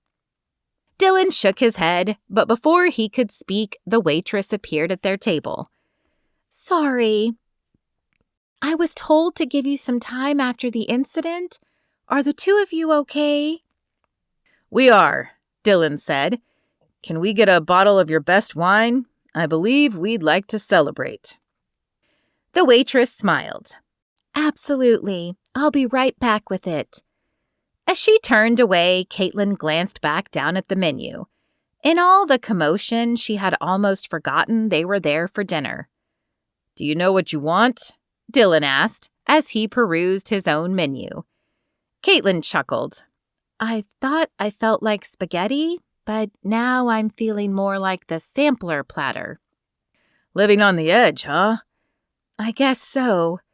She smiled at Dillon as the waitress returned with their glasses and they placed their order. Though their conversation drifted away from Julian, Kaitlyn couldn't get him out of her mind. Who was he really? And why was there something about him that seemed familiar? When dinner ended, Dillon picked up the check and took Kaitlyn's hand as they left the restaurant. I hope you don't mind giving me a ride back. Of course not, she said. But why? What happened to your truck? Someone slashed my tires while I was parked at the police station. Julian? I can't think of anyone else. He must really have wanted to get you alone. The words sent a shiver down Kaitlyn's spine. Had Dillon been somewhere more remote, she might not have been rescued, and who knows what would have happened. As she climbed in the driver's side, she thanked God for watching out for her and for sending Dillon back into her life. She didn't know how they were going to work out the distance or what the future might hold, but she was sure she wanted Dillon in it. Chapter 13. Dillon hoped his mother would have gone to bed before they arrived back at the lodge, so he could have some time to figure out how to tell her about Julian. But it was not to be. As soon as they opened the front door, they found her and Jack on the couch watching a Christmas movie. "How was dinner?" his mother asked as they approached. Dinner was good, Kaitlyn said. She squeezed Dillon's hand. We can talk more about it in a minute, but I need to get this little man to bed real quick. Aw, Mom, can't I finish the movie? No, we'll finish it tomorrow. Dillon and I need to talk to Margie. Jack sighed, but he rose from the couch and followed Kaitlyn to her room. Dillon waited until they were out of the room before sitting next to his mother. Why do I have the feeling I'm not going to like this? His mother asked. Dillon took a deep breath. I went to see Dan today. He ran the name Julian Davis through the database, but he doesn't exist. Julian used a fake social, Mom. So who is he?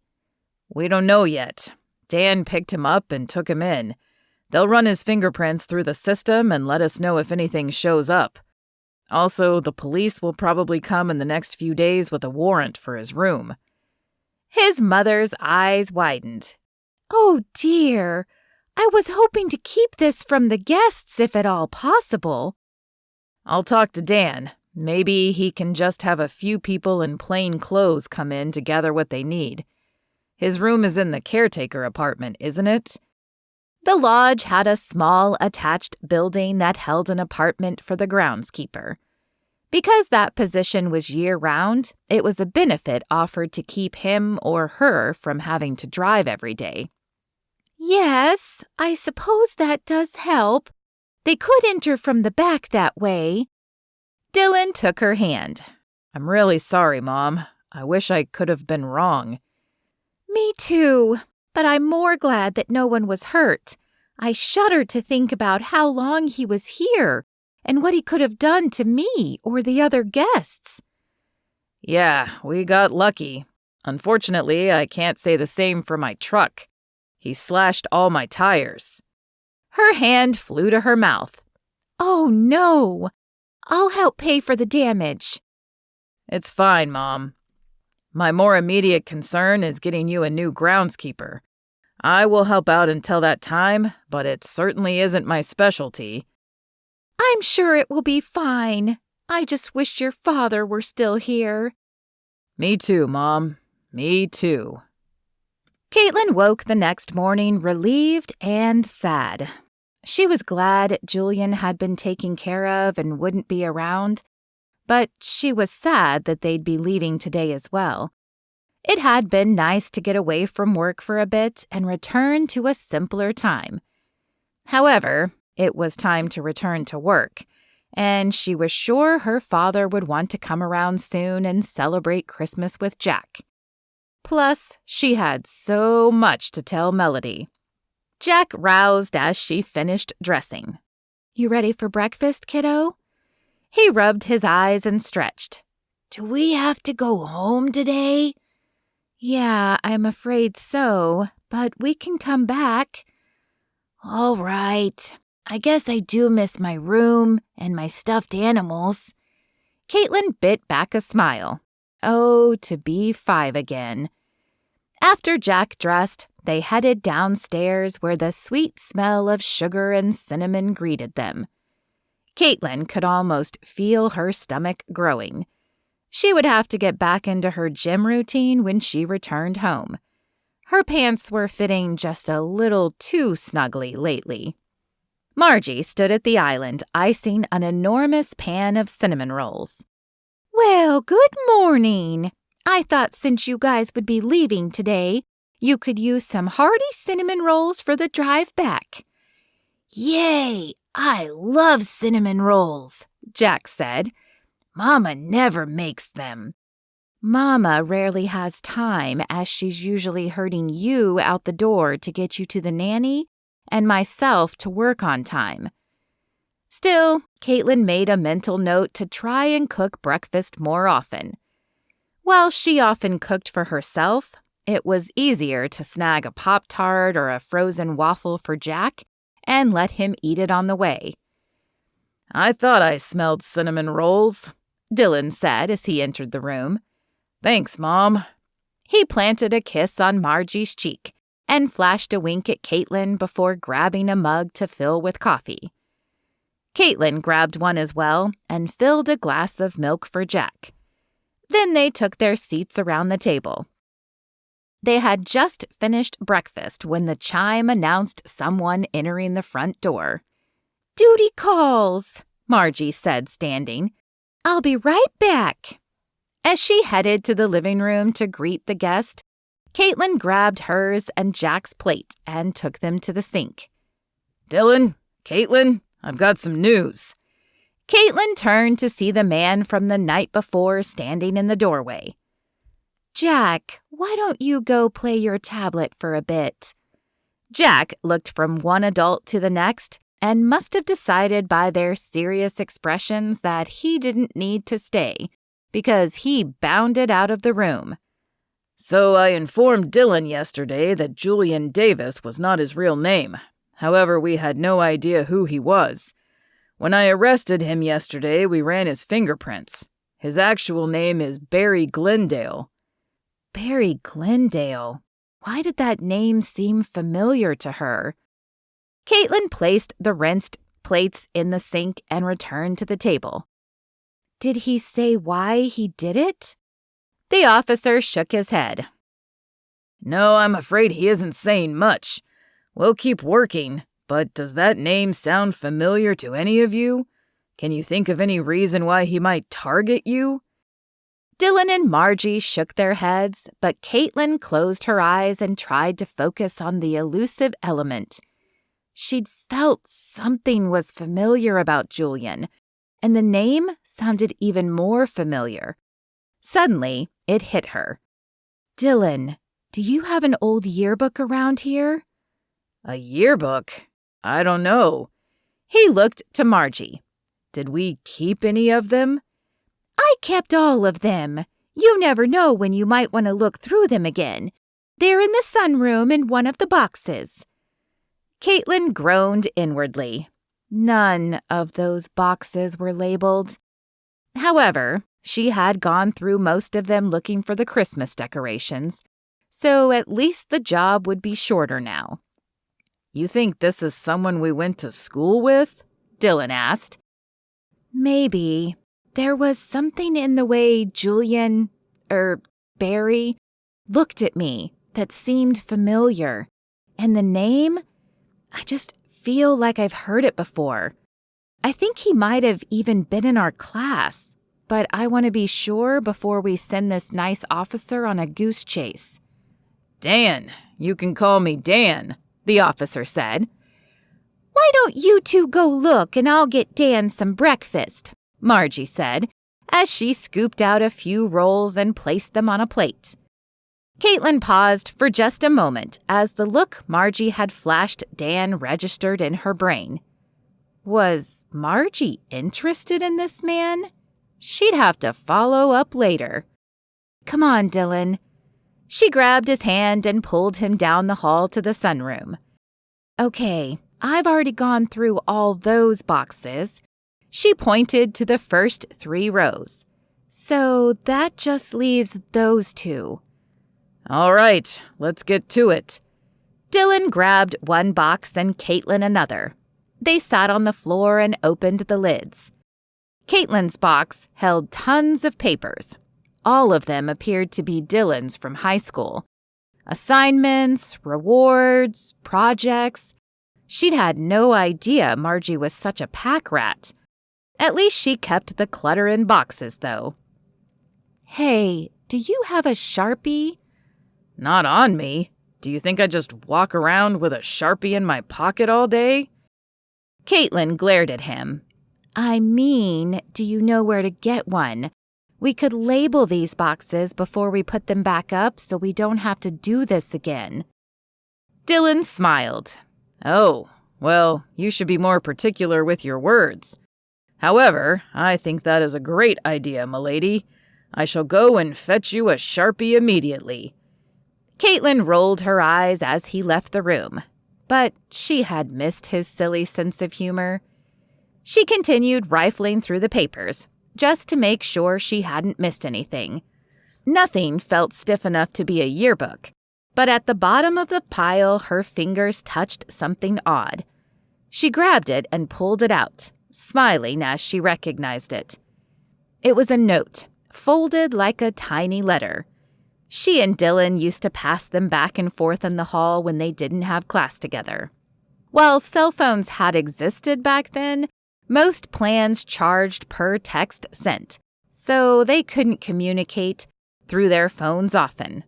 Kaitlyn hadn't minded. This way had always seemed more personal anyway. She unfolded the note and read the faded scribble. Dillon, how is your day going? Geometry is killing me today. When am I ever going to need to write a proof as a decorator? Oh man, Fred Jones just threw a pencil and got it stuck in the ceiling. Miss Bailey is mad. I better wrap this up. Can't wait till lunch to see you. Kaitlyn. Here is your Sharpie per your request. Dillon bowed and held the marker out to her. What do you have there? An old note I wrote you. She held it out to him. Do you remember when we used to drop these in each other's lockers or hand them off in the hallway? Dillon chuckled. I do. Man, am I glad we don't have to do that anymore. I don't know. I kind of miss it. Though I guess it wouldn't be practical now. A silence fell as Kaitlyn realized she wouldn't see Dillon every day when she returned home. As if reading her mind, Dillon stepped forward and grabbed her hand. Don't worry, we'll figure something out. It's only 90 minutes. Yeah, I just realized I was going to miss seeing you every day. Me too. He squeezed her hand and bent down to plant a kiss on her lips. Now, let's get back to work before my mother proposes to Dan. Kaitlyn gasped. You saw that too? Yeah, I shouldn't be surprised. In fact, I'm a little more surprised they haven't gotten together sooner. Dan was always a good friend to my father, and he and Mother seemed to get along as well. It only makes sense." "And you're okay if they do?" Dillon shrugged. "I'm nearly 30. My mom can date whoever she likes. I miss my dad, but I'd rather she not be alone. And at least someone like Dan might keep her from hiring someone like Barry again." "Speaking of Barry, let's keep looking." Kaitlyn scribbled the words Dillon's papers across her box, closed the lid, and replaced it on the shelf. Only 4 more boxes remained. "Can you pass me the Sharpie? This one appears to just be photographs." Kaitlyn handed over the marker and opened the lid of her box. "Dillon." At the top was their yearbook from senior year, and underneath in order was the rest of high school. He joined her as she pulled out the book and flipped to the back. Their high school had been big enough that the yearbook contained a glossary listing each student and the pages they appeared on. Her finger traced down the page until she hit gold. Glendale, Barry, page number 6, 27, and 54. "He wasn't involved in very much if those are the only pages he's listed on," Dillon said, reading over her shoulder. "If he is who I think he is, I remember him being a loner." She flipped to page 6, but it appeared Barry had missed picture day because the words "photo not available" sat in the box where his picture should have been. She flipped over to page 27, which held clubs. Evidently, he had been a member of the chess club, but he was listed as not pictured there as well. On page 54, she struck gold, though. Page 54 was a compilation of pictures taken at random moments around the school. A cheerleader at a pep rally, kids working together on a project in a classroom. But it was the bottom one that chilled Kaitlyn's blood. The bottom picture was of Dillon and Kaitlyn eating lunch in the cafeteria. But off to the side was a broody boy with long, shaggy hair who was glaring their direction. "Hey, I remember that guy. He interviewed me once for the school paper, though I can't remember ever seeing the article." Kaitlyn shook her head. "That's because he didn't write for the paper, Dillon." She remembered the boy clearly now. He had approached her shortly after she and Dillon began dating exclusively. "Hello, Kaitlyn." Kaitlyn closed her locker and turned. A boy she didn't recognize with shaggy hair covering his face stood behind her. Hello?" She was at a loss for his name, though she was sure she had seen him around. "Barry. It's Barry, and I've liked you for a long time. I was hoping maybe you'd go to prom with me." "Oh, that's very nice of you, Barry, but I already have a date." Dillon hadn't officially asked her, but she assumed since they were going steady that they would be attending prom together. Barry stiffened and clenched his hands into fists. "With Dillon Fields?" His voice was no longer the shy, quiet voice he had first used, but a cold, emotionless, and flat tone. "Well, he is my boyfriend."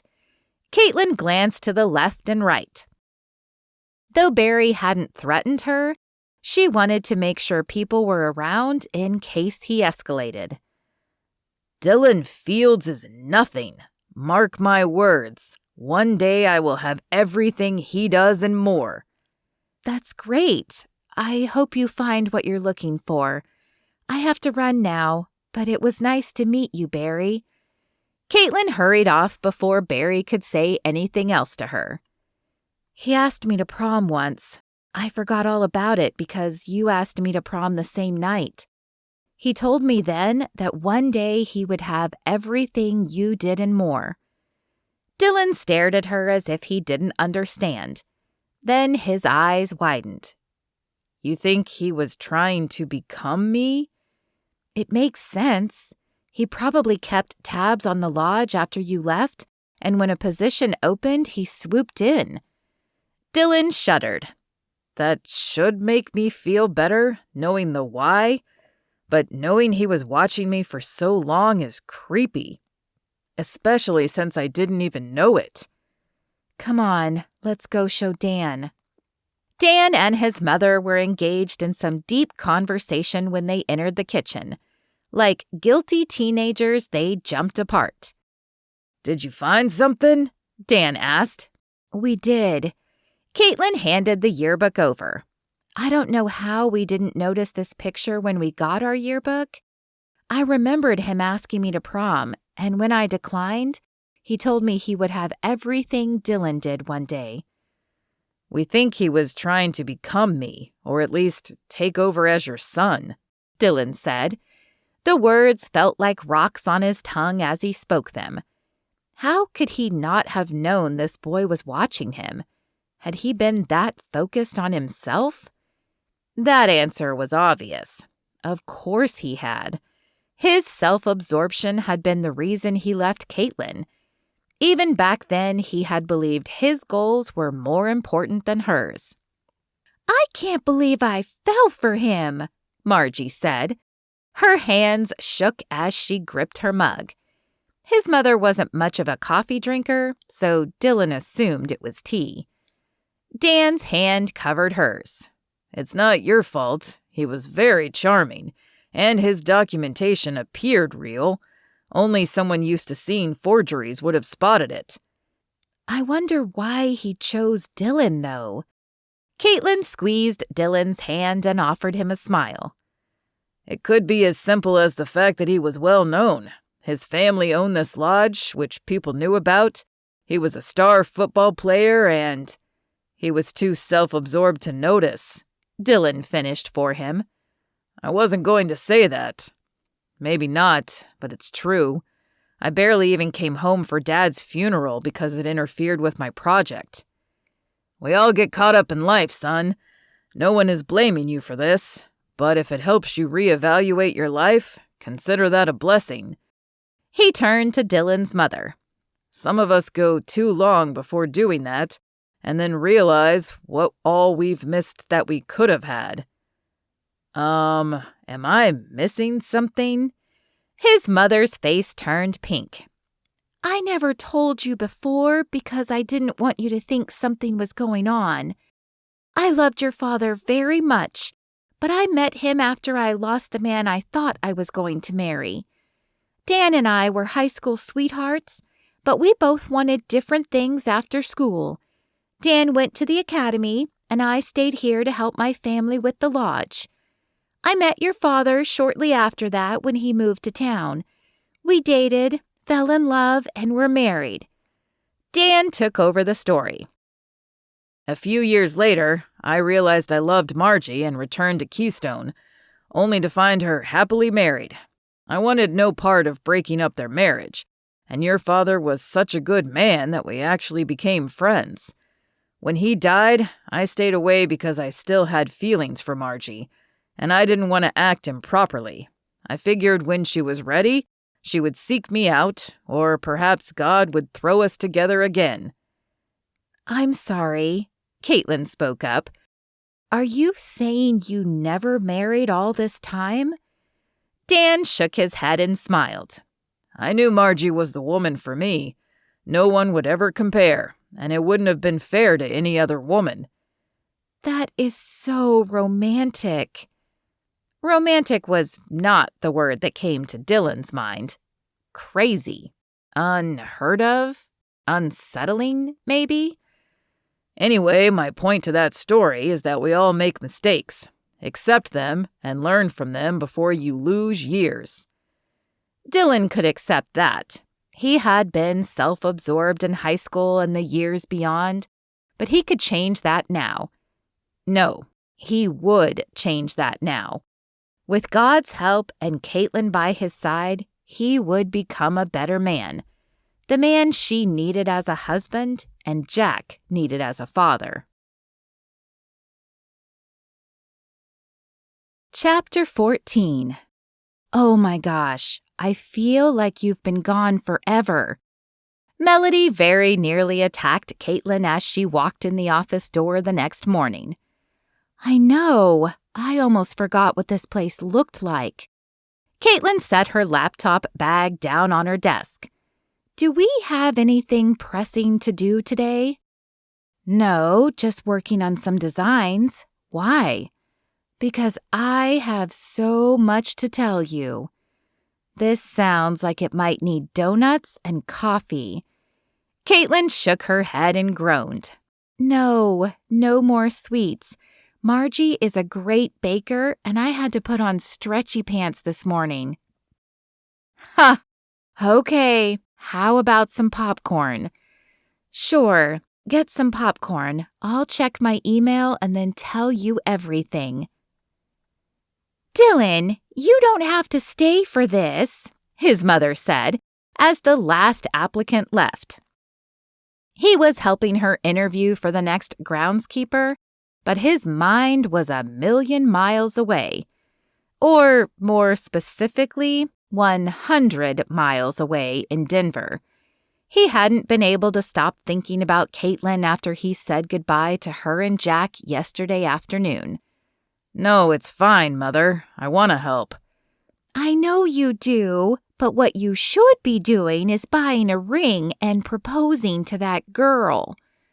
His mother shuffled the papers and tapped them against the table to even them out. A ring? Mom, we've only been back together for a few days. I think it might be too early to propose. Though he couldn't deny the thought had been in his head as well. You should have proposed to that girl 10 years ago. Remember what Dan said? There's no reason to waste any more time.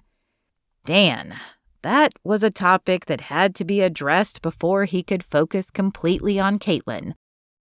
Are you going to start seeing him? His mother tilted her head as she regarded him. Is it okay with you if I do? I don't have a reason to say no, and I'd never want to deny you happiness. But it is a little odd. I mean, he was always Dad's friend. He was, but before that he was my friend. He lives close and he's willing to come check on me. At least you wouldn't have to worry so much about your old mother. Mom, I said I was coming back to help. I know you did, and you can, but maybe you're needed more in Denver right now. It's only 90 minutes away. You could come back any time. Dillon mulled the information over in his head. He wanted to be there for his mother, but it was no secret his mind and his heart were with Kaitlyn. And he was nearing 30. He wanted a family and kids of his own. Are you sure, Mom?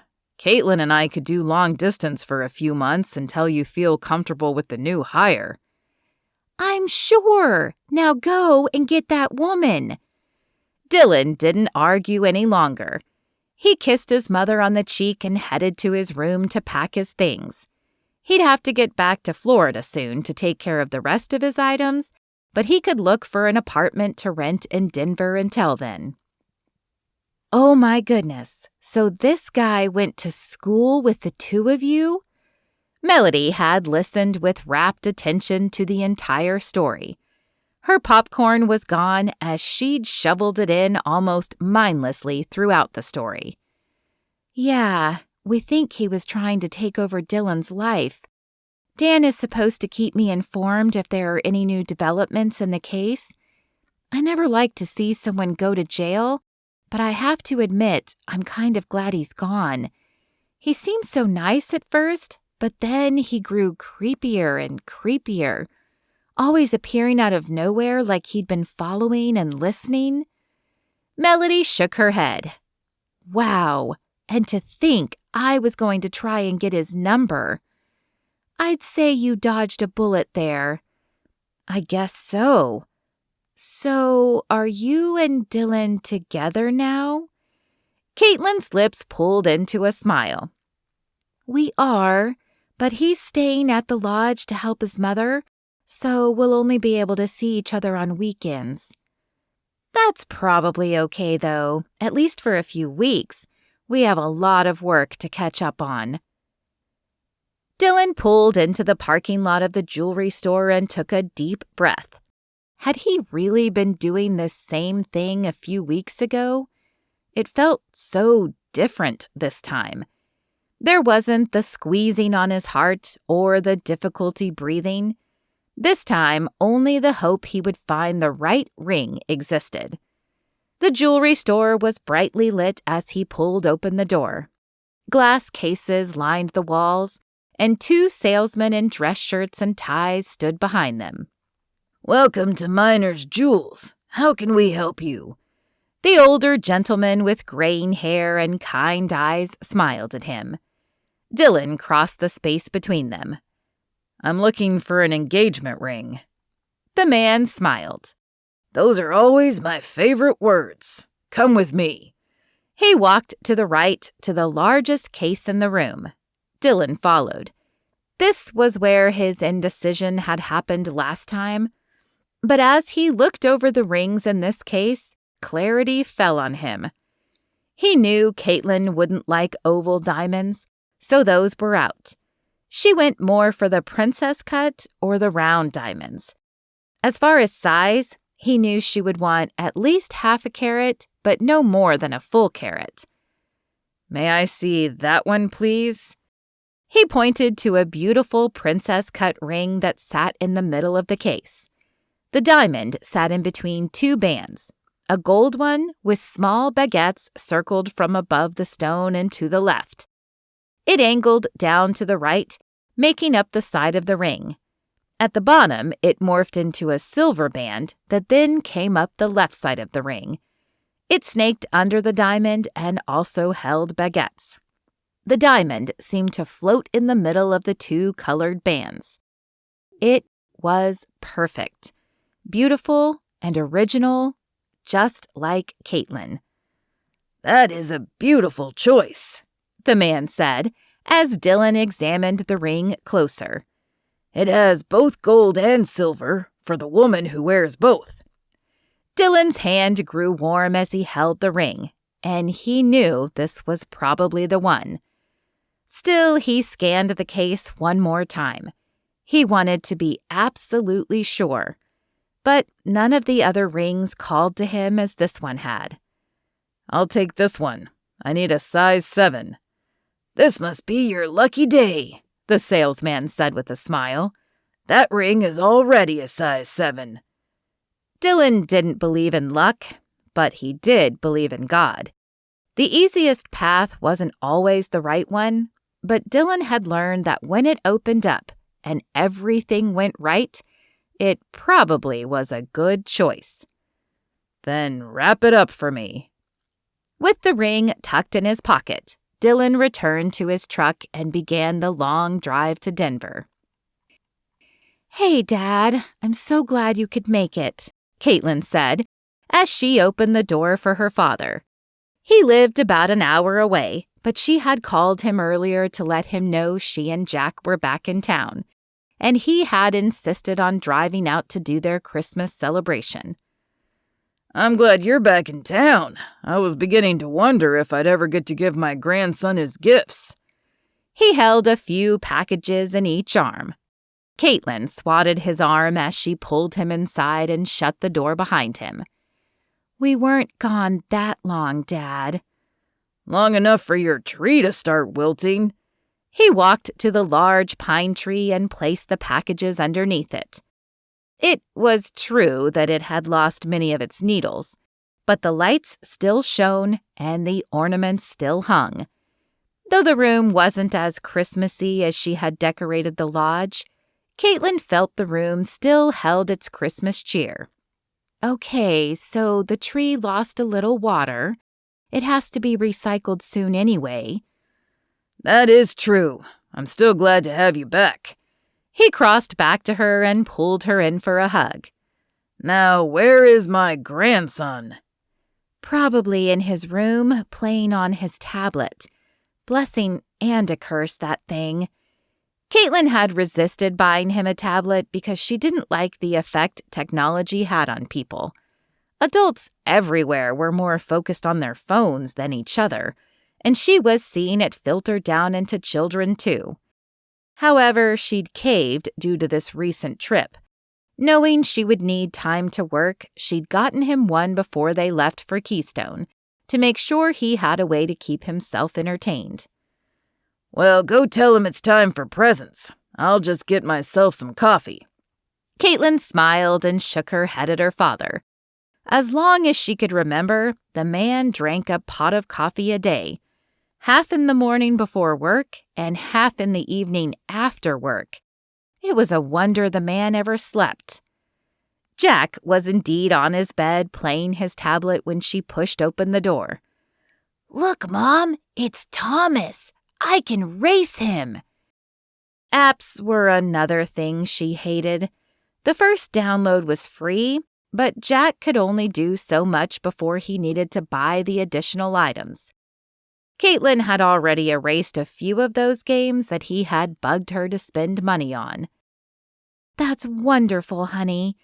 Think you could put it down for now? Grandpa is here and wants to open Christmas presents with us." "Yes, presents. I've been waiting all day to open them." He tossed his tablet on his bed and hurried past her out of the room. All day was a slight exaggeration, but he had asked to open them last night when they returned home, this morning before she dropped him off at the nanny's, and this afternoon as soon as she picked him up. "Well, there he is," her father said, scooping Jack up as he ran into the room. "I was wondering if I was going to have to return your gift." "No way. I don't care what it is, Grandpa. I want it." Her father laughed as he set Jack down. "I thought you might. Can you read enough to hand each person their gift?" Jack puffed out his chest. "I can read my name and Mommy's. I might not know how to read yours, but you would just get the gifts with the names I can't read." Her father chuckled again. "That does seem like pretty sound logic. Well, why don't you go get us each one to start with?" As Jack hurried to the tree, Kaitlyn sat next to her father. A moment later, Jack shoved a package in her hand. "That says you, right?" Kaitlyn glanced at the tag and smiled at her son. "Yes, it does. Good job." She held the gift on her lap until her father and Jack each had a gift as well. Then they all opened their gift. Kaitlyn received a beautiful sweater, her father a new tie, and Jack a toy shop. Then Jack hurried back to the tree to get more gifts. Kaitlyn wished the opening of presents took a little longer, but with only 3 of them, it was a speedy process. One day, she hoped to have a much larger family gathering so they could enjoy the process longer. When the last gift was opened and the thank yous said, she began picking up the paper and bows to throw away. She had just wadded it all into a ball when the doorbell rang. Who in the world would be ringing her bell at 8 p.m. at night? Even though she knew he was in jail, her first thought, or rather fear, was that Barry had somehow escaped the police, followed her home, and was now prowling around her house. She shook her head to clear the image and opened the front door. Though not her worst fear, it was still not an image she had expected to see. "Dillon, what are you doing here?" "I'm moving here," he said with a smile. Kaitlyn tilted her head. Had she missed something? She thought he understood she wouldn't live with him unless they were married. "Dillon, He laughed. "No, not in here. Here to Denver. I realized I didn't want to be an hour and a half away from you. And with my mom and Dan getting together, she assured me she had someone to look out for her. So I packed up my things, drove up here, found an apartment, and started the paperwork. I'll have to stay at a hotel for a few days, but I'm okay with that if it means I get to be close to you and Jack." As if summoned, Jack appeared behind Kaitlyn. "Hey, Dillon, want to come see all the toys I got?" Dillon smiled down at him. "I do, though I was hoping I would make it in time to participate." Jack wrinkled his brow. I don't see any presents. Are they in your truck? No, I just brought one present, but it's for both you and your mom. Oh, hey, Frank, good to see you, he said, noticing her father on the couch. Her father stood and extended his hand. Dillon, nice to see you as well. So, you're really moving to Denver? Kaitlyn asked. Her head was still spinning from the news. Yes, I'll have to fly back to Florida in the next week to take care of things on that end, but I'm ready to start my life here. He was really moving to be close to her? She had hoped he would someday because her business was here, and she didn't want to pack up and start over, especially not now that business was growing. Melody had landed 2 new jobs, and Kaitlyn still had all the rooms at the lodge to finish. So, though she was overjoyed, she hadn't expected it to happen so soon. You're going to be close by? Jack asked. Does that mean we can't go to the lodge anymore? Kaitlyn laughed. Don't worry, buddy. You'll get lots more time at the lodge. After you finish redecorating the rooms, do you think you could do something outside? Dillon asked, turning his attention to her. I don't know. I don't usually do outside jobs. That might be more Melody's strength. Why? Well, it's such a lovely place and large enough that I was thinking it would be a good spot for an outdoor wedding. Maybe if we added a gazebo. Kaitlyn blinked. A gazebo? Had he hit his head? She didn't construct gazebos, though she supposed her team could build one. I suppose, but that really isn't what I do. Oh, well, I was rather hoping our wedding could be the first one there. He pulled a box out of his pocket and dropped to one knee. Was he proposing? Was she ready for marriage? Kaitlyn Grace Bell, will you marry me and do me the honor of becoming my wife? He popped open the lid to the box, displaying a beautiful diamond ring. Does that mean you're going to be my new dad?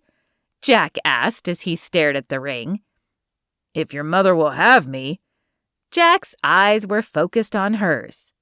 Please, Mom. Dillon would be a great dad. I know my opinion doesn't matter in the grand scheme of things, her father said, but I happen to agree with Jack. I've been waiting a long time to see you married, and I think your mother would agree you two belong together. Her mother. Kaitlyn wished her mother were still here so she could be in on this moment. But she knew her mother was watching from heaven. The proposal felt fast, and yet she had imagined and wished for this moment for over a decade. Somewhere she probably still had a notebook with the words, Mrs. Dillon Fields, scribbled inside it. And she didn't feel scared. When she had agreed to marry Jerry, she'd been plagued with doubts, and her throat had dried up at the thought. But she'd been too scared to say no. She felt none of that now. Kaitlyn felt nothing but pure joy. Yes, she said, as tears flooded her eyes. Yes, I will marry you. Dillon slid the ring onto her finger. Then he picked her up and twirled her around. Thank you for making me the happiest man in the world, he whispered into her ear.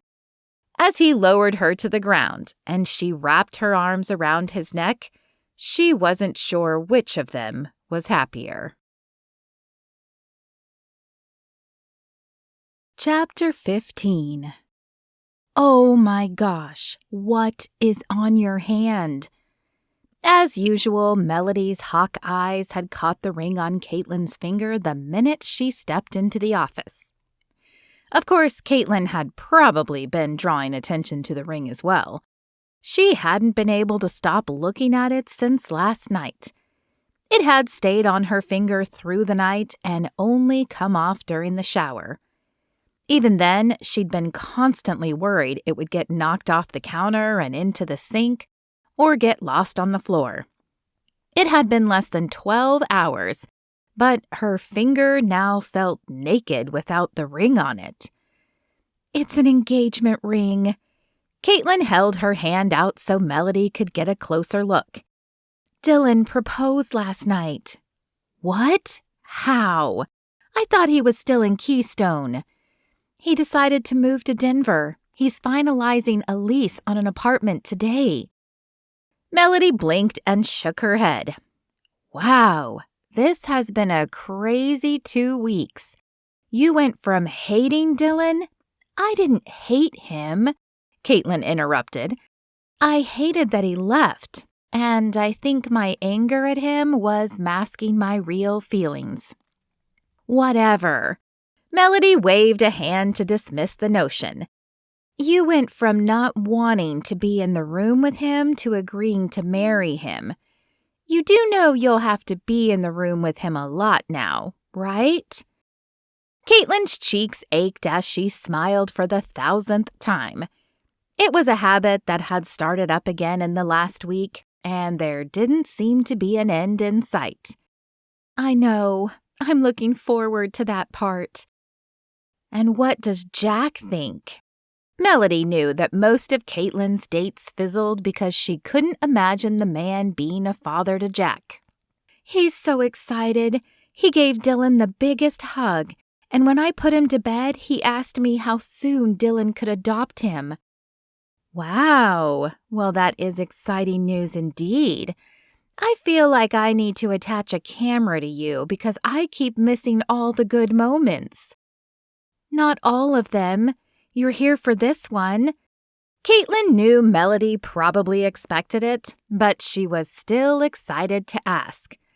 Will you be my maid of honor? This time, it was Melody's turn to grin. Of course I will. Oh, now I'm excited. Have you set a date yet? No, he just proposed last night. He still has to take care of his place in Florida and settle in before we set a date. However, he did want an outdoor wedding, so I'm hoping he's thinking this summer. Melody sighed. An outdoor wedding. That's so romantic. When am I going to find my Prince Charming? Don't worry. I'm sure God will send him soon. Before Melody could respond, Kaitlyn's phone rang.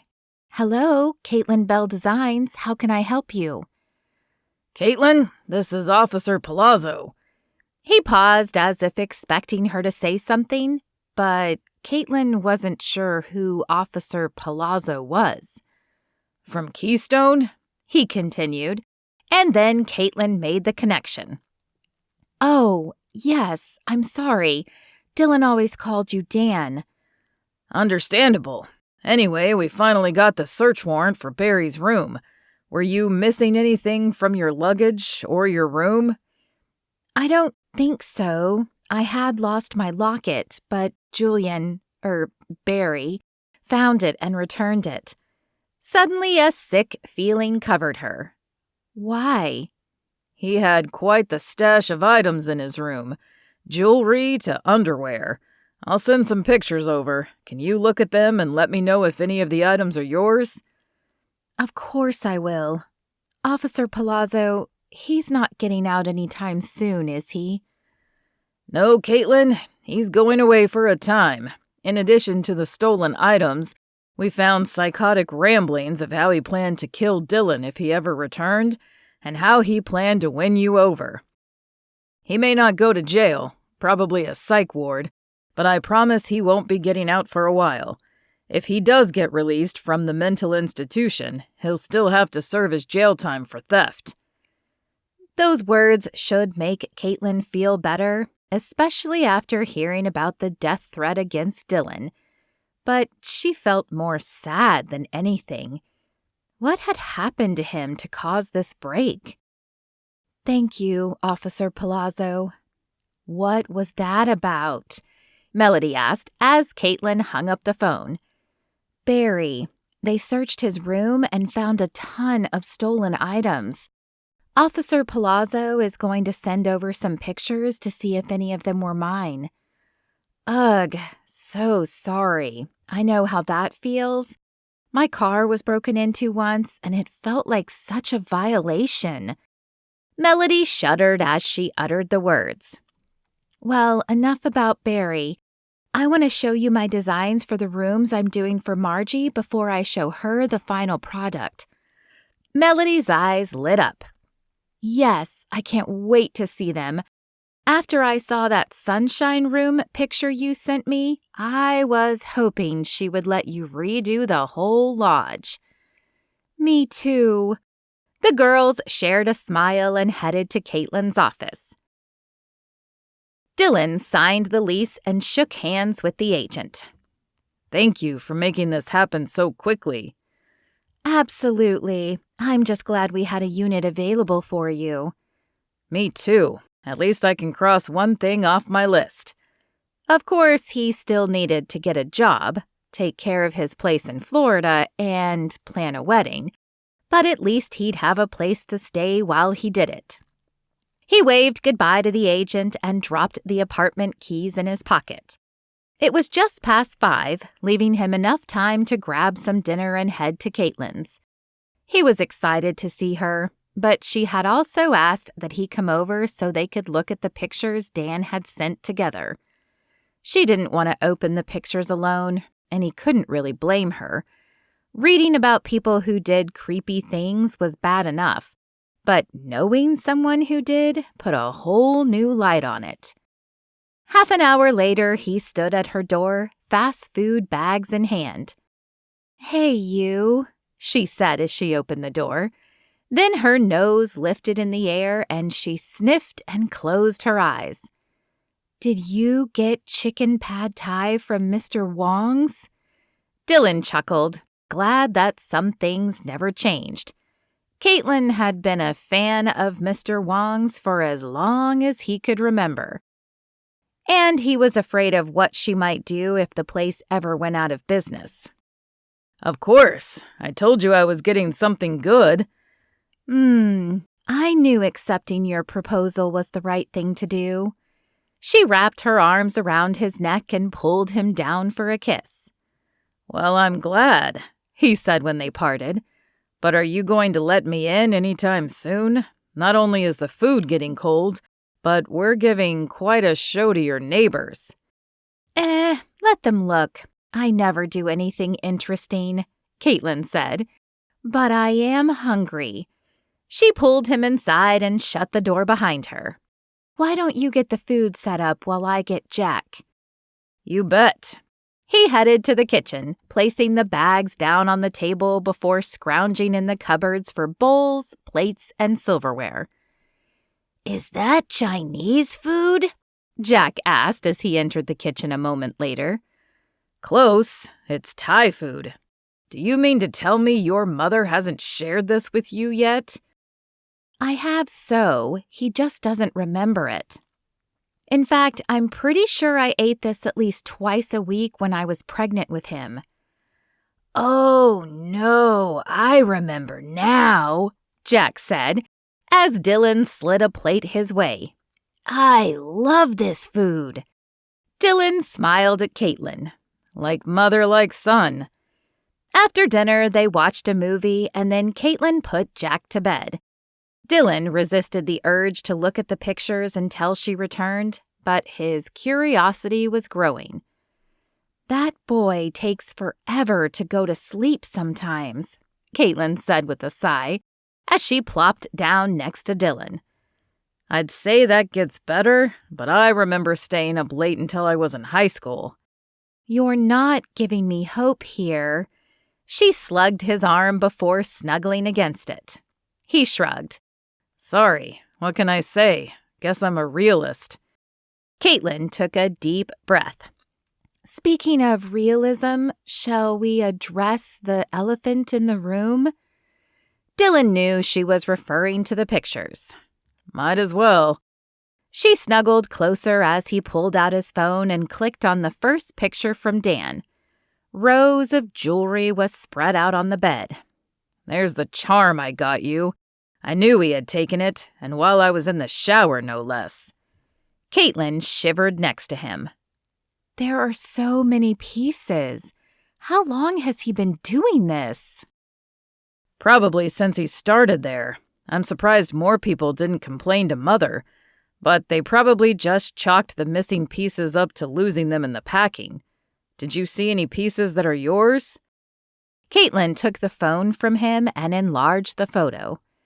No, I don't recognize anything. I guess I should be relieved. Well, there's one more pic. Dillon took back the phone and tapped the next picture. This one was of clothing items. Socks, gloves, scarves, even a sweater. Kaitlyn sucked in her breath. He took clothes too? I don't know why, but that feels worse. More personal or something. I agree. He scanned the picture. I'm pretty sure that's my sock. I thought I had just misplaced it in my packing. Kaitlyn leaned in. That's Jack's hat. I thought he had left it on a snowman. And that's my scarf. Ugh, Melody is right. I just feel violated. Do you want the items back? I'll text Dan and let him know. We may not even be able to get them, but do you want them if we can? No, I don't think I do. I can buy a new hat and scarf.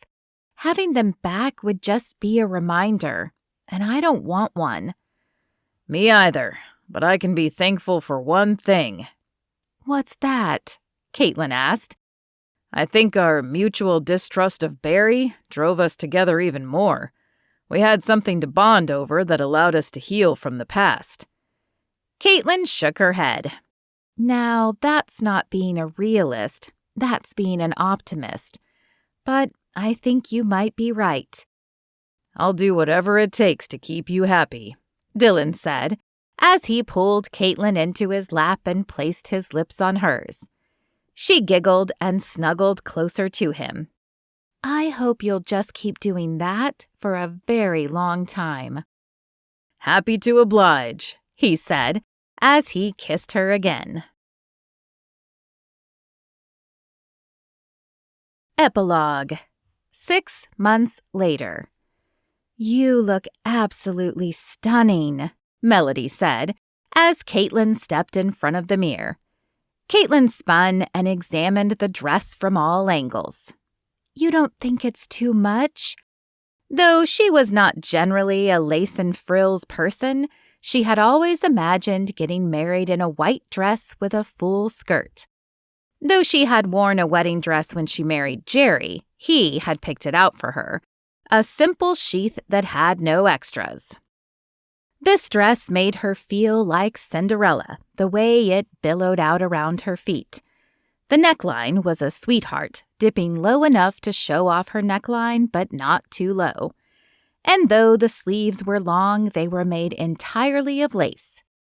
No, I think it fits you perfectly, and Dillon will too. Kaitlyn smiled at the thought of seeing Dillon in his tux.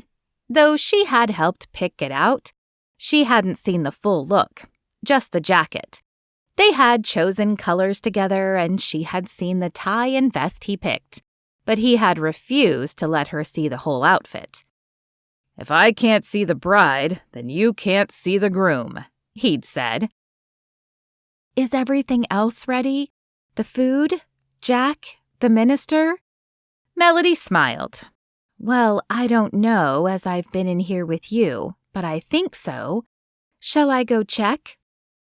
Kaitlyn was just about to answer yes when a knock sounded at the door. Melanie opened the door a crack to see who it was, then threw it wide to allow Margie to enter.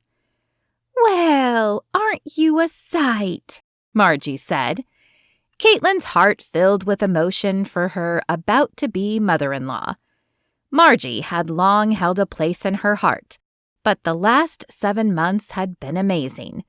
She and Kaitlyn had had long chats while Dillon took Jack through the forest at the lodge. Then Margie and Dan had watched Jack so Kaitlyn and Dillon could have date time. It was almost as good as having her own mother back. Thanks, Margie. Kaitlyn smoothed the skirt of her dress. Her insides were wound up tight, and she didn't know what to do with her hands. I thought you might like to know that the caterer arrived and the food looks amazing. Jack is dressed and holding the ring pillow like a pro. The preacher and the photographer are both here and ready, and your father looks very dapper and emotional. Kaitlyn smiled and wiped the wetness from the corner of her eyes. How Margie could have known those were all her questions were beyond her. But she was so thankful for the wonderful woman. And Dillon? Margie smiled. Dillon is there waiting, but that's all I'm saying. Now, are you ready? Kaitlyn took one final look in the mirror. Her dark hair was pulled up in a simple updo, with a few tendrils curling by her face. Her veil was attached with a comb to the updo and flowed down her back, a stream of white. Her dress appeared to be fitting correctly, skimming her slim figure from shoulder to waist. But something was missing. Her eyes widened. Flowers. Did we forget my bouquet? Relax. Melanie appeared behind her and handed her the bouquet of roses and carnations. We had them sitting over there so we could fix your makeup, remember? Right. Kaitlyn didn't actually remember, but everything in the last 2 hours felt like a blur anyway. She took one final breath, her shoulders raising with the motion and slowly sinking down. Then I suppose I'm ready. Margie leaned in to hug her. You are so beautiful, and I know your mother would be proud. Kaitlyn could feel the wetness returning to her eyes. She needed to get her emotions under control, or she'd spend the whole ceremony dabbing her eyes. Okay, let's go. Melody led the way out of the guest room, no longer a bright yellow, but now a classic cream color, and down the stairs of the lodge. True to Margie's word, Kaitlyn's father stood at the entrance to the back door, tugging at his tie. Jack stood to his side, staring down at the pillow as if he were afraid he was going to drop it. Grant, Dillon's friend, stood closest to the closed doors. When he saw the girls approaching, his eyes lit up, and a smile fluttered across his face. He and Melody had seemed to hit it off during the rehearsal dinner, and Kaitlyn wondered if there might be romance in Melody's future. Next to Grant was Dan, who had graciously agreed to serve as an usher as long as he could walk Margie down the aisle. Kaitlyn, you look like an angel. The voice came from her father's mouth, but she almost didn't recognize it, as it was strangled with emotion. Jack looked up from his pillow at the words, and a toothy grin covered his face. Wow, Mom, you sure clean up nice. The adults all laughed, and a hurt look crossed Jack's face. That's not the right phrase. It's perfect, honey. Kaitlyn kissed the top of his head, thankful not only for him, but his ability to soften the emotional moment. Okay, good. Do you see how careful I'm being with the pillow? I haven't dropped the ring yet. Kaitlyn bit her lip to keep from laughing. He was so sincere that she didn't have the heart to tell him the ring was tied onto the pillow. That's wonderful, Jack. You are doing a great job. She looked to her father, who was sniffing discreetly and dabbing at his eyes. Dad, it's going to be fine. You did this once before, remember? Yeah, but I never liked that guy. He chuckled before sobering up and sniffing one more time. I'm just thinking about how much like your mother you look, and how much she would have loved seeing you marry Dillon. Thanks, Dad. Before Kaitlyn could become a weeping mess again, the music started. Grant turned to the group, hand on the door handle. Well, here we go. Everyone ready? Slight nods and smiles circled the group, and Dan and Margie linked arms. Grant opened the door for them and they proceeded down the aisle. Jack went next, walking at the slowest pace Kaitlyn had ever seen, still terrified to drop the ring. A titter of laughter trickled through the crowd. Grant and Melody linked arms and followed Jack. Then the music changed, and with a deep breath, Kaitlyn slipped her arm in her father's and began her walk up the aisle. Dillon's eyes were drawn to Kaitlyn from the moment he saw the back doors of the lodge open. Like an angel on earth, she was a vision of white. Her pale skin was just a few shades darker than her dress, which made her dark hair stand out even more. He loved that dark hair. It generally cascaded to her shoulders like ripples of chocolate, but today it was pulled atop her head. Tiny tendrils that he longed to touch framed her face. She found his eyes as the music changed, and she began her walk up the aisle. Though he was sure the audience stood, the surrounding people and noise seemed to fade away. It was just the music and Kaitlyn. 10 years. He still kicked himself that he had wasted 10 years of not being with her. But it was God's timing, and he was determined not to waste another moment.